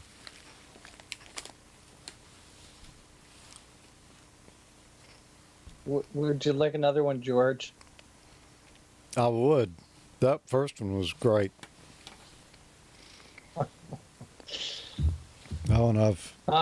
Just an update. because I did that one earlier in the year. But regarding the Raspberry Pi 4, there's definitely an image for that on Buster, I believe. So, yeah, just go to the same link, the GitHub page, and you'll find the image for the Pi 4 on there. And I haven't been following it too closely. I have another device, the Atom Pluto from Analog Devices, but I hooked it up once just to play around with it, but I've got some more work to do with it first. But I'll probably be revisiting OpenWebRX in the near future. And also, I mentioned Groups.io. If you follow the, you can get an email digest if you don't want to be looking at the Groups.io site every day. You can toggle on an email digest, and it'll give you the highlights for any of the discussions that are going on in the forum. So that's how I kind of keep up with what's going on. But it seems to be very active, and development's still continuing on to this day. So yeah, thanks Jacob for doing that. Cool. Yeah, very nice looking project there. I need to look into it myself, especially now that there's a Pi version available. Well, you know, back earlier in the holidays, well, a few days ago, I had the opportunity to sit down with Ray Novak, N9JA, our friend, and have a little chat about, well, what he's been up to lately, and things that are going around and happening. And, well, let's take a look at it. Through the miracle of recording, we've got our friend Ray Novak with us tonight from Icom America. Hi, Ray. Hey, George. Happy New Year to you, everybody on the show, as well as everybody watching. Yep, glad you could join us, although couldn't do it live tonight, that at least we could get you on here for a little bit. You know, we've been talking, well, since it's New Year's Eve, we've been talking with everyone about 2020 and, you know, maybe things that had happened throughout the year. Well, it's been a very interesting year, and I'd rather not focus on the past, but look towards the future on what we will see in 2021. I think the last Hamfest I went to was a local one here in March. The last big one was Orlando. Well, now you know 2021, Orlando is virtual, and it'll be interesting to see what ends up happening with the shows. Oh, you're correct about that. You know, I had plans for Dayton again this year, 2020, and boy, a lot of plans didn't happen this year. Just, well, nothing else we could do. The last Hamfest I attended was a Jackson local one here, end of January, and at that point we didn't know. So, yeah, everything since then has been pretty much virtual, but people are getting through it. It's been a tough time, but things are looking up, and yeah, I'll agree. I think we should look toward 2021. Well, I know Cindy, she's a first responder. She's on a floor at one of the hospitals here in the Dallas-Fort Worth area, and her floor is a COVID floor. So she received her immunization the very first day, or I should say the vaccine, the very first day that they were available. So she's already gotten one of the shots, and in the first week of January, she'll get the follow-up on it. Wow. Well, that's great. You know, I think they're doing it right to get the first responders first on the list there, because those people are invaluable, and we've got to have them healthy. And certainly it's got to help out just their general feeling about the deal, you know, that they've got some immunities to it. So that's a good thing. I seriously believe the vaccines are what it's going to take to turn this around. We'll have to wait and see, but sure looks like a turn in the right direction, and so quick too. Oh yeah, definitely. And looking as far as the way the shows are going, I try to be as optimistic as possible, and we're planning for Hamvention and getting things lined up to have a great show. But it's so many unknowns right now on how do we do the booth? Do we stand behind plexiglass? I know there's not going to be any handshakes going on, and really, we're probably going to find out last minute on what the governor for the state of Ohio tells us what to do. Yeah, you can only make your plans and see if they materialize, because we just don't know. And that is true.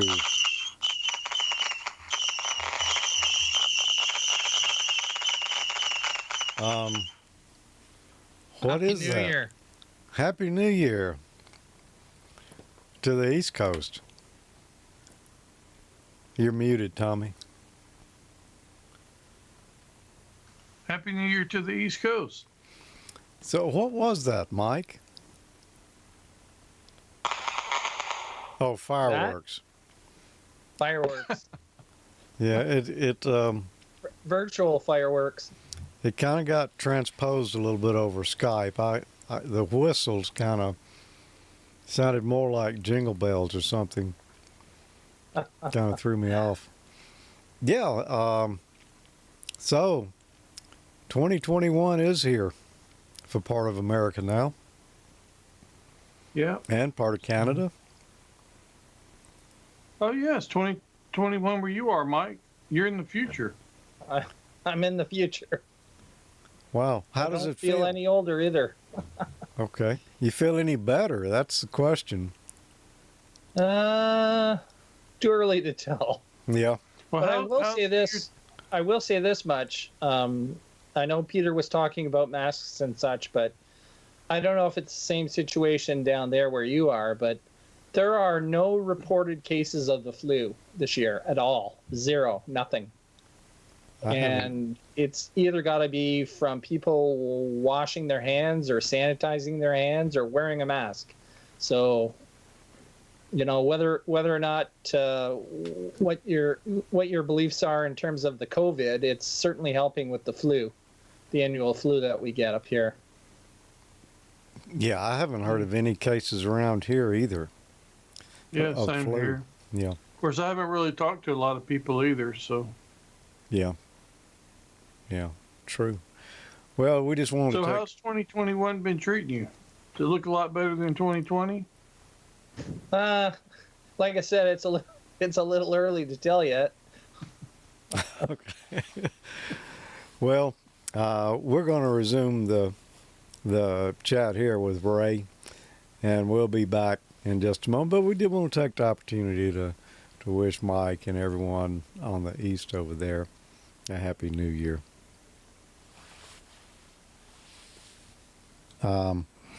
Boy, yeah, it's going to be, well, I would say tough coming back, but not like 2020 tough, I don't think. Boy, well, you did see the announcement from Hamcom, didn't you? I don't remember. They canceled. Hamcom's no longer. Oh wow. You might want to edit that part. Well, yeah, that sounded a little more serious than I think it is. Oh no, it's very serious. There's no more Hamcom. The organization that was doing it is quitting. Oh wow. I'm hoping they will release the name Hamcom to some of the clubs out here where they could go ahead and still do the show named Hamcom. But right now, there's nothing planned for June in the Dallas-Fort Worth area. Wow. Well, I sure hate to hear that, because that's one of those that I've been wanting to attend. And, you know, June seems like that might be far enough along that things are opening back up. Well, sure hope... There's so much planning that has to go into these shows, and when you take a look at not only the volunteers, but also the facilities. A lot of questions were up in the air for Orlando on would GES be able to facilitate moving the equipment in and everything else. So they decided, instead of risking it, that they would plan ahead and do a virtual show, which Icom is a platinum sponsor for their event. So there's some real good virtual events coming up at the beginning of the year. You got DX Engineering and Icom partnering together for the propagation. Contest University's doing a propagation event that's going to be in the early part of January. Well, hopefully we'll have some good propagation coming to talk about. That, you know, that's on everybody's mind, well, all hams anyway, is trying to get the bands back. So maybe we've turned the corner. Tamitha Scove's been telling us, I mean, Dr. Tamitha has been telling us about all the great activity that's going on in the sun. 10 meters was open during the last contest. So, I mean, there's a lot of hope coming for 2021 on the HF bands. Yeah, I think so. It's we could use a good solar cycle this time around. Of course, we won't know till we get there, but things are looking up. At least there has been some sunspots lately. It seemed like they had almost completely quit, but yeah. Well, that's what happens when you get to the bottom of the cycle. So yeah. Now it's coming back up. So still looking ahead and going for that positive view of better bands later in the year, better Hamfest, better gatherings, getting more into our normal way of life. Let's talk radios for a minute. You know, we introduced the IC705 in a video we had to shoot at the park this year. Yes, sir. And got mine right here. Oh, and it just disappeared. Yeah, it sure did. Here. There you go.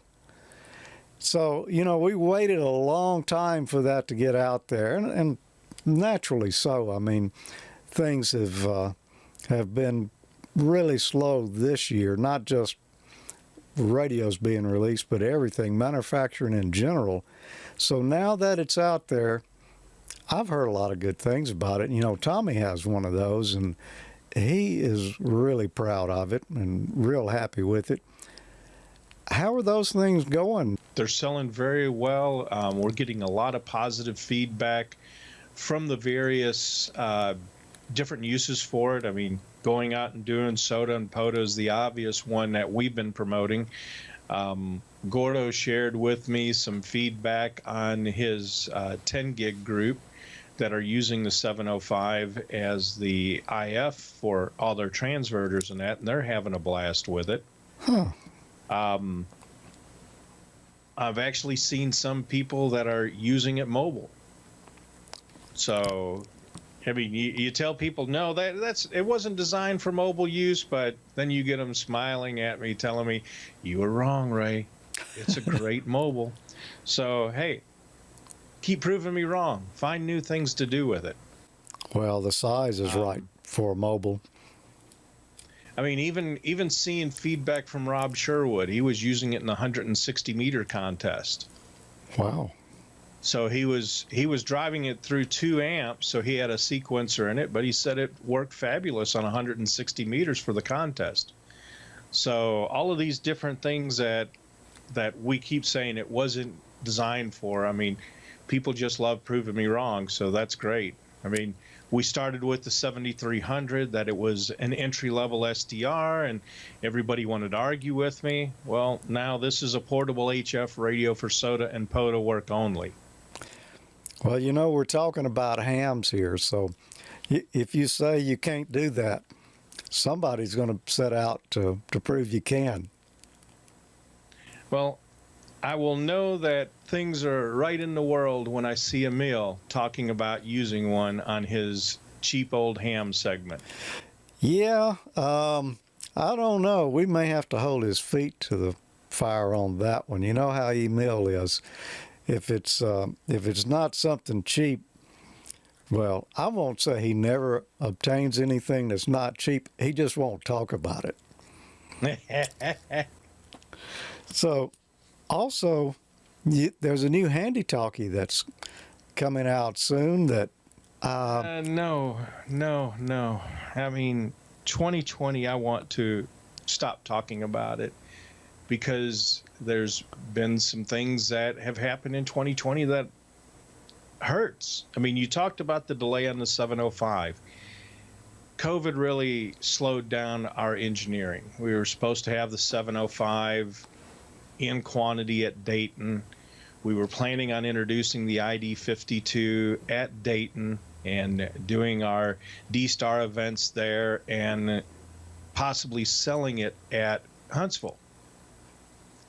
Well, we know what happened to Huntsville, and because the engineers couldn't get together and work on it quickly, I mean, things slowed down, and then getting the prototypes and everything just drug out. Now, in October, there was a fire at one of the manufacturers. Oh, wow. And it really disrupted the audio industry because they make a lot of DACs and ADCs and many different chips. We've had several of the Lamb Mobile product that we've got product right now, but when it comes February, March, and April, we're not going to have components to build products because the factory is closed. And the ID52 was one of them that got hammered by it. We had released the product in Japan. They did an announcement in the middle of November that production was going to be suspended. And right now, all we know is it's been suspended. We do not have any time frame for it. Oh, wow. We were also going to introduce at Huntsville the new Gen 3 D-Star repeaters. And those have been postponed as well. And one of the nice things about the repeater system is it does dual mode. It does FM as well as D-Star. A single RF deck has the server built into it and a controller, so you could have a real quick single band D-Star repeater. They can daisy chain together to give you a full stack. 25 watt. They've done testing with a key down continuously for an hour, and it still puts out 25 watts, so the duty cycle is going to be very high on it. Can't wait to see it. Don't have a time frame for that. So like I said, I want to focus on 2021, the new year. Let's get beyond tonight. Oh, I don't think you'll find anybody who will argue with that. So let's get 2020 behind us. Okay. Okay, so looking forward to 2021. Have you got any predictions or anything that you'd like to see coming up in 2021? I'd like to see the Bears win the Super Bowl, but yeah, that's not going to happen. Yeah. My son got me a pennant, a Chicago Bears pennant showing all their championships.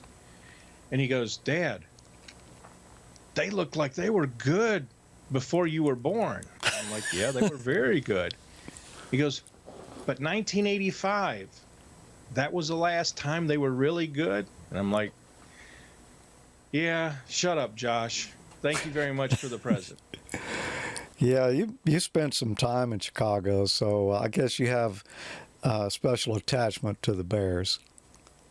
Yeah, Josh and Joseph, my two youngest ones, they were both born in the Chicagoland area, so I was working for Icom in that area back then. So, and JoJo's now going to be 22 in 2021.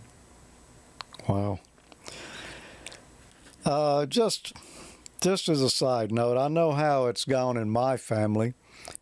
Do any of your kids have any interest in ham radio at all?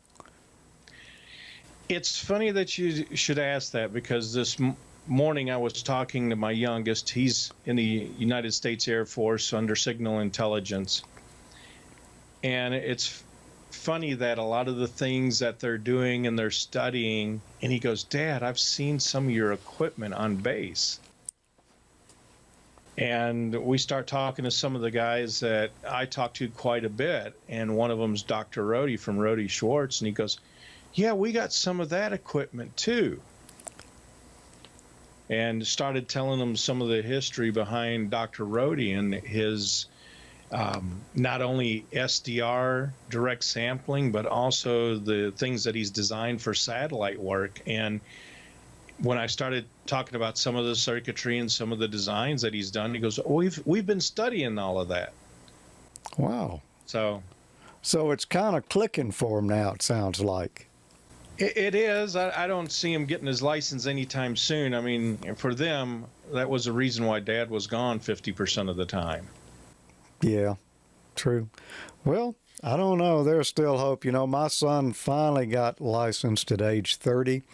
He hasn't been real active, but where he's living right now, he just can't put up an antenna. So anything he does, he kind of has to temporarily do it. One of the fun things that's been happening lately is I've had a couple of high school classmates or high school friends that have gotten their license recently. Wow. So, and you know, I'm a product of Mississippi education, so from Pontotoc County in the northern part of Mississippi, but it was interesting. So you know a little bit about this ham radio stuff was one of the questions. A thing or two, huh? Yeah, a little bit. Wow. Well, and then there's another YouTuber that is in northern Mississippi as well. He K5ATA. He does a little live stream as well. Nothing like what AmateurLogic's doing, but he's a teacher for Lafayette County. And he's got a STEM class, and the students are getting their ham radio license. And they've been following along with the Long Island CW Club, studying Morse code. So that's been pretty cool to see that progression go. Wow.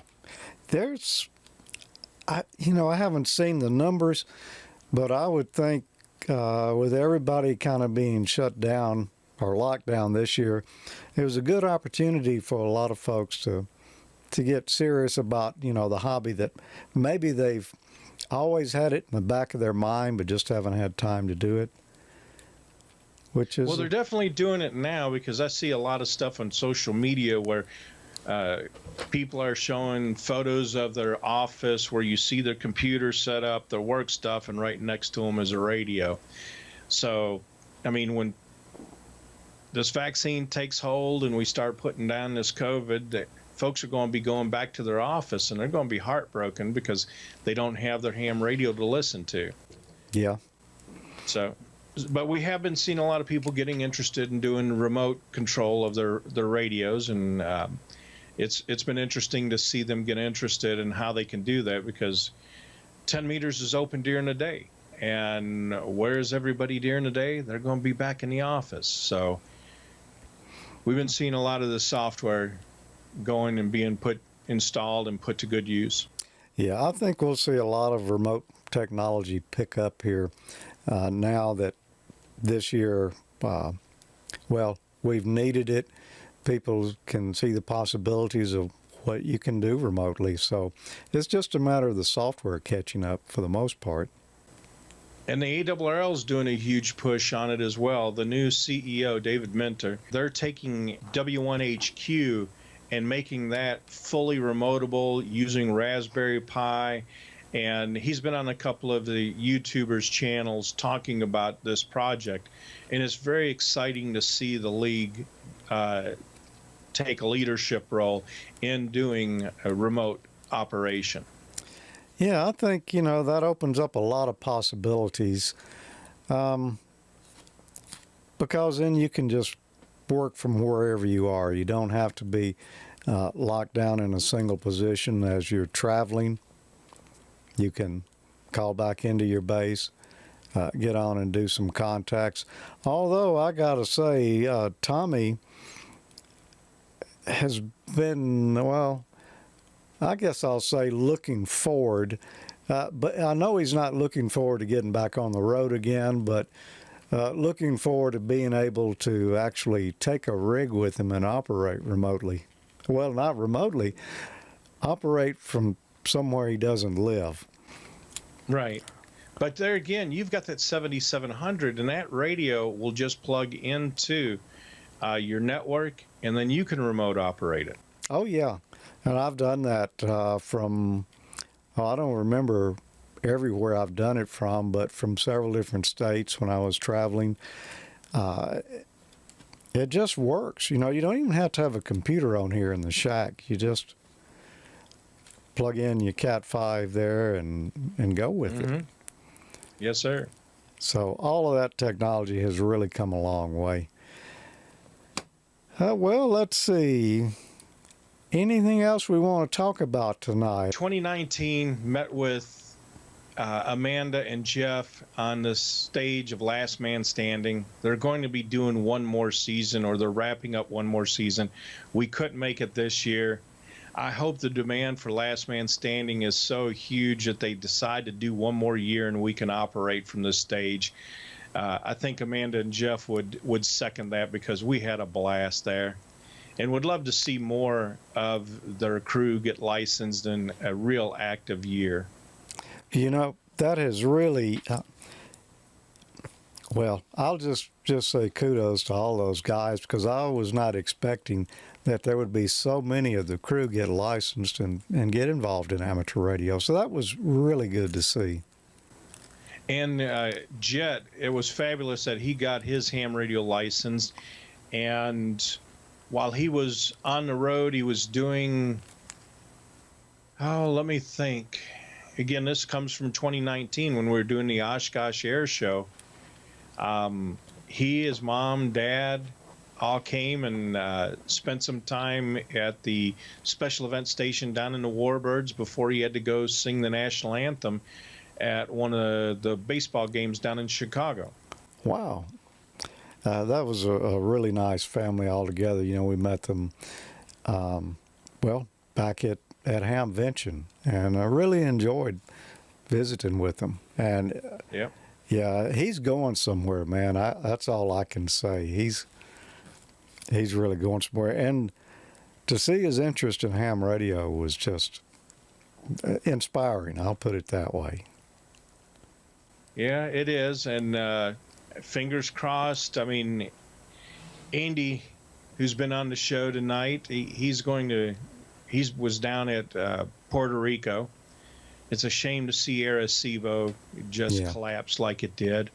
Maybe there'll be good news in 2021 that Angel and Israel will get good news that they're going to rebuild the Arecibo radio telescope. I'd love to see that, but fingers crossed, maybe something will happen. Get Elon Musk interested in radio astronomy and help those guys get it going again. If you can put a Tesla to Mars. True. Well, it would be nice to see that facility come back. Well, I guess we'll just have to, like you say, cross our fingers and see what happens. I sure hated to see it go, but I guess once it got to a certain point there, you just kind of had to stand back and, you know. Well, it was crazy. The video that they released of the collapse of it was just coincidental. They had drones in the air surveying, and the cables just started snapping. Yeah, well, you know, that weight's distributed out amongst all of that stuff, and I guess you put a weak link in there and everything can go. But I sure hope they're able to get something going back there again. It was a great location for it, so maybe. Oh, it was. Yeah. And with doing the Hamfest down in Puerto Rico, they would take us to do a tour of it. And one of the things that we got to do on the tour was actually go underneath the mesh. Wow. I can't say it's a dome, but the mesh that was right underneath all of the receiver equipment. Wow. And just to know where it crashed through, we had driven underneath it a few years before, so it just makes you think, what if? Yeah, you never know, but Boy, talking about a satellite dish, that thing was just, well, not even satellite. I mean, way beyond satellites. That thing, huge. And Angel telling us about some of the experiments that he did with that thing, where they were using RF to map the terrain of some of the planets, the moon. They had some real nice photos that they did from mapping it with UHF. Wow. So, yeah. And now Andy's located now in what, South Carolina, I believe? I think North Carolina, one of the Carolinas. We'll put it that way. So yeah, he has. He really helped out a lot with a lot of the hurricane efforts, you know, for the last number of years here. So we appreciate all his efforts with that. Definitely, and he takes care of the area that a lot of people take for granted, and that was the dogs and animals that were left behind. So, I mean, there's a special place in my heart for the animals being taken care of there. Yep, very good effort. Well, Ray, we're not going to do this to you because I say this. That's because you and I didn't really have a lot of time in preparation, and I was not able to get it together. Otherwise, we would have put you on half-speed theater tonight. But maybe next year. I don't know. Have you seen half-speed theater? Yes, sir, I have. Okay.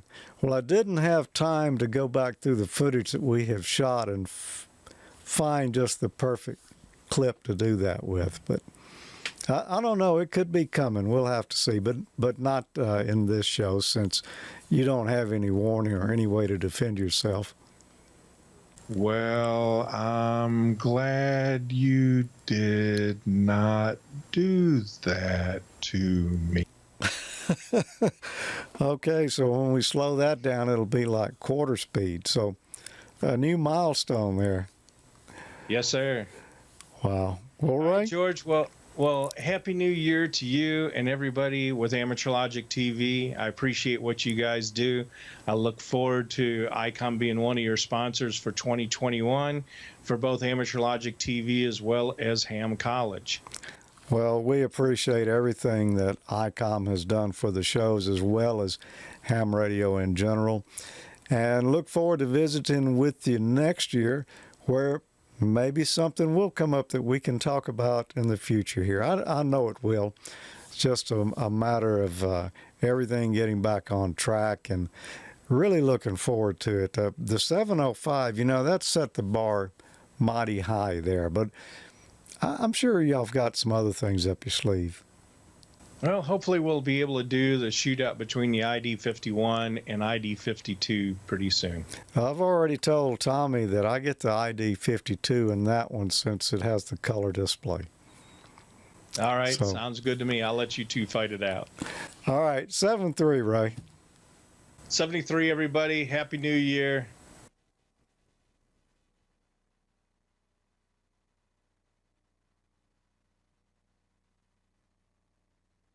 No audio, George. Yeah, great to visit with Ray there. I learned a few things. Yeah, that was pretty good. It's kind of, I kept wanting to talk to him and comment on what he was saying. I had to like, oh, that's recorded. Yeah. Well, one thing he mentioned there, Tommy, wow, I guess I kind of missed the news on that chip factory and just how important that was going to be. Oh, yeah, that AKM factory, that's huge. As he said, it affected some of their products. I saw one of the other manufacturers has discontinued one of the radios, and I think it's, I saw a rumor that it was due to the supply of some of the chips as well. And then there's like the audio industry in general has just been hit really hard by that. It's a huge problem. Yeah. Yeah.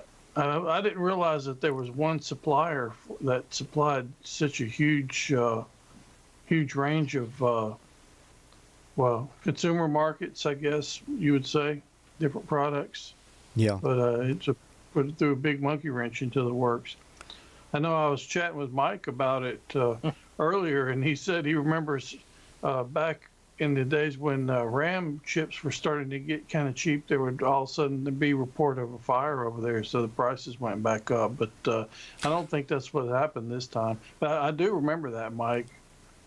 Yeah, that happened more than once too, and you know, it's pretty hard to think of it as a coincidence. But same thing with this fire.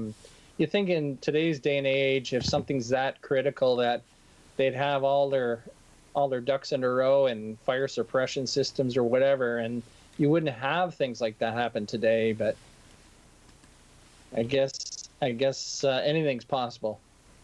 Yeah, I guess so. But I always wondered about the ones like you're talking about for the memory chips. And back in, I guess that was probably in the late 80s, early 90s.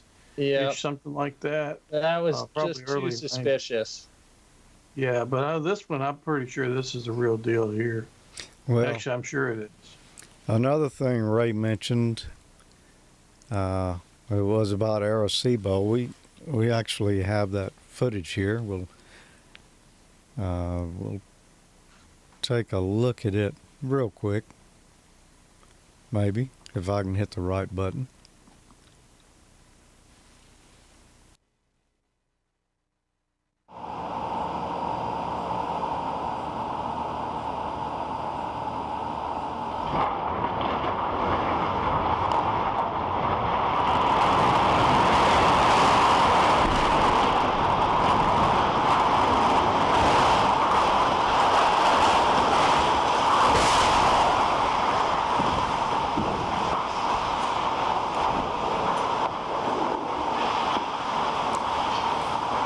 What a shame.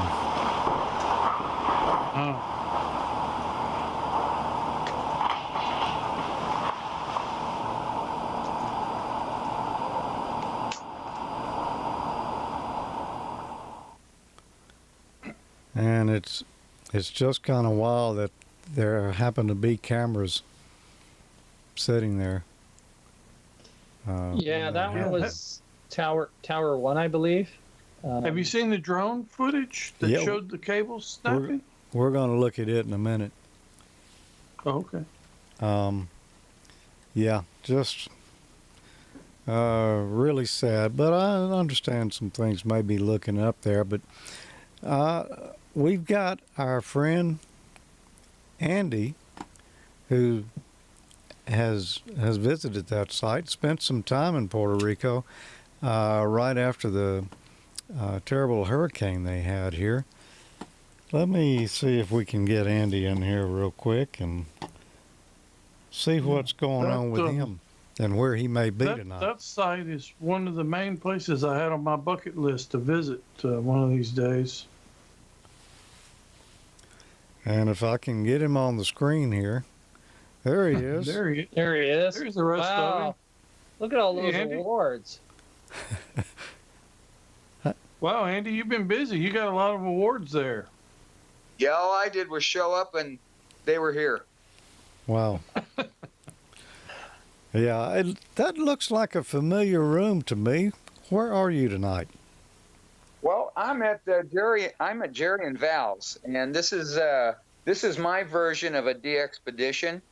I don't know. I got probably between all the amplifiers here, I probably have about maybe 20,000 watts, and all sorts of radios, 7851s, 7610. I got everything here. I mean, I'm having a ball, and I got an antenna field that looks like a cornfield out there. Wow. No. So, I guess you're house sitting while they're out of town? Yeah, they're going to be gone for a couple of months, so I'm going to hang loose here and make use of the antennas and make sure none of the coax melts. Okay. Well, there you with 20 kilowatts, you're probably safe, because I don't think you can put it all on one. I made the promise. Of course, you know, it's taboo to touch anybody else's equipment, so I don't touch it and stuff. I brought my own 7610 and my Rock Crusher tuner, so that works for me. Okay. But the antennas, I guess you could use an antenna there. Yeah, I got. He was kind enough to string a line for me of our G8X from out here at my station, my tuner, and I take it into the back to the patch panel room, which is just humongous panel. I've got access to 40s, a couple of tri-banders, an 80 meter, you name it. I got access to it. There's a big 40 meter Yagi that's pointing towards Europe up there. It's a big, huge thing. And I had it on 40 meters earlier playing with that thing, and they were just kicking my butt. It was just Europe everywhere. Wow. Well, sounds like you're going to have a good time. Yeah, it will be. You know, I heard you and Ray talking about Arecibo, you know, and that, Tommy, you had it on your bucket list. I want to let you know I did get a news briefing today from some very good friends over there. Just this morning, the government of Puerto Rico authorized an $8 million expenditure to assist in the rebuild of Arecibo. Oh, that's awesome. So there's part of it. I Now, met Angel at Dayton the last time I was there in the airport on the way home. And anyway, yeah, if we can get Elon Musk to kick in a few dollars and everything, it'd probably go. And with today's technology, it'd be far cheaper. And with the newer technology that will go into the receiver area and transmitter area, I think it would be 10 times more powerful. Wow. Well, you know, so yeah, the governor, Andy, also announced, and actually she declared it a national historic site as well for Puerto Rico. Yeah, it's some people wrote me about that. What do you think about that? That's where I upgraded to extra. Angel gave me my test up there, and that's where I upgraded to extra.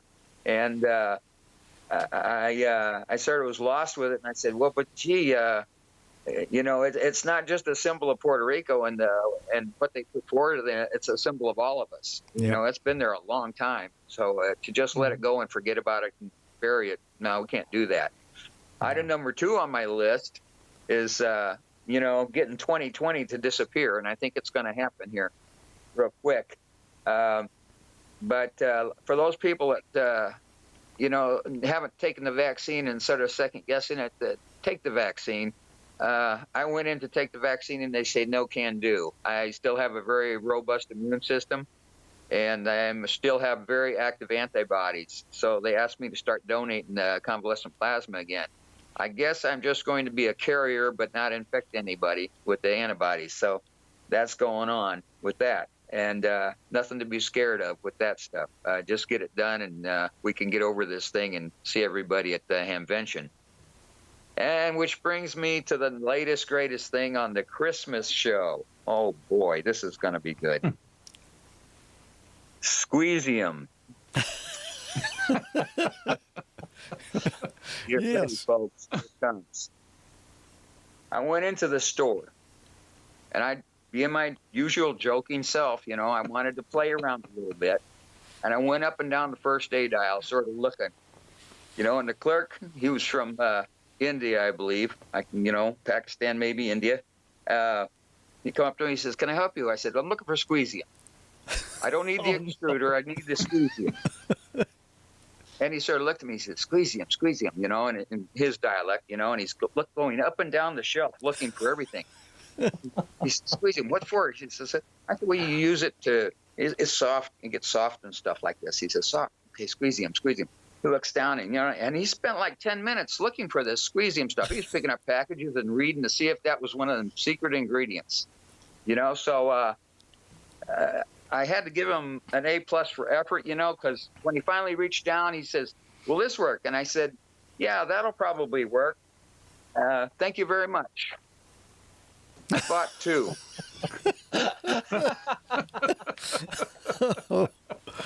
So that's a squeezium substitute, huh?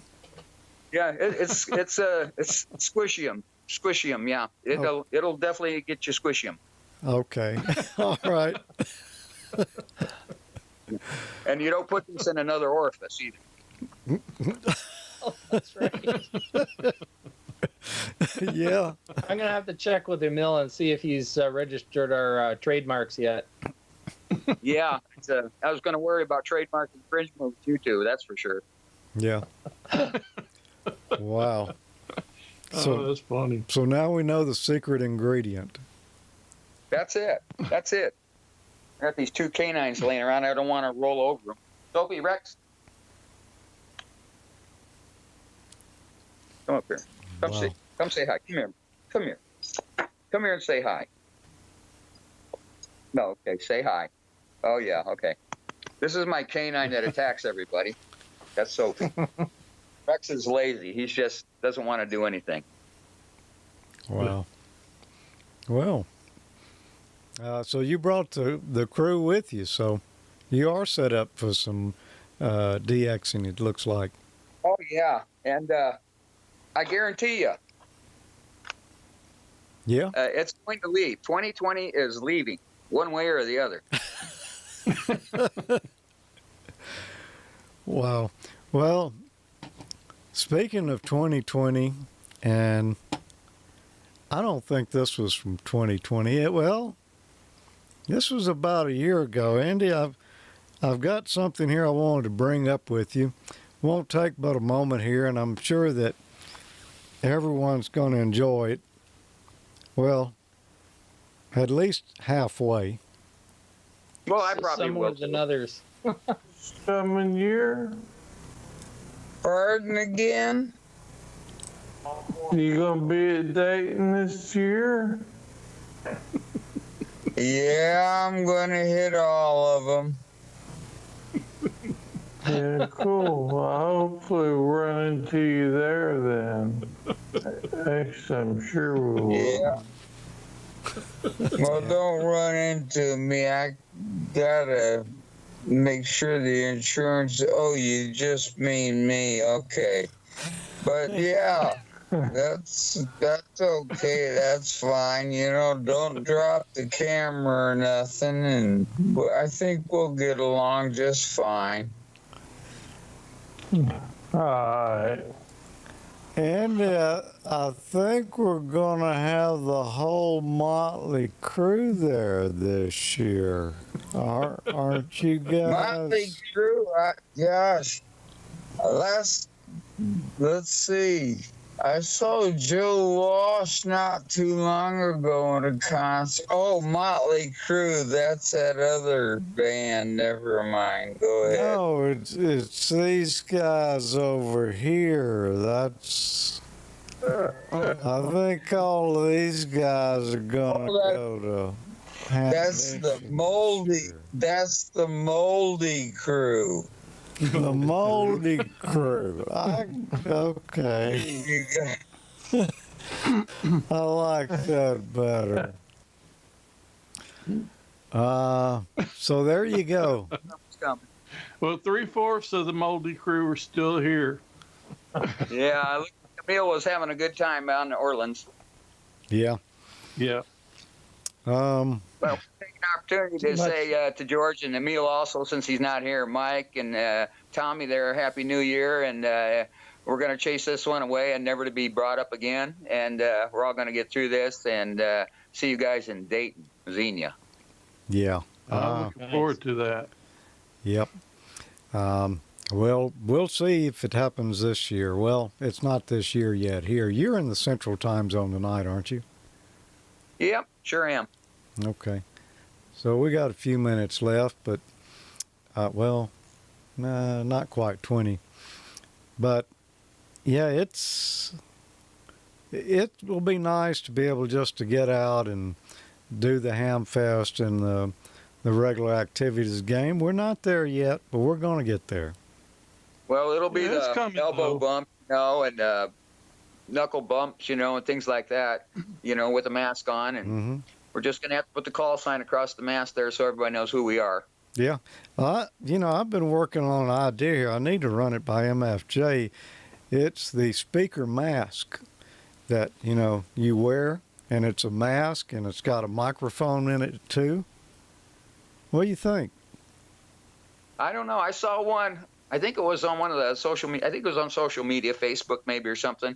And they've got one when you're talking. It's got a LED mouth on it that moves with you when you're talking. I have not. And I saw that on Facebook, and I said, "Well, that's pretty good. That's pretty good." And it's awful big for a mouth, Yeah. True. I don't know. There's masks are going to be a lot more acceptable than they have been for years. I got a feeling for a while. So.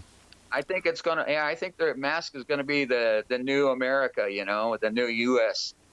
Japan has been, of course, using him for years and years. Yep. You know, but I think that might be one of the things, like Mike pointed out, no flu, and I think it's because those people stepped forward and started using the mask and washing the hands, keeping the fingers away from the face, and just doing the extra effort, on staying clean, staying healthy. So it might be here to stay, and people learn a lesson from it, and that might be us from now on. Thank Lord we're not having to run around with gas mask on. That'll get rough. Yeah, that would. Wow. Well, what are you planning for 2021? I know you've got to have some projects or some activities you've been thinking about in the back of your mind. Well, I've got to go back to Puerto Rico. Corps of Engineers has asked me to do some stuff over there, and then Luma, the company that took over portions of the electric company, asked me for some stuff for microwave and mesh networking, so I'm going to be doing that. And then also there's some municipalities over there still recovering from Maria, so I'll be doing that. And then, of course, for the hurricane season, I'll be active with the Hurricane Watch Net. Again, I'm one of the net controls for that now, so we'll take care of that. And then Tommy wanted to do an interview, so I can do the interview with him on that. He wanted to do an interview with Gary, Bobby Graves. But we can take care of all that in one fell swoop, I think, and get it all done. And that's basically what I'm doing. More hurricane, more rescue stuff, more keeping people safe, and at least I'm not back in Puerto Rico with a hurricane getting shot at up at the dam, so that's good. Or snake bit. Or snake bit. That was my fault. I stepped on, but it was tasty. I mean, not bad. I wonder Take your word for that. Yeah. Well. I don't care what they say. It does not taste like chicken. No. Okay. Wow. Yeah, well, we'll be interested to hear how things are looking over there now that, it's been a little while. I know there's still got to be a lot of, coming back to happen in Puerto Rico, but they probably got a little start on it now. Yeah, they do. They're still under a massive restriction over there. They have to, the curfew starts at 8 o'clock at night. Everybody's off the streets and no driving or anything after 8 p.m. Certain license plate numbers, evens or odds, get to drive one day to the store, get their stuff, and then they switch to the next day to get something else, for the other folks like that. And if you're going anywhere else outside of that with the wrong license plate, you better have a good excuse and a note from the doctor. That's the only thing, because the fines are pretty hefty. Wow. Well, I guess they have to do that at this point. They're not messing around. Yeah. I guess they just have to do that at this point till things are back normal. Yeah, they're going to have to do it. They really have to clamp it down now and stuff and see what happens. But with the new administration coming in, and thank God that the election period's over too, we can look forward to something more entertaining than what we've been putting up with. Get that moving along, and then there's a possibility of statehood, for them over there, and maybe they won't want that. Maybe they want independence. Maybe they want to stay where they are. We'll see. But it'll all blend together and work out for everybody, I think. Yeah. So you mentioned a project with the Corps there. So will this be Amateur Radio Mesh Network, or is this going to be a governmental type of network? This will be on the government side of the house, up above 5 gig. Okay. Cool. That sounds interesting. I had to go over there and change the. We were on a borrowed portion of the 3 gig system, shared, and we had because of the announcement that we were losing that, I had to go over there and upgrade stuff, upgrade equipment to the tune of $5,000 per node, $5,200 per node. Wow. And took care of that, got that all switched out and operational, and then we're going to integrate some more hospitals into that area and stuff, with municipalities carrying the backbone on it too. Yeah. Well, guys, y'all got any questions for Andy? down. How long are you going to be over there, Andy? Well, usually a trip over there, last trip over there was only 4 days. I mean, when we got in there, they had the equipment installed. I just got in there, programmed, and did a quick alignment on the small dishes and stuff. That was it for that. With the microwave stuff for the Luma Corporation out of Canada, that's going to probably take about a 2-week break to do that and get that all lined out and stuff. Most of it's the engineering aspect of it and things like that, making sure that the licensing is complete. I think we submitted the form paperwork and everything, and it looks like it's going to be a go without any problems on that. So it's sort of like a gray area because it is a government entity there. It's owned by the government, the electric company is. So it's sort of like a cross in between a civilian and a government entity that are having to work together. And the non-governmental entity has to supply the equipment, but it has to match what the government wants, and they got to work together. And you know, it's a political thing, basically, and it gets sort of hairy sometimes. So I stay out of it until the last minute, show up once it's ironed out, and get it done. Well, that sounds like a good way to handle it. Pretty much is. Let somebody else climb the tower and just stay away from the tool bag. Yeah. You know, Emil was here a little bit earlier tonight. He couldn't hang around for the whole thing here, but he did want to share a little bit of New Year's greetings with you. Although he could not be here, we happen to have something kind of lined up here from him. I wonder if I can play Old Lang Syne on this. I don't know, YouTube ain't gonna block it, is it? Copyrighted song? Or is it public domain now? I'm pretty sure whatever I play on this is not gonna get blocked by YouTube.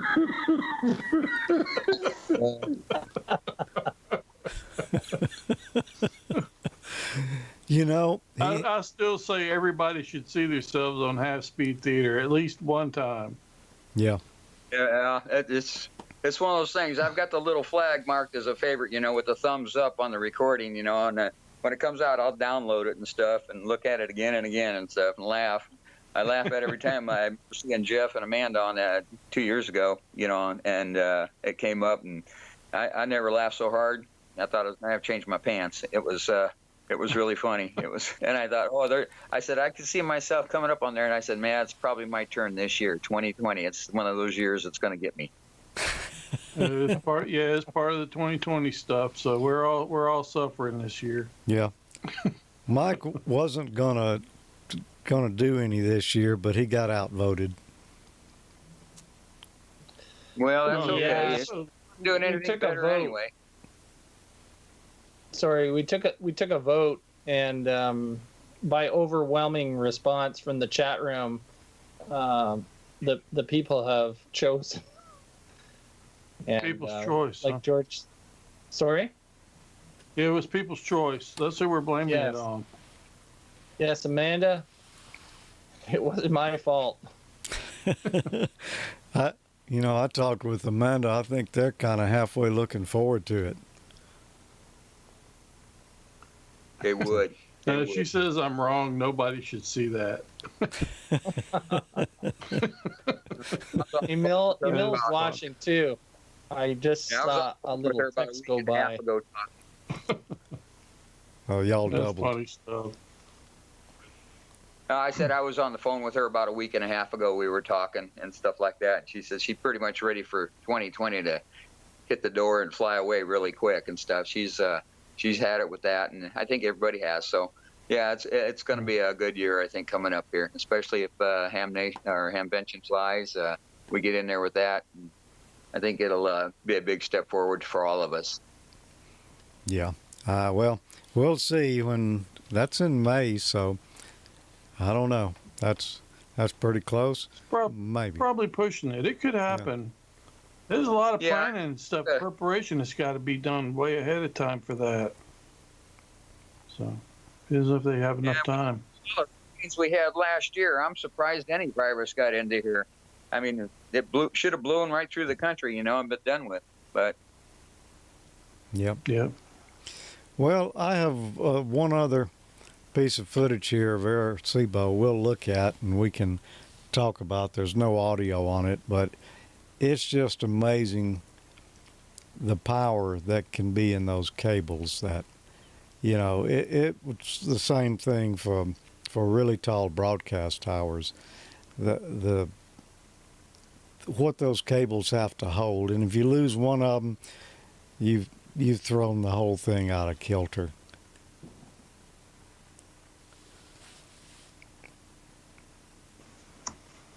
Just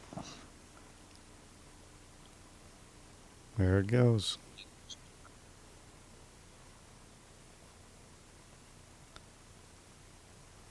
like playing dominoes. Yep. It's incredible that they happen to have that drone on it at that time. Yeah. I can't tell you. From what I understand, because about where that's at. Well, it's up with the drone, of course, and I was down quite a bit lower, and I've looked over from the cafeteria area on the lanai, the little deck they had out there, and I've looked down into that dish, and the pictures just don't do it justice. That thing is huge, or was huge. It still is, but boy, to see it just gone like that, wow, it's something else. Well, it looks like where the I don't know if you call it the feed horn assembly, but the antenna assembly there landed sort of on the edge of the dish. So the dish, I don't know how much work it's going to need. It doesn't look like it sustained too much down inside of it from what you could see there. No, they're all anchored. They're anchored panels there, and I've been down underneath it. They're anchored panels there, and they're going to be pretty easy to replace and manufacture. But like I said, with the new technology, it can be put together very fast and a lot more strength to it. The 900-ton dish, or feed horn assembly, if you will, all the RT units were in there, and feed horn assemblies, things like that, replacing those, and they're special, like one-of-a-kind items. Yeah. So they're talking about precision manufacturing those things again. But with the newer technology, maybe there's a lot more stuff out there that can cover that and do it at a higher level. Well, that's true. It's got to be cheaper to manufacture that stuff today. Yeah. So the idea, it looks like the Icom 74 is out of production because of the chip factory. The 52 might be delayed because of the chip factory fire, and then we'll have to see what other things are affected by that.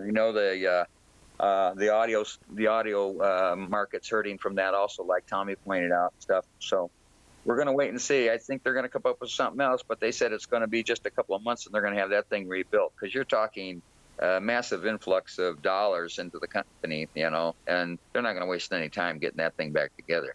Yeah, I think I read they'll have the factory rebuilt in 6 months, but they're already working on plans to maybe, farm out some of the work to other factories in the meantime to get production going again. So, yeah, that's a really bad event there, but hopefully that'll get turned around pretty quick, because I know a lot of manufacturers are really going to feel it. Yeah. Well, we are coming up near midnight here for the Central Time Zone. 3 minutes. Yep. 2. Yeah. I'm sitting here looking at the Geocron, and it's got 2 of them. 2. They've got 2 of them here. I mean, no matter where you look, you see a clock. Wow. So you know what time it is, with in front of me. Pretty good accuracy. All right. Well, Mike, I guess you're standing by there with some sound effects.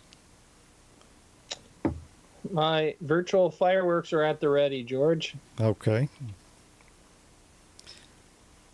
Well, I can't say it's. I'm sad to see this year go, but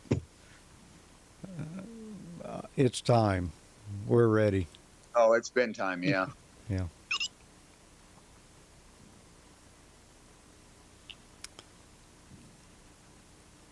And I have a little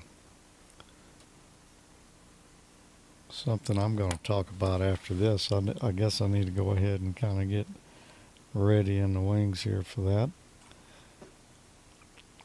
Oh, I'm going to need to step away and go grab mine.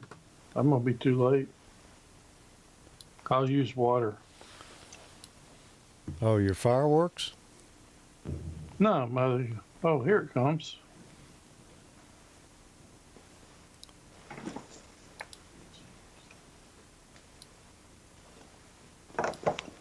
The delivery truck just got here. Oh, okay.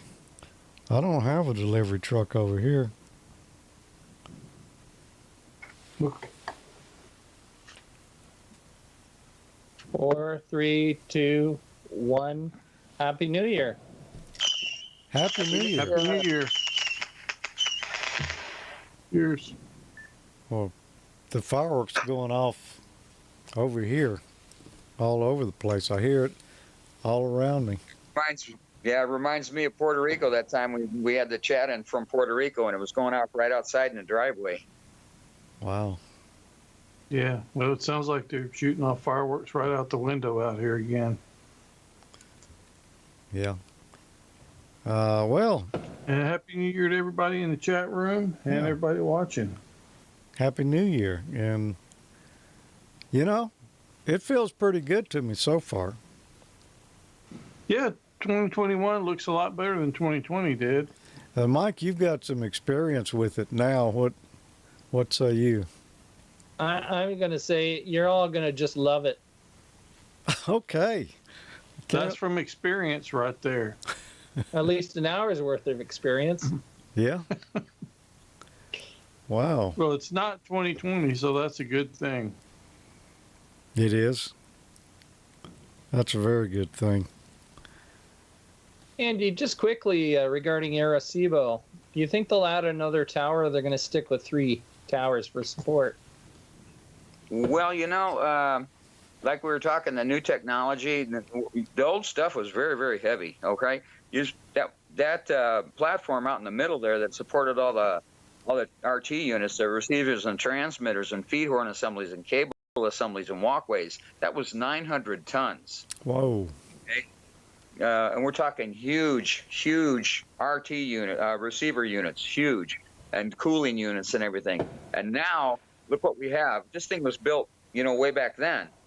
And now look what we have. We have SDRs that are super sensitive in packages like this, very small items that have better receiver sensitivity.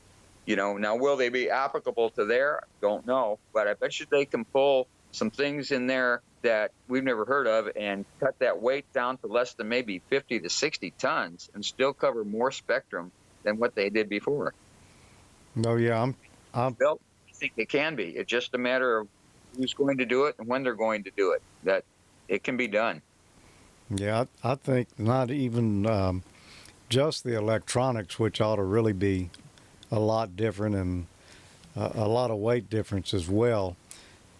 But structurally, the supporting structure there, I mean, I'm sure technology has come along far enough now that they can build that part of it much lighter weight and stronger. Yeah. Well, that was the maintenance issue. A lot of people, you get in a high humidity area like that, and you got the multi-strand heavy-duty 4-inch cables. Once the strand starts rusting and breaking like that, the cable has to be replaced. You can't go up there and weld that stuff together because it loses its tensile strength. And then you just introducing another problem that's going to manifest in a collapse or something. So, yeah, with the new technology and new materials and stuff, it's going to be very easy. And it's going to be assembled 3 times, 4 times faster than Arecibo was. Much, much faster. Yeah. What year did they start that project? Do you know? I have no idea. I have no idea whatsoever.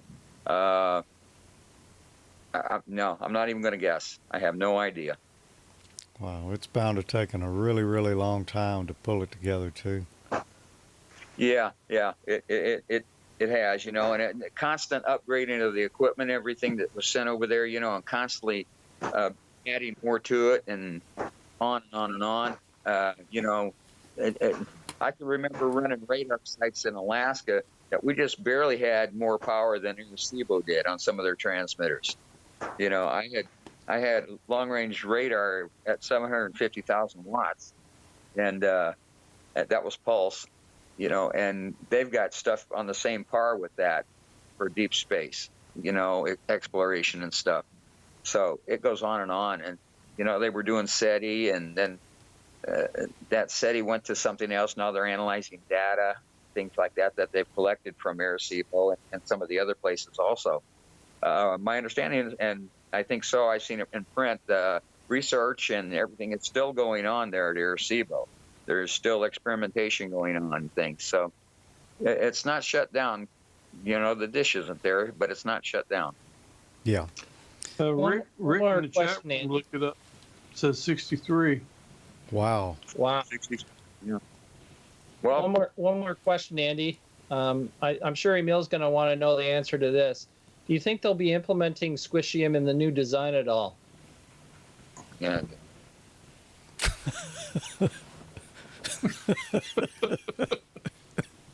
Reminds me of the Simon and Garfunkel song, slip sliding away. Okay. Well, Andy, we really appreciate you joining us tonight. It's, I don't know, I've got to say, sitting in that position, Val does look just a little bit better, but you have been mighty entertaining tonight, and it's always great to catch up with you and see what's going on, because who would have known about that substitute had you not done that research? Well, it was something I just wanted to do, and when I went outside, I sort of laughed. I got out of the store and I sort of laughed, and I said, "Oh boy, I'm going to have fun with this one." And that's how perverted my mind is. This stuff gets into my mind, and I just say, I'm going to do this, and I do it. And the poor clerk in that office in that store probably thought I was the craziest person he's seen in all of 2020. Yeah. Next time you go in that store, you may find some in there. He'll probably order some, have it on the shelf next time. Well, the way I did it, I don't think I'm going to go back in that store. Okay. Well, Andy, on behalf of Emil and I, we're happy to contribute wherever we can. You've done quite enough, Mike. Thanks anyway. Okay. Well, you'll have to report back to us on how the substitute works there, and maybe we can find out about that in the future. I could do that. Yeah. I'll get right on that. No pun intended. All right, Andy. Well, have a fun time there connecting to that piece of coax and working the world. We'll do it. Happy New Year and 7-3. Yeah, Happy New Year, Andy. 7-3. Thanks for joining us. Good year for everybody. It's always fun to catch up with Andy. It's sort of like,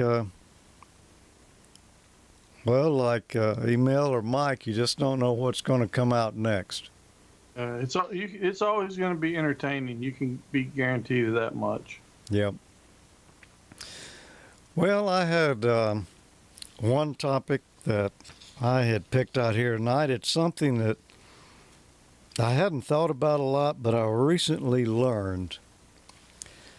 I don't live too terribly far from a railroad track. As a matter of fact, all of my life I have not lived too far from railroad tracks, it seems like. Boy, they're really going off out there with the fireworks now. Yeah, I think I took a direct hit a while ago. I should have left the shields up. Yeah. So, anyway, what I was going to say, well, I'm enjoying the fireworks right now. Trains. Oh, yeah, they look pretty nice. They're like, yours are a lot closer than mine are. Yeah. Yeah, looks like right there. Uh-huh.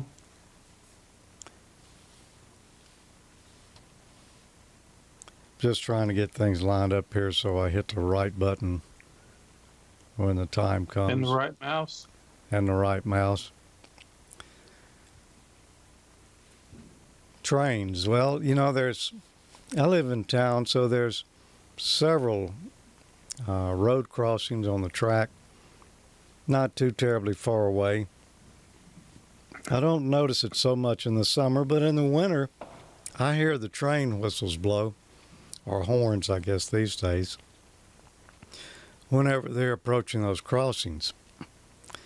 And you listen to it, man, and they really lay down on that horn. Mm-hmm. And then there'll just be a little toot in there. And then he'll lay down on it again. Did you know there is actually a code they are sending? I had no idea. I can hear him from my house as well. Yeah. But no, I didn't know that. Well, next time you hear them, see if you notice a pattern there. There is a pattern, and I found it here on Wikipedia. They are sending essentially the letter Q. It's dash, dash, dot, dash. But very slow. I mean, you know, this could probably be a digital mode. It's so slow and get real good coverage. But that's the code for a railway crossing.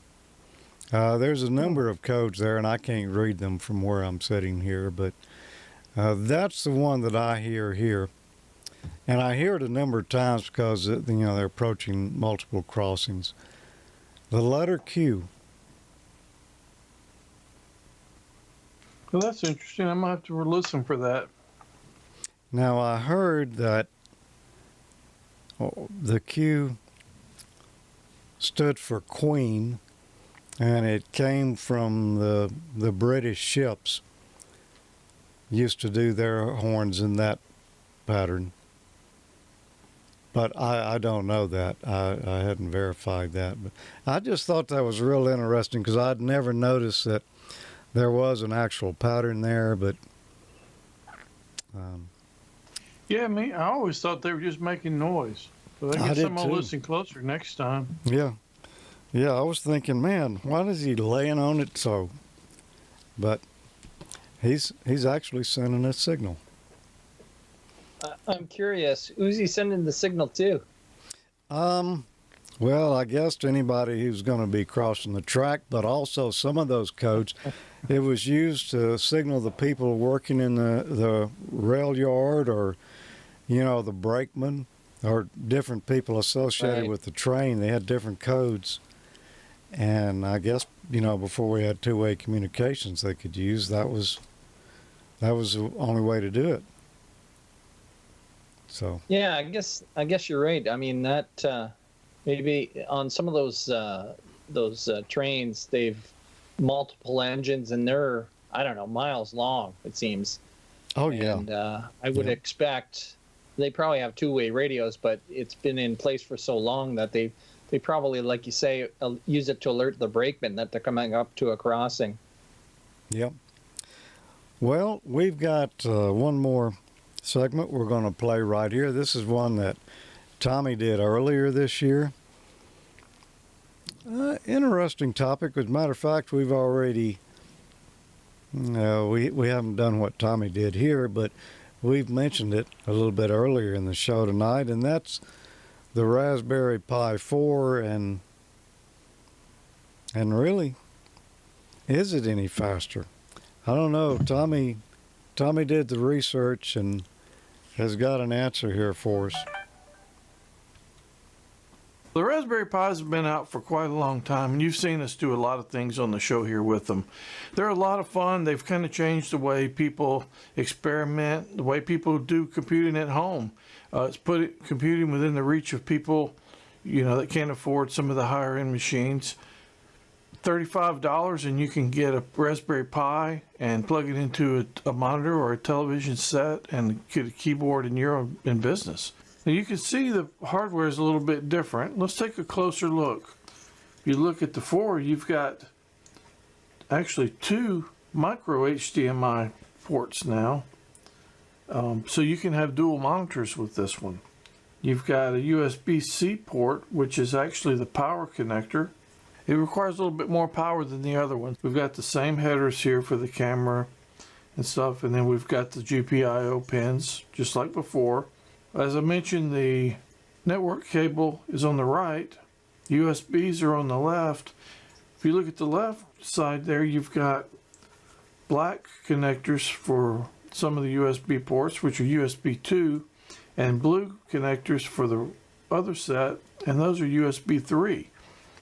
So if you think back a long time ago when the Pi 1 was out, I tried to make a network attached storage out of mine. It worked okay, but it was a little bit slow. USB 3 is pretty fast, so you could make a pretty nice network attached storage out of this little device and a USB hard drive. So if you need network attached storage, that's something to think about. The old tutorial I did should still be valid for this, but we may revisit that sometime in the near future and do some benchmarks on it. What I've done is I've got a brand new Pi 4. I've got 2 of them actually. The 4 gig one is running right here, and that's what I'm going to be testing with. It's in a little case with a cooling fan on it because it gets a little bit warmer than the other ones when you put a load on it. And then I've also got a 3 across the room with the same type of case with the same cooling fan on it running at the same speed. I downloaded Raspbian and I burned it to 2 cards, fresh installs. I put all of the updates on it and I updated the kernel or the firmware for both the Raspberry Pis. And so we're going to start off and do the same tests we did back in episode 89. If you think back then, that's when Peter did a spoof about the Raspberry Pi 4. It was intended to be funny, but some people got their hopes up about it. Well, the real Pi 4 has been out for a little while now, so I'm just kind of getting around to doing this test. We're going to run the same benchmarks we did previously, and I'm going to say it, same thing I said before. One quick word about my benchmark here. I realize that it's flawed. This is not the ultimate test of the processor power of a computer. The tests are flawed. It's not intended to be a thorough benchmark. It's just a high overview. The Pi 4 is supposed to be able to be a desktop replacement type computer at a very low cost. So there's a Raspberry Pi 4 with 1 gig of RAM on it. That's about the same price as the Pi 3. But then there's also a 2 gig version and then a 4 gig version. And I'm going to go ahead and use the 4 gig one because I've already got it in my case. This is a $79 little computer, which is still very cheap. We're going to try and see how that fares. There'll be a little bit of overhead for VNC, but it's going to be close enough to tell it's a difference because they're both running the same versions of VNC connected to the same computer, and I think they run the same resolution. So the Pi 3 is named Friday. Let's go ahead and connect to it. And there is it. And I've got the Pi 4 named Jarvis, same as I've always used for it. So let's go ahead and check the CPU and double check. So if you're curious about which CPU you've got, you can do cat proc/CPU info, and it'll tell you which one you've got. I've got a Raspberry Pi 3 Model B Plus revision 1.3. Let's do the same thing on the other one. Cat proc CPU info, and you can see this is my Raspberry Pi Pi 4 Model B revision 1.1. Now, like I said, there are actually 3 versions of this: a 1 gig, a 2 gig, and a 4 gig. And if you want to know which one they are, you can check this. The revision is C03111. The 2 gig would be B, and the 1 gig would be A, with the same sequence after it.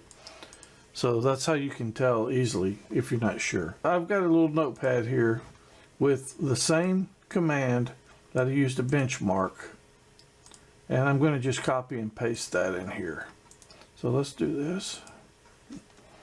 And let's run it on the 3 first. We're calculating pi out to 5,000 places. The time command here is basically going to tell us how long the rest of this command took to operate. And it took 1 minute, 5.3 seconds. Let's try the same thing for the pi 4.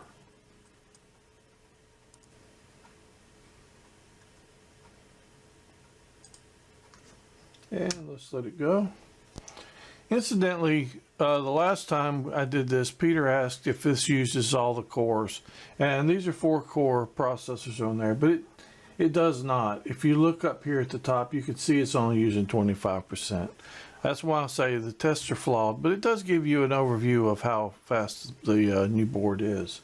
If you want to run this test on your own, you're going to need to install the BC command or the command line calculator, and you just do that by typing sudo apt-get space install space BC, and it'll install for you, and then you can do the same thing if you like. Okay, there is a difference. 38.1 seconds on the Pi 4 and 1 minute 5 seconds on the Pi 3. In the last one we ran the Octane benchmark, so let's go ahead and copy the link to that.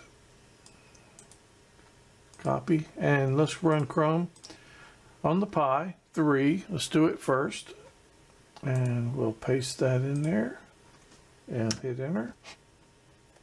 We'll click run, and I'm not going to touch anything while this is executing, so I don't want to weigh the results. But if you look at the CPU up there at the top right, you will see that it's using more than just one core. Now this really is probably a better test than calculating pi. But again, like I said before, there is something kind of poetic about benchmarking a Raspberry Pi by calculating pi on it. So I could not resist that. Okay, finished. 3,201 is our result on the Pi 3. So now let's try the 4. Let's copy the URL again, and let's try it on this computer. And let's start. Again, I'm going to leave the mouse alone. This one does seem to be going a little bit faster. And again, you can see in the top right corner the CPU graph that we are using more than 25% of it. Okay, it finished. 8,372 to 3,201. You can see that's over 100% faster than the Pi 3. That's quite a bit of difference. Okay, so for one last test, I'm going to go to YouTube. And let's find something to play, and let's see how it plays video.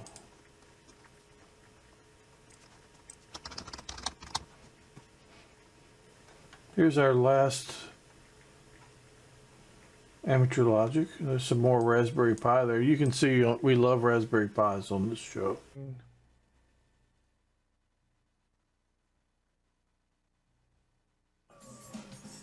That's actually with VNC running also. Hope you found this interesting. I thought it was interesting myself. I knew it was going to be somewhat faster, but I didn't realize it was going to be over 100% faster. So anyway, we'll see you next time. 73. Well, Tommy, that I guess that proved it. Yeah, well, it proved it. I use mine all the time. It's always running over here. This little computer over my shoulder, that's my Pi 4. One of my Pi 4s, the 4 gig one. Yeah. I've still got a number of 3s running around. I've got one at studio at work that's running an application I wrote, I don't know, a couple of years ago now, and the thing just runs and runs and runs. Yeah. You can't hardly beat them. Dedicated tasks, they're great. Yep. And the new ones are a lot faster. So I'll be curious when you get the one you've ordered, how you like it. I'm sure the speed's probably very similar to this, but yeah. I've been kind of eyeballing that one with the keyboard too, but I just haven't done it yet. Yeah. I expect I won't notice a difference there, but I don't know. Maybe. Well, we've got our next guest lined up here and about to join us, but first, let's take a look at this and we'll be right back. Hi, AmateurLogic viewers. John Amadeo, AA6JA here. I'm one of the producers of the Last Man Standing television series. Some of you may know that on the show, Tim Allen's character is a ham with the fictitious call sign KA0XTT. Mike, KA0XTT. Just a little shout out. Anybody having a good time here on Thanksgiving? Anybody hiding in their basement to avoid their relatives? In real life, Tim has his own real call sign. Because of our interest in amateur radio, we've always had radio equipment on the show. A number of crew members are licensed, so of course we hook the radios up to antennas on the roof of the stage. Since we formed our club station, KA6LMS, we've had lots of special guest operators stop by. 73QRZ, Kilo Alpha 6, Lima Mike Sierra. Our club members and special guest operators have made a number of activations from the actual radios on set. Yeah, November, Victor, 9, Lima. Hey, Laura. KC6LU. Hi, is this Valerie? It is. How you doing? Good. I'm looking at your card here on the wall. Of course, in each of our 9 seasons, we've had the latest in Icom gear, thanks to the support of Ray Novak. This season, we have an IC7300 side by side with an IC9700. And if you watch the show, you may see a number of Heil mics in use. Is the promised Neverland. Demons breed humans to be super intelligent because the smarter they are, the more delicious they taste. Over the years, we've had a lot of different Comet antennas on the roof, thanks to Mick Swartnick. Here's our Comet GP6 for 2 meters and 70 centimeters. And here's our Comet GP95 for 2 meters, 70 centimeters, and 1.2 gigahertz. This season, we're using a Radio Waves 40-meter, 20-meter fan dipole, thanks to Emmett Holensee. Last Man Standing Amateur Radio Club members have been fans of the Amateur Logic podcast from the very start. So from Last Man Standing to Amateur Logic, we say Happy New Year and 7-3.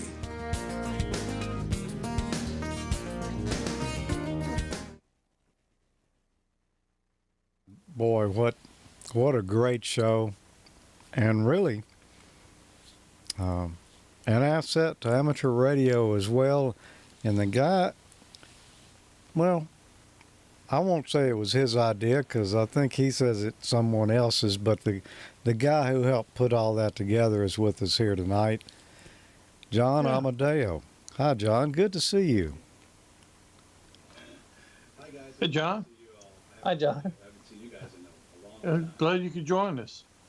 And can't hear him. Drinking a little champagne and relaxing. So, well, I don't know.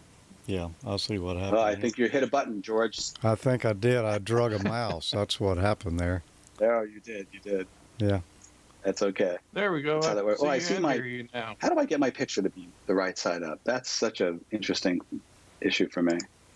We're all so much about Zoom these days that nobody knows how to use Skype anymore. Yeah. Well, no one ever really did. I mean, there's still mysteries in there. Yeah, and the kicker is they put an update out every week and they change it. So once you get it figured out, they'll change it on you. Oh yeah, I turned my computer on yesterday, and it took about an hour to just update things. It's unbelievable. Yeah. Yeah. Yeah. But thanks for playing that video. That's a compilation of a lot of footage that we shot over the years, and it's been just an amazing journey with amateur radio on a national television show. I'm not sure that anybody's ever done that before, but we're just having so much fun, and we've made so many friends and had such great experience with the ham community. And of course, I go way back, and I'm a ham from my young teens, and it was a real pleasure to integrate our hobby into a TV show. And as you suggested, George, not my idea, it was Tim Allen's request originally that we make him and his character a ham radio operator, and we made both his character and him an actual ham radio operator. So we were glad to do it. Yeah. Yeah, that's awesome. That's I think that's the only show that I've seen that actually has any type of ham radio in it. I've seen it in some movies, but I think it's the only like sitcom type show. But anyway, so I saw at the end there the new season. A couple of ham about to radio start. I think mentions on January television, but they're usually pretty inaccurate and pretty negative. So we tried very hard to not follow that path. So. Yeah. So the new season's about to premiere, right? The 3rd of January, right? That's correct. We premiere on this coming Sunday, the 3rd, at 9:30 on Fox, and then move to our regular time slot, which is Thursdays at 9:30, also on Fox. And so far, we've produced 12 episodes, and we're launching into the next batch after the hiatus of the holidays to finish our 21 episodes for season 9. Should be fun. Okay. Yeah, I'm looking forward to it. I actually went through the DVR the other day and made sure that I had it set so I wouldn't miss any. I try to watch it when they air, but it doesn't always work out like that. So at least that way I never will miss one. You guys, I saw, actually I was going to come out there last year. You used to have a lot of hams come and work the station that you have on set. And I'm assuming that's not able to happen this year because of the COVID stuff. Is that right? Yeah, unfortunately, that's true. Every year so far, we've had lots of guest members, people from various ham clubs in Los Angeles, and also some of the podcasts. I know, Tommy, you were out. We chatted on our stage for a while. Certainly members of the Ham Nation podcast and almost every major ham radio podcast and entity has come out to the show. Also, and I have to say, most notably, Rob, AA6RA, who is really the official voice of the Last Man Standing Amateur Radio Club, who's done such a stellar job of putting us on the air on HF. And then also the members of the PAPA system, which is a local Southern California repeater system, have come out to do a D-Star and DMR to give us a exposure to all the digital modes as well. And Joe Eisenberg, who you guys know, who's come out to do FT8 and some other things. Members of the ARRL have come out and done CW. Chip Margelli, who's come up from Anaheim to do CW. So we've been represented, I think, well in all the modes and all the bands. Which was always our goal, to be an all-inclusive kind of an amateur radio place on a primetime network television show, which I don't think has been done before. And, we're just so happy to do it. So, but to your point, yes, this is a different year. We have not been able to go on the air yet. The set is closed. There are very few people on the set, and those who are tested 3 times a week, are in face shields and masks and socially distanced. However, I have been playing with the Icom remote software while I'm here, if you will, on a vacation of sorts for the last few weeks, trying to make that software work on my radio. And when I do, I'm going to set up some remote operation from KA6LMS so that we can continue to contact people around the country and the world that might want our special QSL card. So, if your listeners should stay tuned for that. We'll be announcing that soon, and we'll get on the air, and we will make our last season maybe our best season for contacts to KA6LMS. Wow. Oh, that sounds great. I know I tried to get out last year, and when there was openings, I had a conflict at work, and it just didn't work out. So I was going to actually make a point this year, but that's just kind of how it goes sometimes. But anyway, if you share that with us whenever you come out, or make the announcements in the Facebook group, we'll kind of propagate that out as well, some more too. So I appreciate that. Yeah, we definitely want to be on. We know that we have given out over the years, I guess we've been on the air for 9 years and over a 10-year period, because we did have 1 year of shutdown. And we've given out, 10, maybe 12,000 QSL cards for our contacts. And we would want to make sure that the last batch of people that want to contact our stage from the radios that are if you've seen the show, well, unfortunately it's backwards, but that's the set. And where Tim sits and when he does his vlogs are just feet behind the radios that Ray Novak was nice enough to loan us. They do have to go back to Icom, unfortunately, at the end of the year. And, they're live and they're on the air when people are watching the show. That represents real radios hooked up to real antennas live on the TV show while we're shooting. So we want to make sure everybody that wants to make that contact can get it, and we'll get on the air to make sure that happens for these last few 3 or 4 months that we're going to be shooting. Okay, yeah, that's cool. Those real antennas. I actually got up there and saw the antenna install. When I was out there, it was pretty early in the rebuild of the set, and the inside the building didn't really have anything in it, but you did still have the antennas up, so that was pretty interesting to see. I guess all that still the same? Or you have any? They're too hard to take down and put up every year, so we tend to leave them up over the summer. Mm-hmm. Any upgrades this year? Or is pretty much the same stuff? I don't know that anybody's upgraded this year. We have 1 or 2 new hams. They're techs. It takes a little time to get them to upgrade. But over the seasons, I guess we're really at about 37 hams right now, ranging from everything from tech to extra, which is really fun. And the younger ones always get on. We always put them on HF, which is always fun and terrifying for them. But it's really fun for us to watch. Get a because we have the club. We have the KSXLMS club. We can put them on HF. So you put a brand new technician license on HF under supervision, usually from Rob, and let them work a pileup. And we do get some big pileups.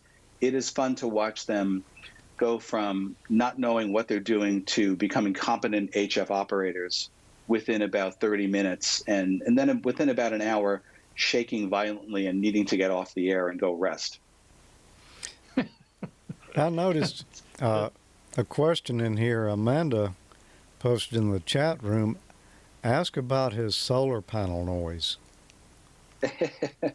Well, I guess that's legendary now. In the first, I guess, 6 seasons of the show, we had just amazing communications with the world from our stage. And we've had various versions of radios and antennas and things like that. But in season 7, the studio rented the roof of the stage to a solar company, and they put in these enormous industrial solar panels, and probably more interfering creation, the inverters, big industrial inverters. And they just wiped us out. And we just, you would not believe the RFI that we have on the stage. So what we normally do is on the, right now we're on we've had a 7610, and right now we have a 7300. We just open the band scope all the way up, and we just hunt for one little tiny space where the RFI isn't. And that's where we tend to operate. But it is challenging, I have to say. And we've had a number of really talented operators. And they look for that one little spot where they can work stations without getting clobbered by RFI. And we've done a pretty good job of it. But, it was better in the first 6 seasons and tougher in the last couple. So it is what it is. You gotta work around it like all hams do. Yep. They must have just put those panels up when I was out there then, recently. Yeah. I was up there a couple of weeks ago. One question I'm sure people want to know is, I'm sorry. I'm sorry. There's a little bit of a delay, so it's talking over sometimes. But I know one question people want to know is, and I'm not sure if you can answer or not, but is there any episodes coming up that actually feature ham radio? I haven't seen any yet. We've done about half the first batch, and we'll do the second half after we get off this hiatus. And of course, we're ducking around COVID and all that, and we'll sort of push for it. But I will say that there is an episode that features a very special guest star, which some of you may have heard of, and that is Tim Taylor from Home Improvement is going to appear on Last Man Standing with Mike Baxter through the magic of CGI, which was a really fun episode. And that is actually coming up in just a couple of days. So we hope everybody watches that one, because that's very special. We will definitely watch that. We used to watch Home Improvement religiously, and that was actually some of the first things my son would do, was make that grunting sound that Tim Taylor used to do on there. So anyway, it's pretty funny stuff. So yeah, I won't try to reproduce that, but that was an amazing episode, because we do love we all love special effects in television. And it was an opportunity for us to have Tim play with Tim, and have Tim meet Mike Baxter, and, all that magical CGI stuff, where he was pretty seamlessly integrated from take to take as the two characters. So it's a joy to watch. Yeah, that's pretty cool. I actually kind of played around with the idea of doing that myself here on some of my segments, but I just haven't really come up with one that works like that yet. That would work for. But yeah, it should be fun. Mike or George, you guys got any questions for John while we got him? I just had one question for John. I don't know whether you can answer or not. Tim Allen, I remember when he got his call. I'm wondering who kind of instigated that. Was it him himself, or was there somebody twisting his arm on the Last Man Standing set? Well, it's a little bit of both, because the very first meeting that I had with Tim, as a producer, we go in with our director and our showrunner, showrunner is basically a head writer, to meet with Tim as the star, to talk about what he wanted his character to be and how he wanted the show to progress. And I was very surprised. It was a shock to me, because Tim said that Mike Baxter, his character, was going to be a bit of a, he's a man's man, a survivalist, and he would have, of course, he runs a sporting goods store, so they have guns there, and camping equipment, and fishing and boating. But Tim said my character would be a bit of a survivalist, and he would have a bunker, and he would have a generator and freeze-dried foods and a radio license. And of course, that, if we're all hams, that would pique your ears. Go, what do you mean by that? Big celebrity star Tim Allen. And he said, a ham radio license. And I, of course, said, sure, I know. I'm a ham. I've been a ham since I was basically a teenager. So we started talking about what that meant. And Tim had already been looking at ham radio equipment and wanting to buy ham radio equipment and getting his ham license. So I said, of course, I can certainly help you with that. I've been a ham for a long time, and I know how to do that. So yes, we helped with that. We introduced him to the real ham radio equipment, not the things that people talk about in the media that tend to not be true, and how one goes about getting their license. And then, of course, I printed out, like I did for most of my crew members, we print the question pool, and we print the question pool without the wrong answers, with just the right answers, so that when you study the question pool, you're learning the right things, not the wrong things. And Tim is a really smart guy, and he learns a 55-page script every week. So if you were to show him the question pool with only the correct answers, and he read through it, the odds are he would memorize that and be able to answer a test pretty quickly. So we helped him along the way, and we got him his license.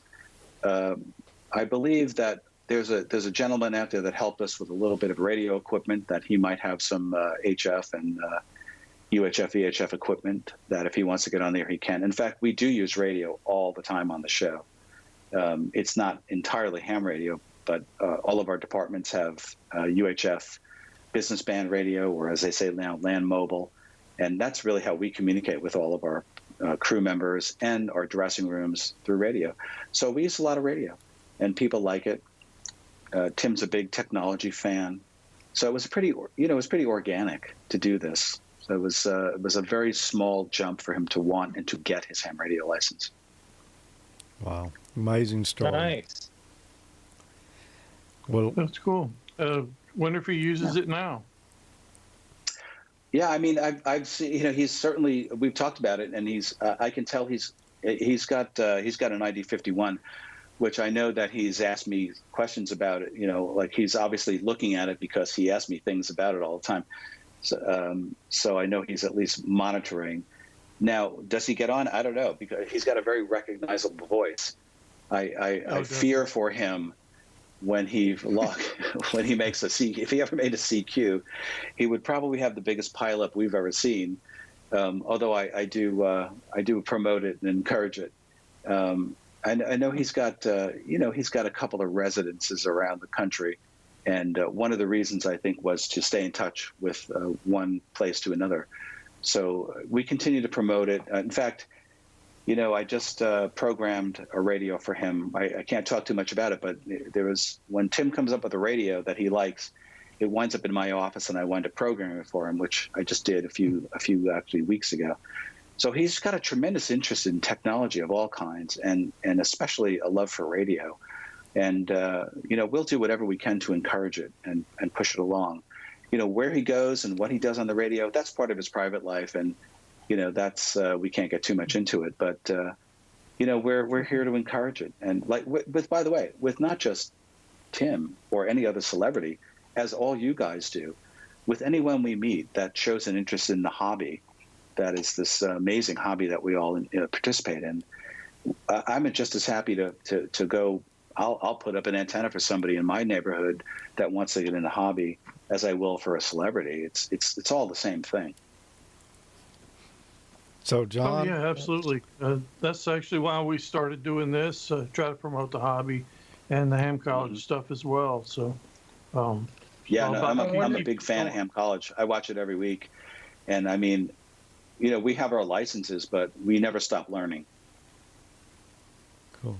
I wonder if Tim Allen would be interested in renting himself out for the Amateur Logic Field Day. Can you imagine the contacts you get then? Yeah. I know it would be. I would love it. I don't know. It's I guess it's a question of time management. It's like between the show and the stand-up comedy and the movies and the voiceover stuff. It's just a lot of work. But I would like to see that too. Yeah, that would be fun. That would be awesome. Well, I John, think we may make enough numbers to put it to send the logs in that time. do you ever have time to get on the air yourself much here lately? I do. Oh yeah, I get on a lot. I mean, it's like I try very hard not to be a famous ham radio operator, but I'm usually on HF more than anything, and probably more, like the way the bands are. I'll get on 20 meters in the morning and the afternoon, and I'll switch over to 40 in the later afternoon to the evening, and I've got and I'll go on to 75 meters at night. And I'll tune around and, see if there's anybody I want to talk to. But mostly the weekends, because I work a lot during the week. But I am on, and I make contacts, and I will monitor monitor a couple of different reflectors and things. But I'm more of an HF guy than a digital guy or anything. But I listen. I'm not going to move the camera around, but I guess I don't know how to do this. What's there? Well, you can't see it because I've got a background going on, but I've got a 7610 in front of me and a 5100 in front of me here. So I've got a fair amount of gear here, and I go on whenever the spare time to do it. I'm on the air. Oh, that's great. Cool. Yeah, I think you checked in on our sound check net at least once. Oh yeah, yes, I try to check in on the sound check. I regularly used to check in on the. I don't know what's going to happen next with the Ham Nation After Show net, but I check in with Steve usually, W7UDI. Mm-hmm. I go on. What else do I check in on the? So the 100 watts on the wire. I go on your sound check. I go on like a lot of things. Just try to stay active and try to be a part of the community. Yeah, that's good. But it's a lot of fun things going on right now. It's a really good time to be a ham too, with technology changing and the digital stuff, and some really cool radios coming out. Really fun time right now. Yeah, well, the technology is just exploding. And as we all know, I believe we're all ready that the sunspot cycle is just about to come back up, and then everything's going to be fun again on the HF bands. Well, we appreciate you joining us tonight, John, and we're looking forward to watching this final season of Last Man Standing, and particularly the episode that you're mentioning here with the special guest Tim Taylor on it. That's going to be a lot of fun. We've got Amanda and Jeff coming up here in just a moment. We're going to be bringing them in so they can celebrate New Year's Eve with us from the mountain zone out there. Terrific. I mean, both those guys have been to my show, and we had such a great time there, and I'm happy to stand by and watch their segment. Thank you, guys. Well, yeah, thanks for joining us, John. Appreciate it. Thanks so much. And Happy New Year. Yeah. Happy New Year, John. Thank you. Well, I'm glad he was able to join us tonight. That was kind of last minute arranged too, so yeah. Glad he could make it. Yeah, it was. John's always a very interesting guy to talk to. I actually met him at Hamvention years ago in front of the Icom booth, and I think we chatted for a good 20 minutes or more. Super nice guy. When we went out to California for vacation, I messaged him and he told me to come by, and he gave us a tour of the studio and made my wife and son and myself feel right at home. It was really a great experience. As a matter of fact, my son, we went to Yosemite, did a lot of stuff, and he said that was his favorite part of the trip, was going to that studio. And it was mine as well. Super nice guy. Well, Did you lose something back there, George? I actually did. I'm getting our next guest set up here. Okay. They ought to be with us in just a moment. It was really cool. That stage that they do that show on was the Seinfeld stage. So they did Seinfeld in that same building for years and years. And I guess Is that right? Wow. they've probably been in that building as long as Seinfeld was, or longer. Magic of television. Well, amazing. Our next guests are here, and look who it is. Hey. There they are. Oh, complete with mask and some kind of blue beverage. Is that Jeff, what I'm seeing? Jeff, in honor of you, I've brought this stein out in your honor. And the interesting thing is, I bet you think that's water in there. It's not. It's lager. Well, there is grape in this. Got on mute. Sorry. Yeah, sorry, we have to unmute. It's coming up here. We've got 8 minutes before it's New Year's here, so I pre-poured. So Happy New Year's, everybody. I know you guys already celebrated once. Mike now twice. Okay, we'll celebrate it again. Okay. We got to adjust our lighting situation here because Jeff has not done that. Okay. A little better. It was so nice to see John on, by the way. How did you manage to get that to work? How to get him on? I asked him this morning about a video and stuff, and then asked him if he had a few minutes to join us, and he said sure. So we kind of just fell into place. And I'm sorry, we have the Amateur Logic net running a little bit loud in the background, so Jeff's going to go search down the radio and turn it down. So apologies if you're getting feedback from that. But it has been fun to listen to everyone. KAJTK, Jeff, big thank you to you for hosting that and having a bunch of people on. We've heard a lot of fun comments. So they said, oh, no, he didn't with some of the slow speed theater. So that was pretty interesting. Yeah. I've been trying to listen over here, but it's kind of hard and being on at the same time. So when we had a video playing, I would turn the handy-talkie on for a minute and listen. That makes sense. But boy, just reminiscing about Last Man Standing, we sure wish we could have done it this year. Like Ray had said, in his interview, it was one of the best times of our life being on the set. And we had a blast with Ray and Cindy, and John and Rob are awesome hosts too. They, like Tommy said, they made us feel right at home. It was amazing. Yep. Yeah. And it was a great experience. I know Jet's no longer on the I hate show, I'm but not going to get to watching go do Jet it this get year. I on there. wanted to work the radios on the set so bad, but they just weren't there when I was there. But you got to go up on top of the building and stuff. I mean, that's pretty cool too to see some of the installs. Oh yeah, it was awesome. I'm not complaining. I just wanted more. I mean, I'm pretty surprised they let a civilian on the top of the building. Like, you know, it's Hollywood, everything's union and stuff. I'm surprised they didn't make you have to be OSHA certified or something. So, pretty good. Yeah. Well, I was kind of surprised too, to be honest with you. But Tommy, weren't you a stunt man at one time in your life? No, but I could have been if I would have slipped. Actually, it was pretty safe. Well, they had ladders going all the way up there and steps and everything. Oops, hit the microphone.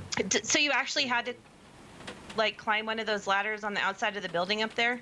There was no easy way up? They had stairs inside. You walked right up, and then there's a scaffolding that goes up right below the little hole that goes up to the roof, and then there's a walkway on the roof. It wasn't nice. It wasn't really bad. So one interesting thing, John mentioned Rob, AA6RA. I hope I'm getting his call sign right. Anyhow, it was pretty cool. The episode that we were last at, Tim Allen did get on the radio, and Rob was up in the what do you call them? Help me out here, Jeff. Sound booth? Yeah, no, it was in the hangars. Like he's on just like the little walkways over the set. Oh, and a he little was up catwalk up there? Yeah, and that's where he was hanging out with some headphones on and stuff. And you could just see him hunched over, just trying to monitor everything to make sure the shot went right. And they took it twice, which was pretty interesting. And Tim Allen's part, I do have to say this. John didn't tell you about this. If you watched it, it was when he asked if his final comment was corn or flour on the tortillas. So that was pretty funny. I remember that. Yeah. It was a fun episode. We still didn't get to shake his hand or anything, but we still had a lot of fun with it. So, well, how's everyone else doing this evening? I think Emil's having the most fun, to be honest. Yeah. It certainly looked like it from this end. He sure did. Boy, we've got the severe weather moving through, and it's kind of loud in here. My office / studio is a metal building, and it's coming down pretty good. I knew right around this time that there'd be the next wave moving. This is the final one though, so I don't think it's going to be severe, but it's loud. So I can hear it a little, but yeah. Well, at least you guys got rain and not snow. I'm not a big fan of snow, even though we need it. I know Mike's got more, but we have snow on the ground and need it, but not a fan. True statement. Anyhow, it's really nice to see Andy on here champagne too. splashing over there, George? Say that again, Mike. You sure it's not the champagne splashing over there? No, not that much. I'm surprised your hair's not wet by now. No, it's coming down pretty hard. I can hear it out the window behind me. Well, I can hear it in the background of somebody's shack. It must be George's because I've heard that on other shows before. So, yeah, that sounds nice. Anyhow, Mike, we had sent you some videos. I don't know if you did anything with those, but we had talked previously in the years past that Jeff goes to all of these crazy, wicked, high-up sites, and the last one we had was, what, 12,800 feet? 12,300 feet? 12.4, I think. 12.4. Okay. Yeah. So I know Mike was going to do something with that. I don't know if that came to prosper, but... I have the videos here, and we're going to play them in just a few minutes, and we'll watch it and let y'all narrate parts of it, and, you know, just about where he's headed. Because I saw those roads, and, yeah, not what I expected. So. It's pretty terrible. They're great sites. I mean, we have these natural towers, but Yeah, they didn't. And some of these places have commercial stuff up there, and that's the condition of the road. Wow. They don't. They don't really maintain them very well, or probably at all. Yeah. Well, we've got a little less than 2 minutes before it's Yeah, a a little Happy New more Year. than a then. minute now, actually. So Jeff, just quickly, are those private roads that you're on, or are they actually state roads, or who owns the property up to the repeater sites? I think a lot of them that we're at it's Forest Service or BLM, so they're Forest Service roads and they're charged with maintaining them, I assume. But again, they don't. But yeah, a lot of those places are Forest Service property or BLM. Very few private. One of the videos that you got was a city part of a city park. Probably one of the worst ones actually, road wise, but not very high compared to the other. Wow. They're one of the sites that we go to, Methodist Mountain. Anyhow, you guys will never know where that is until we point it out on APRS or something for you. But it's a 5-mile trip from the bottom of the mountain to the top of the mountain, but it takes you over an hour to get there because of how rocky and ridiculous the terrain is, and all of the switchbacks are so tight. Is it time? Yep. Happy New Year. Happy New Year. Happy New Year. Happy New Year. Oh, Happy New Year. It's my water bottle. Virtual clink. Grape juice. The last time I had champagne was a year ago. Pretty much the only time we ever have it. Yeah, they if you have like a rock crawler or something with 24 inches of clearance, you could probably make it up there pretty quick. But normal 4-wheel drives, even her truck, I've hit some things. You mentioned you just How about the change in elevation? Like, that's got to be have something to do with the performance of your vehicle too. Going I up haven't 12,000 noticed that. I've plus noticed feet. the performance of me, and especially in the past couple of years. Seriously, I mean, a couple of years ago, I went up to one of those that was 11.7 or whatever, and I was kind of feeling funny. I went up there by myself, and I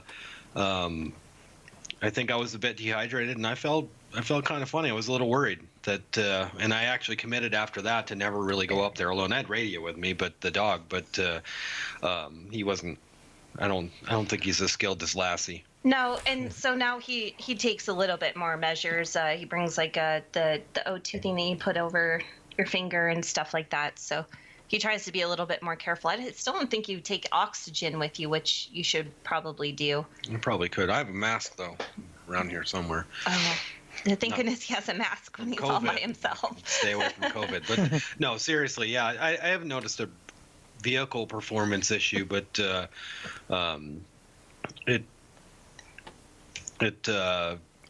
Amanda, the Ham Nation on-air person, she's like, they're right there. Yeah, and like you have to look at the camera. Stop I'm looking at really the screen. bad at it. But anyway, yeah, the effect on your body when you spend that a lot of time at altitude. Not as young as I once was. Well, and it can affect it affects everybody. It's oh yeah, definitely. Yeah. Well, let's roll a little bit of that video here.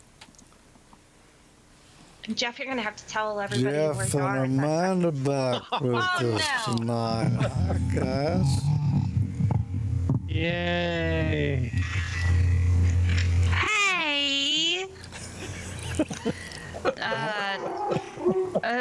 Oh, that woke up my dog. Hello. Happy New Year's to George, Tommy, Emil, and Mike. So nice to see you all again. Happy New Year's. Over. Over.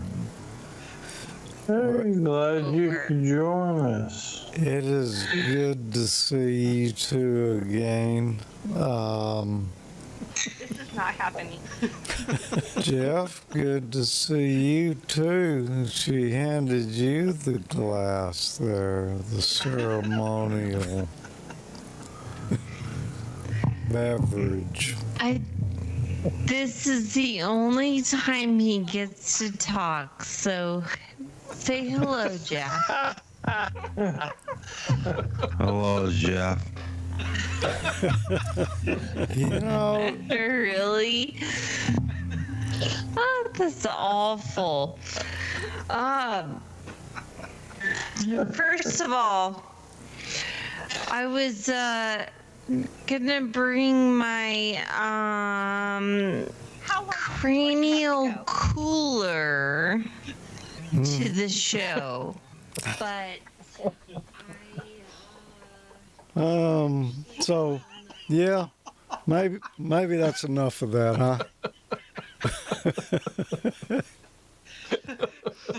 I can't take it anymore. I mean, I'm glad I didn't say much. she sounded like a Southern belle.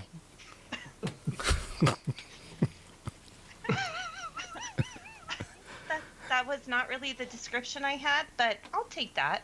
Okay. Southern Belle with a few cocktails. Well, In yeah. Colorado. In Colorado. Yeah. Yeah. Y'all were talking about the oxygen thing there. I went to Durango a number of years back, like the week before Christmas. A lot of snow on the ground. I couldn't hardly catch my breath up there. I swear, trying to just walk around in that city, and I can't imagine if you really got on top of one of those really tall mountains, what that would be like. Not to mention your skin sucks dry. Like, I'm sure when you got to Colorado, the moisture just left your body. So, you Yeah. got that going for you too. Fortunately, the towers aren't very high. They don't need to be. That's true. Yeah. But the one at 12.4 is about 100 feet. And that's quite a climb at that elevation.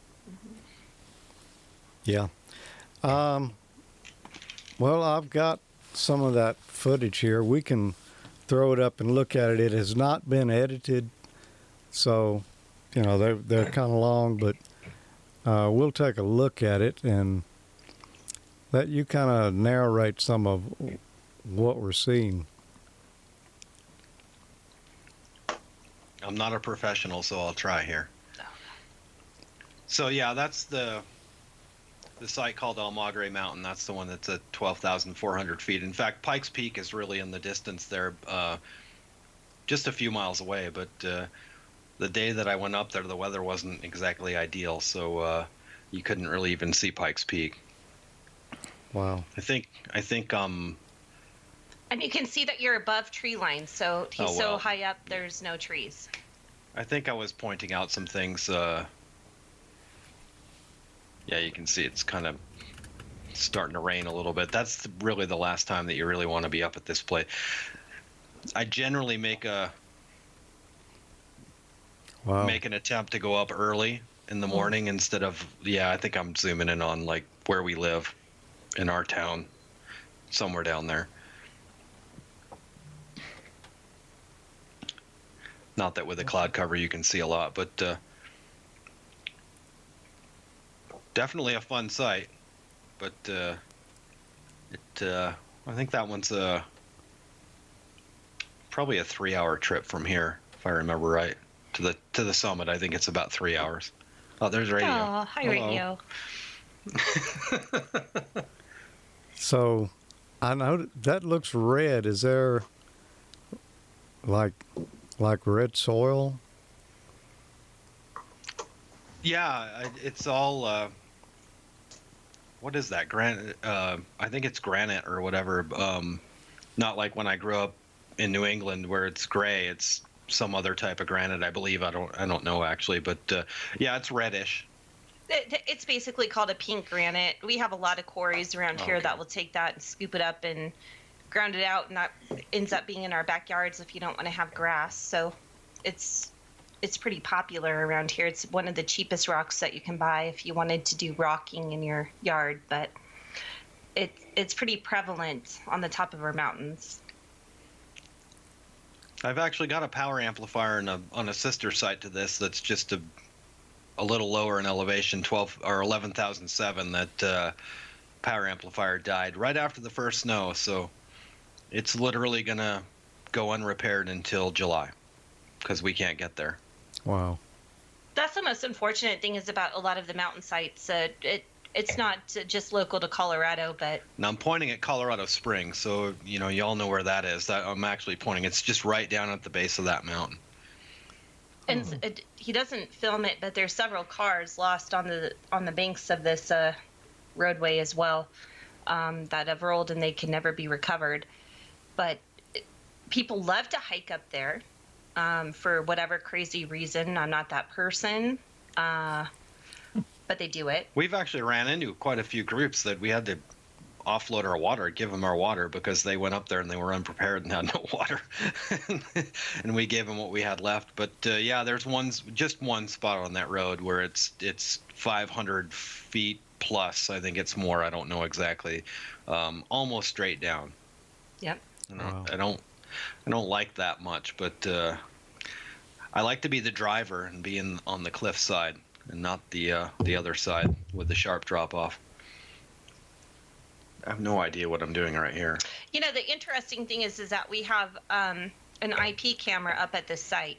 So Fort Carson is very nearby, and they do a lot of helicopter training missions, whatever you want to call them. So they come up here all the time and they just do stop and go. So go up here acting like they're going to land, and their Black Hawks will stop here and then they'll take off again. And we see it on the cameras all the time, which is pretty cool. It's good to know that they can make it up that high and all that good stuff. But yeah, they're practicing high altitude stuff, but yeah, it's got to be interesting to fly into a site at almost 13,000 feet. The unfortunate fact is that we have a friend that is a ham friend that is a pilot, a helicopter pilot, and he has offered to take Jeff up to one of our mountain sites where we're down on Methodist, and Jeff is still considering whether he wants to do that or not. So we do have the means, but it's kind of treacherous. So. I want to take that trip about as much as I want to get COVID, I think. That might be a true statement. He's got a Robinson R66, and the service ceiling's supposed to be 14,000, but I'm still like, There you go. I mean, that's a drop off right there of I don't even know how much. I don't want to know. So I'm going back because I forgot if I locked the door. Pretty sure that's what this is. Do you know how many times Jeff does that on a trip up to a mountain site? Once or twice.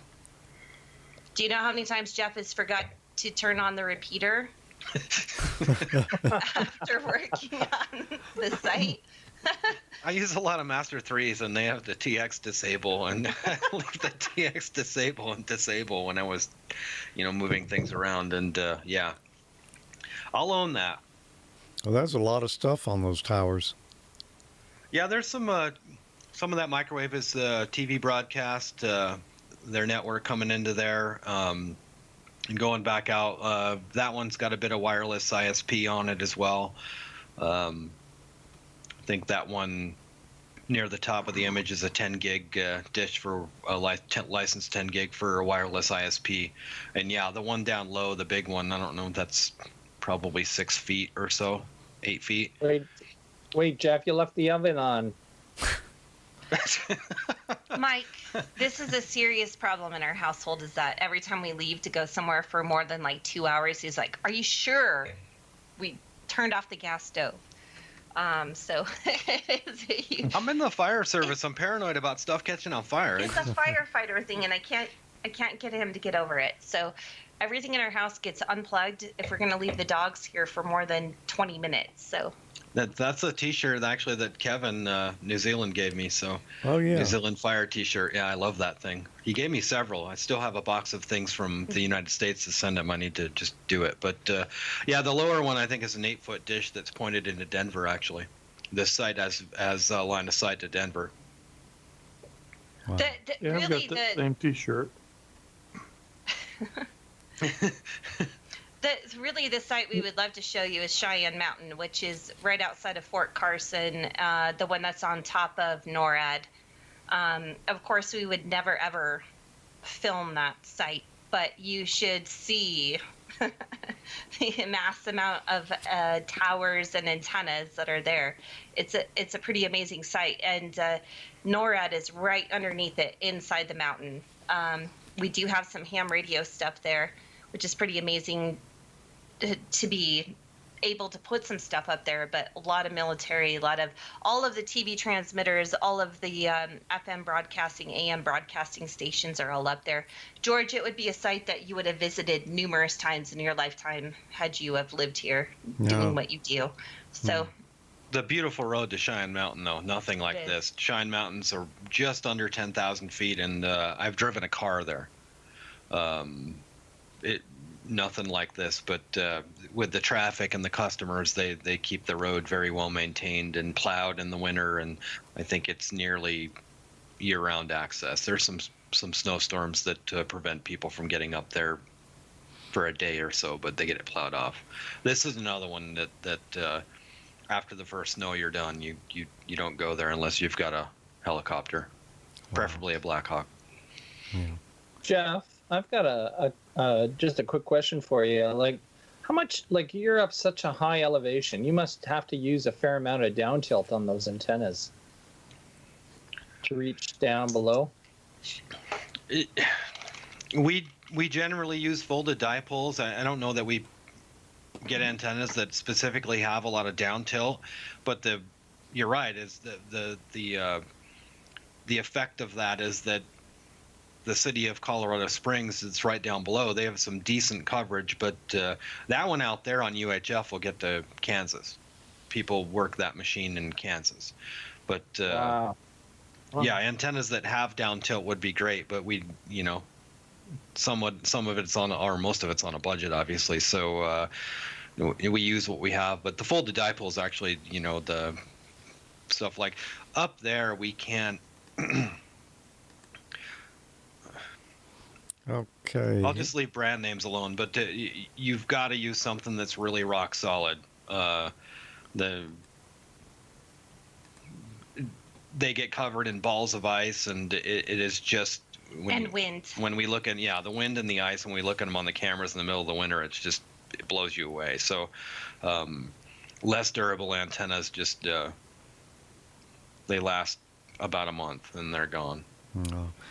Now this is the other video that you sent us, and this looks like a better access road. It's a little better. This one's fun. That one's really close to town. This one's just right outside of, probably 7 miles from us. So if people know about the Royal Gorge Bridge, this one actually sits up and right above the canyon, above the Royal Gorge.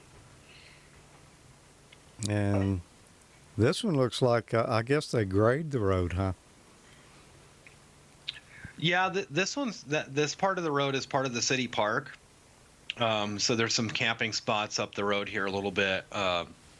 So they do take care of this part of it very well. And as soon as I get through the gate, it's similar in condition to the one that I was just on, except it's much shorter. It's only, I don't even know that it's a mile from where I'm at right now, but it's pretty rough. There's a couple of spots. There's one spot, and I don't know that I actually film it, but where you can just right off the edge of the road, you can look straight down, however many, 1,000 feet or something like that, down to the Arkansas River and the Royal Gorge, and it's almost straight down. Pretty interesting. That one doesn't bother me as much as the others, but the river is way down below, and you can see actually some of the after effects of the fire that we had up there. All those trees were victims of the fire that we had a couple of years before this. Wow. Good old wildfires here in Colorado. So I'm going to skip forward on it here a little bit, and we'll see maybe after you... Slow down, Jeff. Slow down. He goes way faster. I don't think he was in my truck in this, thank goodness. But no, this is my Jeep. The other one was your truck. I didn't hit anything in this, but this site was actually really cool. It's quarried limestone that the building is made out of, and it was actually initially built by the Department of Colorado Department of Corrections or they used their labor to build this site for something back in 19 teens. I don't remember the exact year, 1917 or something like that. I don't know what they had there, and I don't know. Obviously, I don't know that we had any repeaters back then, so I don't know if they had wireline, twisted pair going up there to communicate with a transmitter. But yeah, that's who built it initially. Over 100 years ago, and it was ultimately abandoned for a better site at a much higher elevation. Wow. And so it gets interesting after the gate. Oh yeah, it gets a little more interesting. I have not watched these, so I don't know. Is the site actually on here? It is. It is. Yeah, you can speed through this. Yeah, because I get out and lock the gate back up. I'm kind of a stickler about locking it behind me. Otherwise, you wind up with people with sedans trying to drive up there. How do you always manage to go to sites when it's raining out? I don't know. I'd like to know that.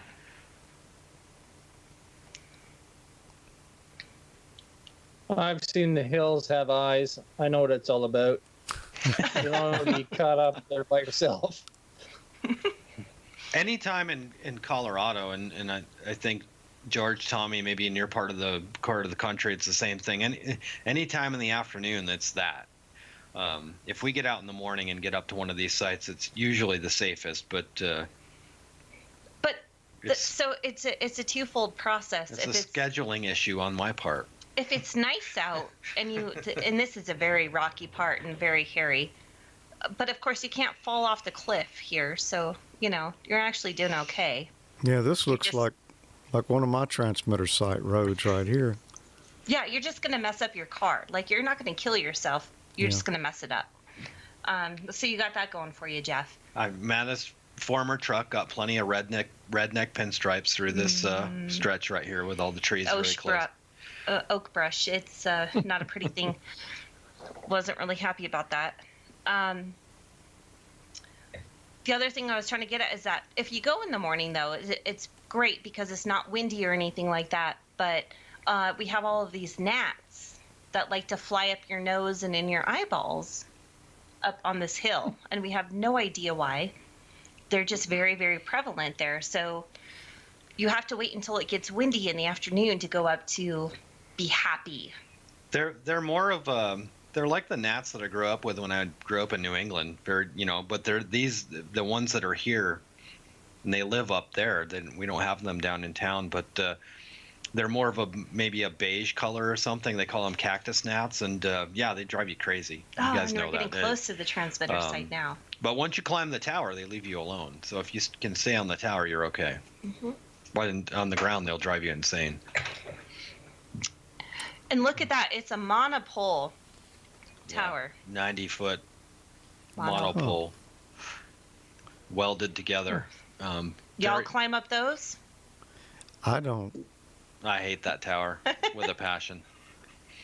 So there's utility power up there, huh? There is. In fact, there's a commercial site just not even a quarter mile of the east on the other peak, but 99. I've never been to the top of the thing, but I think it's about 90 feet, and it's high radio. It's very well guided, but it's got the pegs that are welded onto it, and they're not together. So when you stop somewhere to work, all your weight is on one leg. Doesn't take long to get that one leg tired. Yeah, I've seen towers like that, and well, I don't climb. I hadn't climbed in years, so wouldn't be my favorite. I've never climbed one of those. I don't encourage anyone to do it. Yep. It's pretty terrible. Well, I guess let's talk about what's been going on this year. How's everyone been, and any special projects you got out of the way? Special projects? No. More time on ham radio? Yes. Absolutely. With COVID, Jeff is an essential worker, so he kept on trucking the whole way. Our business did shut down for a few months, and I did stay home, and I got on a lot of HF nets, and it was funny because I watched your show before you hosted the live show, and you were talking about some nets and stuff where people come in and say hello to everyone on the list and give their weather or whatever, and I was just like, it's a way to keep people engaged, and it was really funny this summer to listen to people that hadn't turned on the radio in like, years, and to find out that they're checking into nets, and to find out that they were actually a member of said net, and they didn't even know it, or they didn't remember. That was kind of a really fun aspect of it, was to hear everybody just get on the air. And it really started back in like February or March when France and Italy shut down, and a lot of them got on the air, and that's all they did. They were just looking for people to talk to. So if COVID brought one thing to this, which it ruined a lot, by the way, and a lot in ham radio too. I was helping a high school in Denver make their first International Space Station contact, and it got canceled at the last minute because of COVID, because the students were no longer allowed to go to school. So, and I worked really, really hard on publicity on that and got our senators involved and stuff, and it was just a disaster that they couldn't do it. But if there's something that I heard that was of value, it was all of the new people getting back on the air, which I really, really appreciated. I had a lot of fun with talking to people during my days off when I wasn't in the garden, stuff like that. It just got people on the radio. COVID's it really did. Terrible, but a lot of people, I think, got on the air as a result of COVID. And if there's a silver lining, it's that. I did build 3 of these. Oh yeah, I heard about that. I think Amanda showed that on Ham Nation. Yeah. So this was designed by Jim Dixon. Nice He's job. WB6 NIL. That was the original version of this, and the gentleman that made these went out of business. It's a voter board, so it's an interface between All-Star and a repeater. But these are pretty sweet. I don't.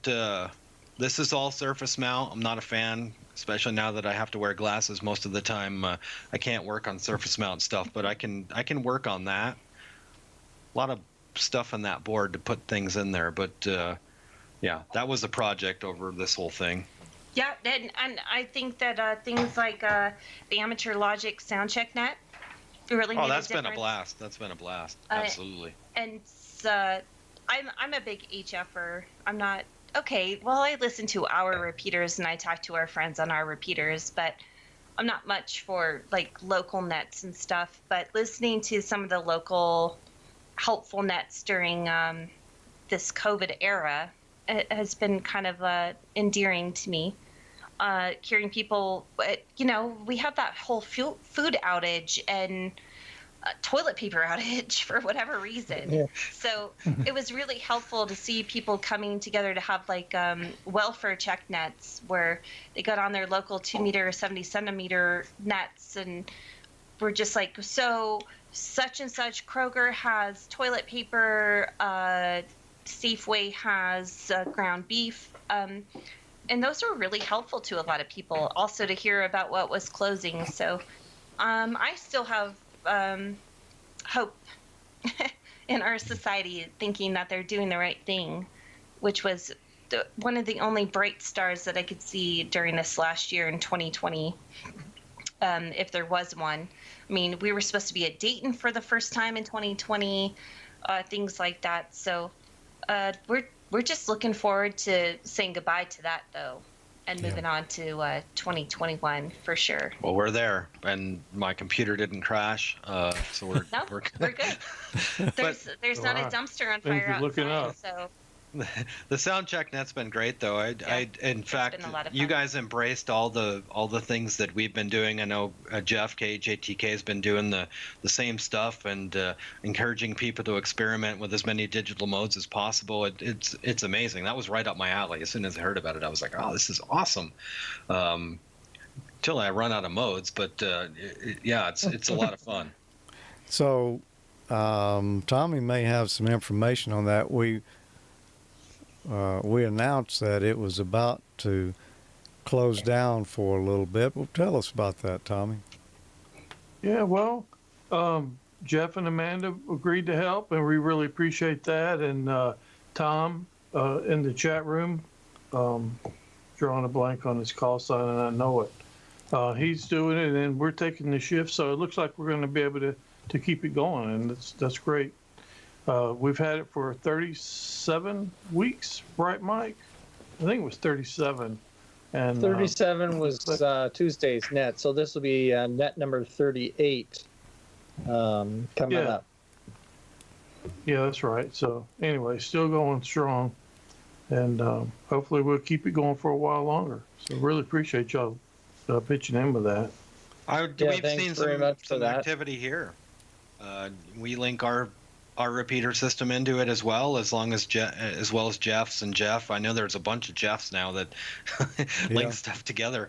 But we've seen some local activity, people that didn't quite know what it was, and they were like, "Oh, cool!" And you heard them trying different modes, and some of them we'd actually never even spoken to, but they were really interested in joining in. And so it's a great thing, and it's a lot of fun, and yeah, some of the crazy topics you guys come up with, like the Griswolds, that was interesting. That was easier to play than the Matrix. Actually, that was Amanda's idea, I think. It was a great one. Was it? Oh, I didn't know that. I don't think. It totally was. And here's the most embarrassing thing is that I thought like a whole lot more people were going to come in with Griswold stories, like Jeff and I, and they didn't actually have that many like fell off the ladder and banged my head against every rung on the ladder. They might have been embarrassed to share the stories that we shared. Like, why do we have so many Griswold stories? Yeah, this is. I'm embarrassed about that. I've lit Jeff up with 100 watts on an antenna. He's totally fallen off of a ladder before.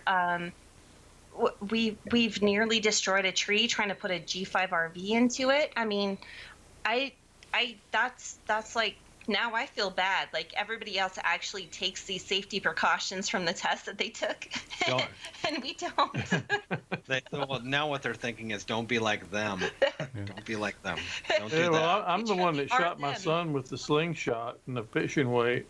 Well, I did bring my squirrel and the Christmas tree story. That was that was awesome, true story. Yeah. Yeah. I laughed so hard when you were telling that story. I think I actually cried. But we've had so many dumb stories. I mean, even coming to digging our tower hole, like going really hard down with a shovel, and I hit Jeff's foot, and he like jumps out in pain. I mean, we have done this so many times. Like, we didn't have enough time to tell all of our stories about how dumb we've been. There was a time when Jeff was cutting down trees to put up a new tower, and it went right through our window. That's a Griswold. That really happened. It did happen. And there was cuss words flying, and in fact, his ham friend like packed up his chainsaw and was like, "Amanda's really mad, so bye." Hide the chainsaw from Amanda. He left. He's not even lying. Yeah. But we shouldn't share too many of those. They make us look irresponsible. It happens to us all the time. And now I feel really bad. Like, this doesn't happen to other people. Like, they don't have these stories to share. It does. They're just not sharing them. Exactly.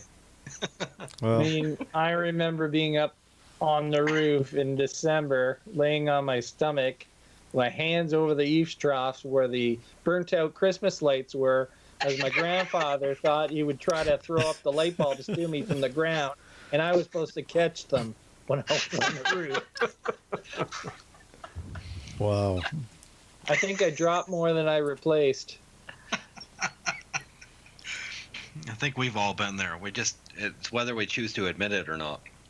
So they were just all lying to us. All right, fine. They had some good stories. A lot of them had really good stories. I think George's was the best. Some of them held back a little bit. I could tell there was something there. They were just like, nothing really. Yeah. It's hard to beat. Want to share. hard to beat real life. I mean, I can still picture it in my mind, that little black footprint on the white wall where the squirrel just bounced off of it. Do you A not guy have I animals? work Do you not with have any dogs? started a fire in his wood stove, and he heard this noise. He didn't know what it was, so he opened the door to the wood stove, and out came this poor squirrel, and he was on fire running around the house. Oh no! I do have. It didn't end well for the squirrel.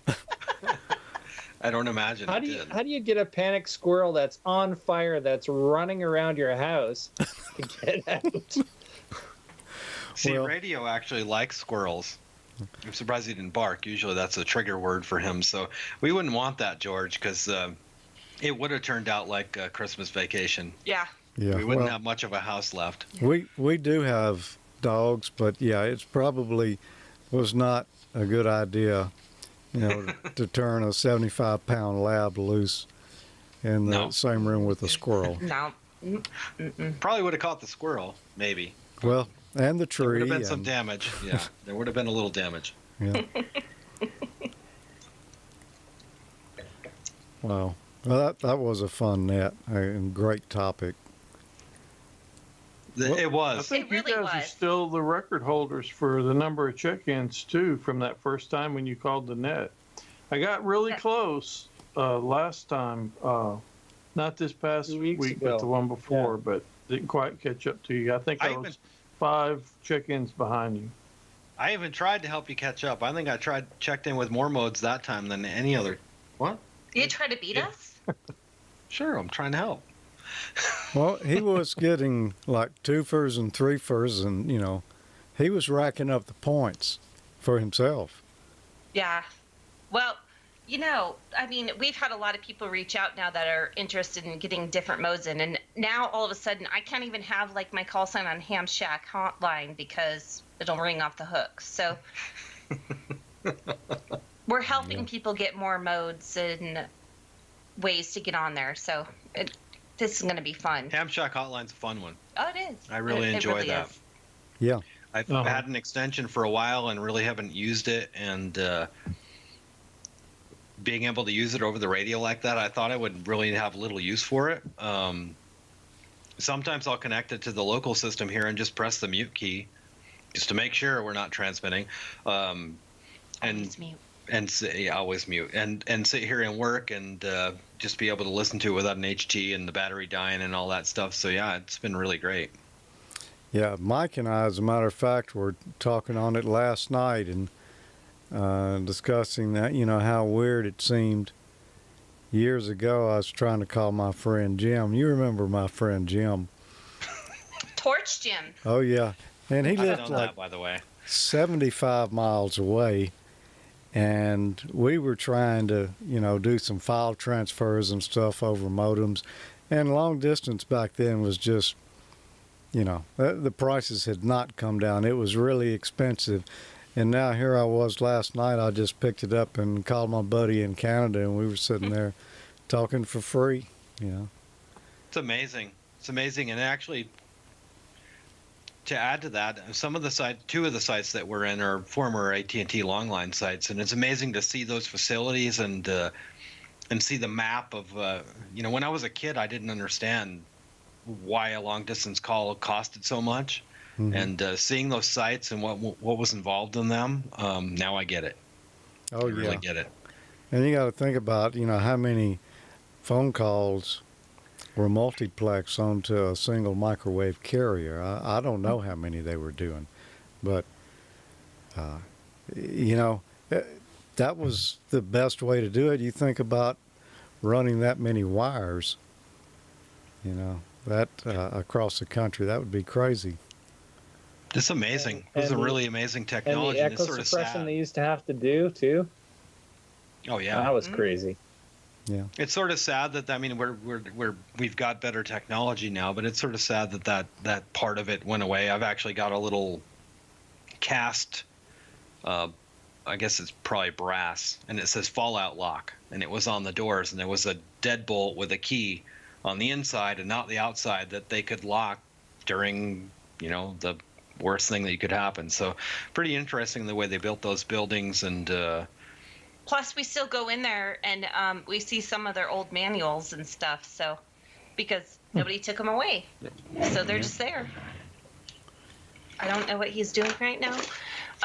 So that's kind of a cool thing, is that you still see some of their original racks and those sites and stuff, even though we're allowed to put our equipment in there. I actually had I don't know what I did with it. Plus the copper keepers. Oh, there it is. Really? That's what you're looking for? You're welcome. Wow. It's not going to focus. It's a 3.5-inch floppy disk from one of the sites. Wow. Oh, cool. I don't know what's on it, but yeah. You would never be able to read that because of how dry it is here. It's probably zapped, but anyway, they were a really interesting part of our history, I think, with telecom. I find it very fascinating. Absolutely. Well, these older sites. I hardly ever use my AT&T calling card anymore.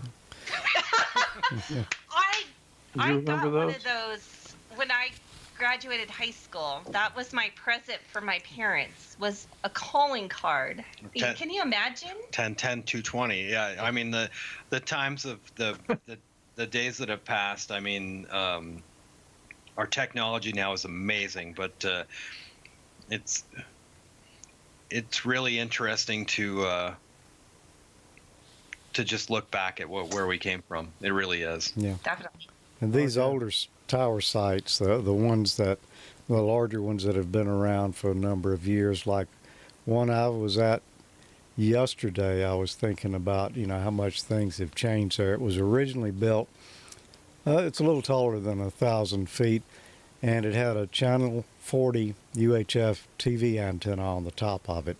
Now that site has moved. The TV station is no longer there, but it's the old abandoned building, and they left the UHF transmitter in there, and the building is, doors are not locked on it, and the roof's gone bad, and just sitting there decaying. And there are several other buildings on that property. There's another one that they built out of shipping containers, and it's got several shipping containers stacked around, and then others on top of those. And all that housed two-way gear and pagers. Nice. Oh, yeah. Yeah, and there was a lot of that. There's still some there, but not like it was. And one of the containers had a service. I don't know how long it was even here. I never thought it was that good an idea. But it must have had 20 or 30 racks in there that had just been abandoned. It was a music video service where they would play music videos over the air, and you could call a telephone number and give them your credit card, and they would play the video you wanted to watch. What? Yeah. So we never had anything like that. Yeah. So Wow. it didn't really pan out, so all that gear was abandoned. And there's another building there that was True Vision, and they left they took the gear, but they left the furniture and the racks. It looks like a television station, a control room. And it kind of was because they were a competitor to cable, and they were trying to do it over the air with RF, and people would stick those 900 megahertz dishes. They would come put one on your roof on a push-up pole, or we saw a lot of them stuck out the top of pine trees around here. They were like just a 2-foot grid. Yep. Okay, gotcha. I still see them around here. I'm a geek because I drive by and I'm like, oh yeah. Well, that's the truth. Nope. He had that conversation with Jerry. Are you a geek or a nerd? No, you're definitely a nerd. You're a nerd. One of my Elmer says geek, so I don't know which one to be now. Yeah. Just answer to either. You'll be okay. There you go. We'll go. The guy that taught me networking and routing said we're geeks. Yeah. And I was like, all the time I was in school, that was not a cool thing to admit. You didn't admit that. But now it's okay. So that's fine. Yeah. And it's those sites are amazing. What they did with them, and now we fight the copper thieves. Yes. In fact, at the beginning of your guys' show, I missed a chunk of it because I was looking at video of one of our sites where on December 26th at about 7 o'clock in the evening, there were people that walked in with flashlights and trying to get in the doors. So it is what it is. Oh yeah, we've had them tear up T1 phone lines here. Now, just how much copper do you think you're going to get out of something like that? That's the big question. Is really? Yeah. It's unfortunate, it really is, and the same site, they actually tore apart the L carrier, which I don't fully understand what L carrier is, but coax that was buried and went over miles, and she's pointing. Just do it on the camera, Jeff. Look at the camera. I'm not on every week. Anyway, I didn't fully understand what it was, but it was coax that was buried, and they ran however much power to power the gear on the other end and stuff, and they tore that up, and I think it was a lot of lead, so they were disappointed when they destroyed it, but apparently it was still connected end to end, and the other end terminated at Cheyenne Mountain. It was kind of sad to see that destroyed, but it's disappointing, but it is what it is. So those were the tweakers that you were talking about in your show earlier. That they were actually tweakers. Confirmed. Yeah. Confirmed. We have some video of that. But they caught them. They did catch them. They didn't really do a lot of time, but they caught them. Yeah. Wow. We even had a tower up our way that had some, I don't know what gauge it was. It was probably 00 copper wire coming off each tower leg. And they stole 3 times 18 inches of copper from the tower legs. It was on a concrete pier where it went to the ground radial, or to the ground rod. They stole 18 inches of copper on each leg. So I wonder how much that was worth. Nothing. It's worth nothing. They steal air conditioner tubing and coils around here too. Pretty big deal. Yeah. Really? Yeah. Yeah. Oh gosh. Yeah, copper seems to be pretty valuable, even though it's really not. Even when it's $4 or $5 a pound, to me it doesn't seem worth the time. If it were gold, I wouldn't steal stuff, but I could see gold being worth it. But the jail time and everything else for stealing. But it is what it is, and they do it. And it's funny how the one site that we have, the one that we've had all the problems with, there's a county site right adjacent to it, and then I think it's power company's microwave backhaul is right next to that, and they never go near those. It's like they kind of know. And, well, this is an old looks dilapidated, but razor wire is next.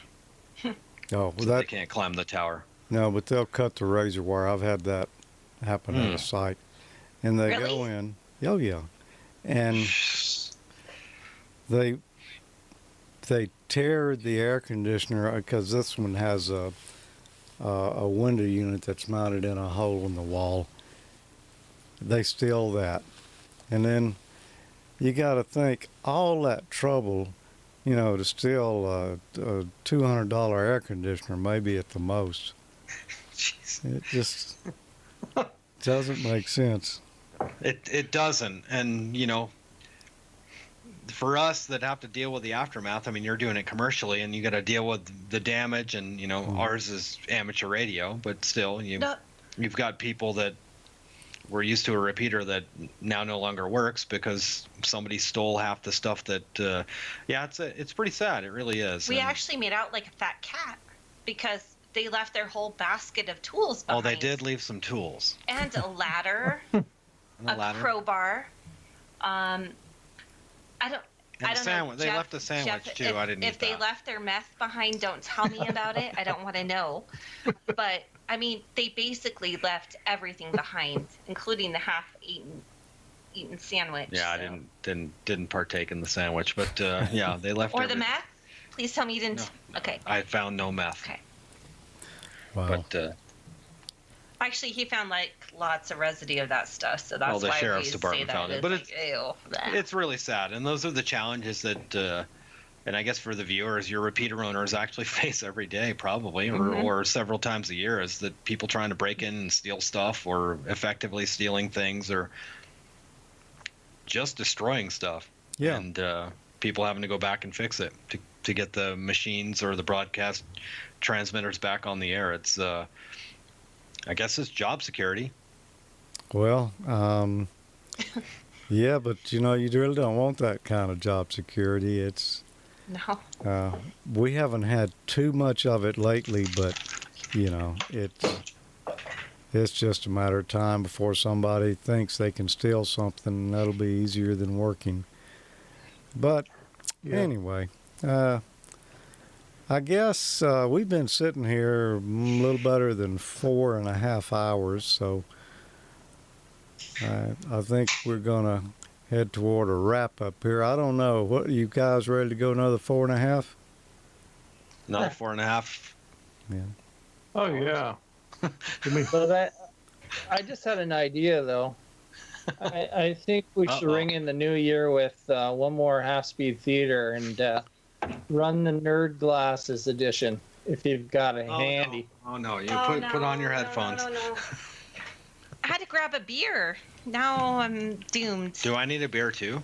No, you might need We it. can share. It's not that long. It'll be fairly. This one comes at Emil's expense, by the way. Oh, okay. Yeah. Oh. Oh well, that's okay then. Damn you, Emil. Let me see if I. Oh yeah, here it is. Actually, and this was on Andy's watch. Y'all weren't on here during this one, but we can show it anyway, because it's. I can't explain it. You'll just have to watch it.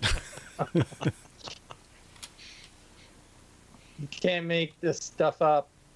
Emil, you're gonna hurt yourself there. Don't put your eye out. This is like nerd glasses. This is nerd 2020 glasses. It's got tape in the middle. Yeah, you ought to see it from our end.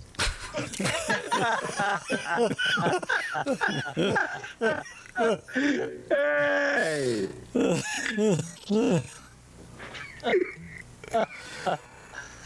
I like it. See? That's why we have Andy come back time and again. He's good with the one-liners there. So, yeah, there's that. But Mike, as difficult as it is to watch ourselves, it's so funny to watch everybody else. Oh yeah. Viewer's Absolutely. choice.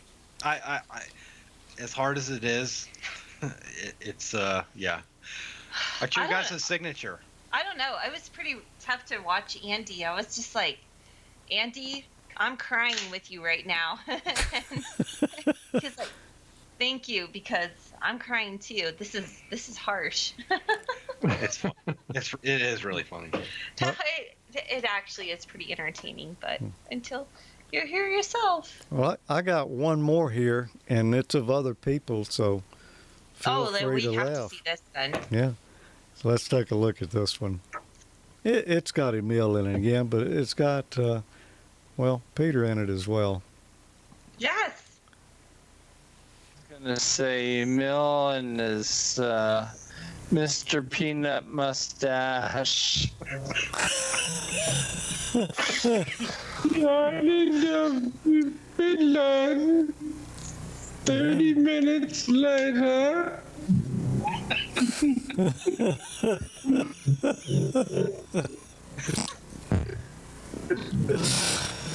What's authentic accent, isn't it? Just keep going, Emil. You're giving me lots of material to work with.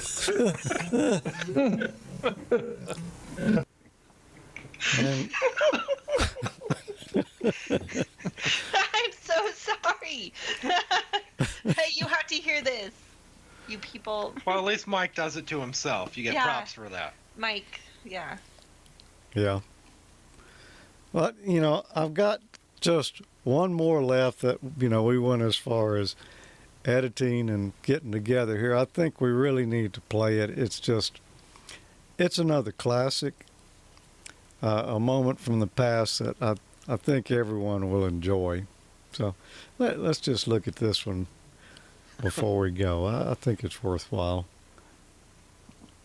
And I just gave the headphones to my mom, and I was like, Mom, you should come listen to this. And she was like, 13-year-old that drank from her. I don't even know who you are. I disown you. Yeah. You're not my daughter. I was wondering what part of that you guys were gonna play. And I kind of forgot about that part. I wish I could forget about that part. I wish I could too. Oh, I don't even know what you were talking I about. don't know either. I'm gonna have to go best- watch last year's show. The best was 2 part years is ago, wasn't how it? you push that mic boom back towards Amanda.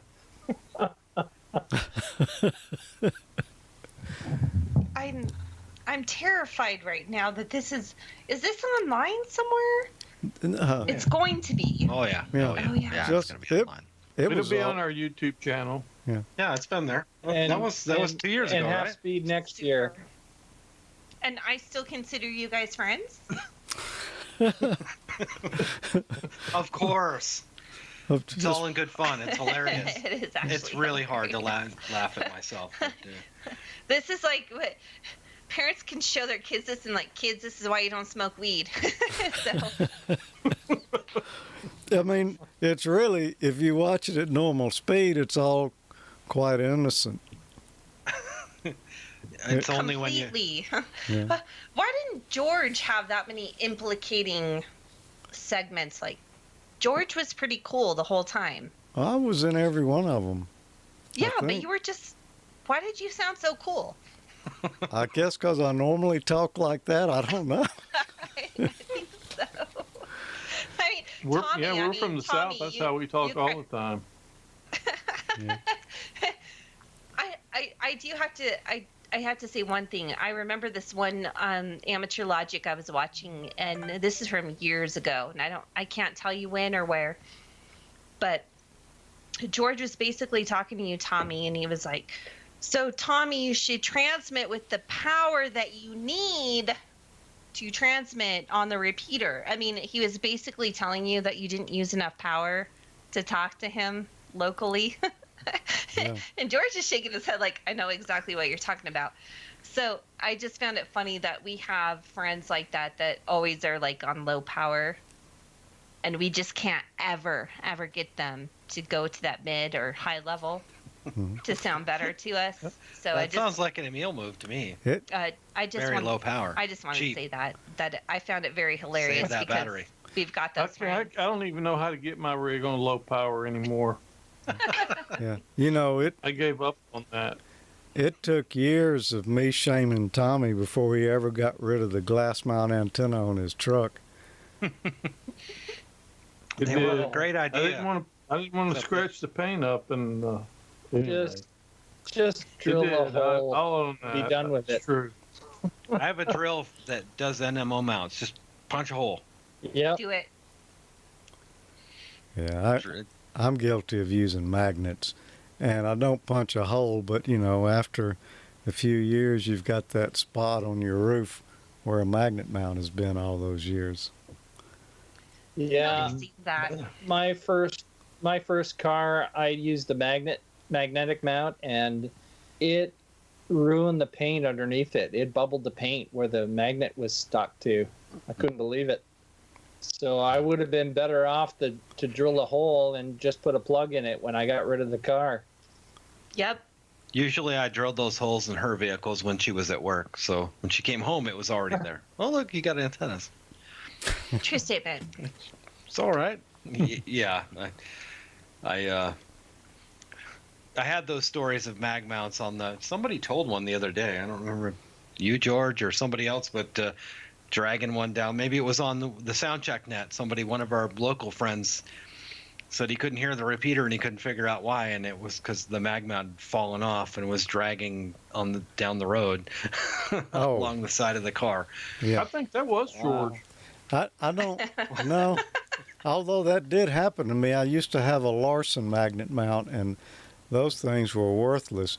But no, when the last experience I had like that is I was going to a transmitter site, and I had a magnet mount on top of the pickup, and I hit a limb, and it fell over in the back in the bed, and I forgot about it, and I was going down to the road, later, talking to some of my friends on the repeater and just wondering why it was so noisy, and I was having trouble getting in. Oh man, I need to go fix that repeater. I have been there. I went through a car wash and got up in the bed of the truck and removed the antenna and stuff, threw it in the back seat, went through the automatic car wash, drive it home, and I'm like talking to my normal friends like usual, and they're like, why do you sound terrible? This story is more damning. And I'm like, I don't know. I'm because like, she doing didn't know the same thing. antenna fell off. She actually I consciously took it off and didn't put it back on. I did, and I did not put it back on, and I'm backing into the driveway, and Jeff's on his handheld, and he's like, I got the answer, you guys. I know what the problem is. And he's just like looking at me with these like evil eyes. Like, if I could choke you right now, I would. And Hey, it's 2021 in California now. Happy New Year. All right. Happy New Year's, California, Oregon, Washington. Happy New Year. West Coast. To my sister, who's in Santa Barbara. Happy New Year's, Twyla. Love you. Who's not a ham. Maybe someday. One of our friends actually told us when you take the antennas off, put them on your dash. Yeah. So you do not forget that they're there. But whatever. Funny stuff. Chuck it in the back. Yeah, I did that in the airport. I took mine off. Someone stole my antenna. I've got a mount on the back of my truck now with the angle mount, and you can just unscrew it, and somebody unscrewed it and stole it. So I put my spare one on. My truck stays in the airport almost every week, so I got to where I'd take it off, and I forgot to put it back on, so now I put it on the front seat where I sit. So I'll either sit on it and ride home with it like that, or put it back on. And to qualify, I never put my antenna in the front seat because that's where my dog always rode, so I would never do that. But lesson learned, I will never do that again until I put the antenna back on and I did not screw it on right. the NMO mounts are kind of tricky. Can you just say that we are seriously the Griswolds? Yeah, you don't want to cross thread them because they're generally just brass, I think. She did. I did. Very well. Once again, driving home from work, and I'm K1DDN mobile, and somebody's like, "Hi, Amanda. I usually hear you really well, but you don't sound so good today. How's it going?" And once again, I was like, "I don't know, Jeff. Everyone is saying that I sound like crap on the repeater." And he's like, climbs up in the bed of the truck, and our ham friend is there at the same time, and he's like, I kind of know what's going on, and embarrassing. Yep. Did that. It actually should have been working because it seemed like it was threaded on well, just not completely correct. But it wasn't. Yeah. It took me a little while in a vise with a thing to not destroy that, to get that NMO nut outside of the or detached from the antenna without destroying either one of them. But I think we should just have a show about all of our mess ups in ham radio, because I think people would really enjoy that. Yeah. Sounds like an interesting topic, and we can do those shows. and then we can come back and play them at half speed. Only if it's when the I was going to choke you phase. That would work. That would be interesting. Mike, capture that. Save it for later. Oh, look at him. He's working. It's like, yeah, oh, yeah. Maybe we should do the half-speed sound check net. Yeah. So that would be perfect to like put all of our check-ins in at half speed. But then Let's start with Nigel. What's oh crap? I forgot his call sign, but KG0PL. KG0BL. And Nigel and Lord Julia. I mean, that would be really funny. and just think how long that net would last. It's already a pretty long net. Yeah. I think it's about 3 Tom, hours, isn't it, usually? Should we mention the AI check-ins for the net that we were messing around with? Oh, That was kind of a Nils thing, but have you ever used those text-to-speech? It'd be like, what's built into Windows. They do text-to-speech conversion or Dragon Naturally Speaking. So Emil was feeding it all this information and turning it into canned check-ins for the sound check net. And it sounded pretty funny.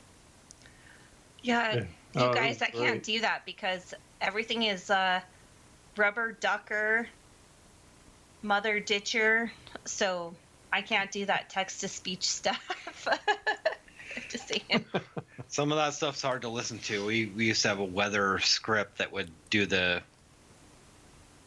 Capstrol text-to-speech, and it sounded kind of funny, but it might be funny. The one Emil's got, he's been using, it's very clear. It actually Really? almost sounds Oh. like a person.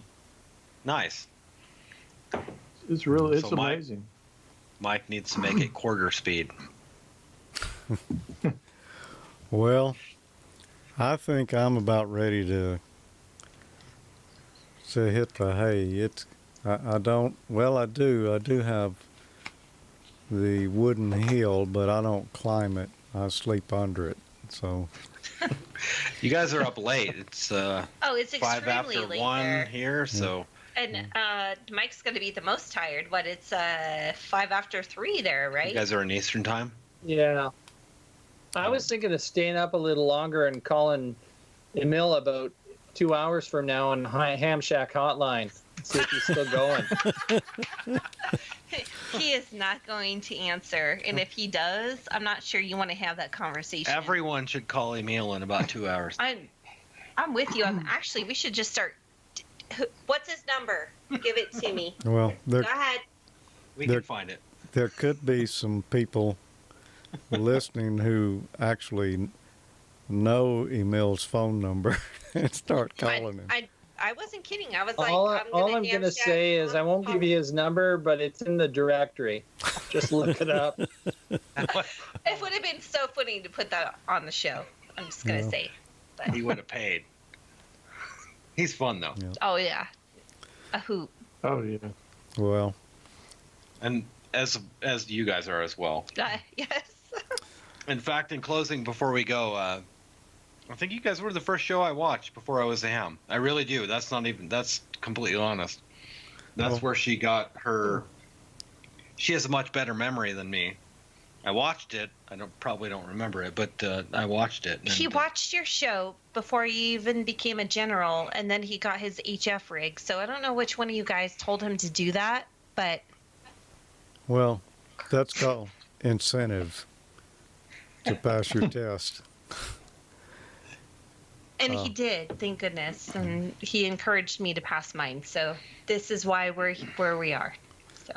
Okay. And for the people that are watching that aren't hams, goofiest hobby, but I think we've met some of the best people we could ever meet. Absolutely. The other thing I'd like to say about that is that if you get a flat tire in any town, you're already going to know somebody if you've been working HF. So you've got like a connection there. You know, call them. So. Oh yeah, absolutely. Got a And these friend. guys can fall asleep, so. Yeah. Yeah. A friend just about anywhere you go. Yep. So, I think anywhere you go. That's true. Yeah, absolutely. well, I'm glad y'all could join us tonight. It's always a lot of fun, and you're both real good sports with the half-speed theater there, and you have to be really, you know, because you'd never come back if you weren't. True statement. We laughed at everybody else on Half-Speed Theater, so we may as well laugh at ourselves. Everybody else did. Yeah, I kind of wish you lived a little closer because Jeff, you and I could get into a lot of trouble together. It'd be fun. I bet we could. I bet we could. I used to live on that side of the continent, but that was many years ago. Well, Thank you guys so much. If you need to drop us to do the wrapping up of your show, we completely understand. So do whatever you need to do. we'll just And Happy New Year, everyone. all wrap it up Happy New together. Year to y'all, and thanks again for joining us, and appreciate you helping out with the sound check and that too. We love Yeah, it. thanks. We love it. Thanks a lot. Yeah. Love everything It's you guys always do. great. So support it however. Yeah. Really do. And hope to see y'all again soon. You know. Well, I guess that's going to do it for the show tonight. There are still people watching, so obviously they didn't have anything else to do anyway. Like Glenn. Glenn is. Oh, he's still watching. He's still there. Oh yeah. He's Glenn's typing in still Emil's there. Sam check hotline number now. Yeah. I see them talking. I'm watching the dashboard. Arnie's still there. Oh, To May. I don't Tammy? even. Yeah. May's still there too. Wow. Yeah, he's still there. There's quite a few people still there. Yeah. Wow. all What right. Night troopers. Wow. John's still on. Well, Happy New Year, everyone. Thanks for joining us tonight. And, well, I don't know. Let's sit. Well, Ham College is what? That's next Friday, Tommy. I don't know the date. Yeah, I think it's the 8th, if I remember right. That sounds right. Yeah, Because the 8th. it would have been. What do you say we do this again tomorrow night? I don't know about that. Not for 5 hours. Yeah. All right. Well, 7-3, everyone, and Happy New Year. Yeah, 7-3 and Happy New Year. Happy New Year. Okay. Again, thanks y'all, and a good show tonight. We had a lot of other Wow, I stuff. feel like a teenager again, staying up this late. Yeah, it's like a teenager, only a lot older. Yeah. We're going to go watch a movie. What are you talking about? Oh wow. oh we're gonna stay up till Yeah, when I was a teenager, I could just stay up this late and get up the next morning and be fine. But I'll be dragging tomorrow. We love you guys. That's Thank you okay. so much for having us on. Love you guys. All right. Awesome. Love y'all Thank you. too. Appreciate you having us. Thanks, you too. Been fun. Good Bye-bye. night, everybody.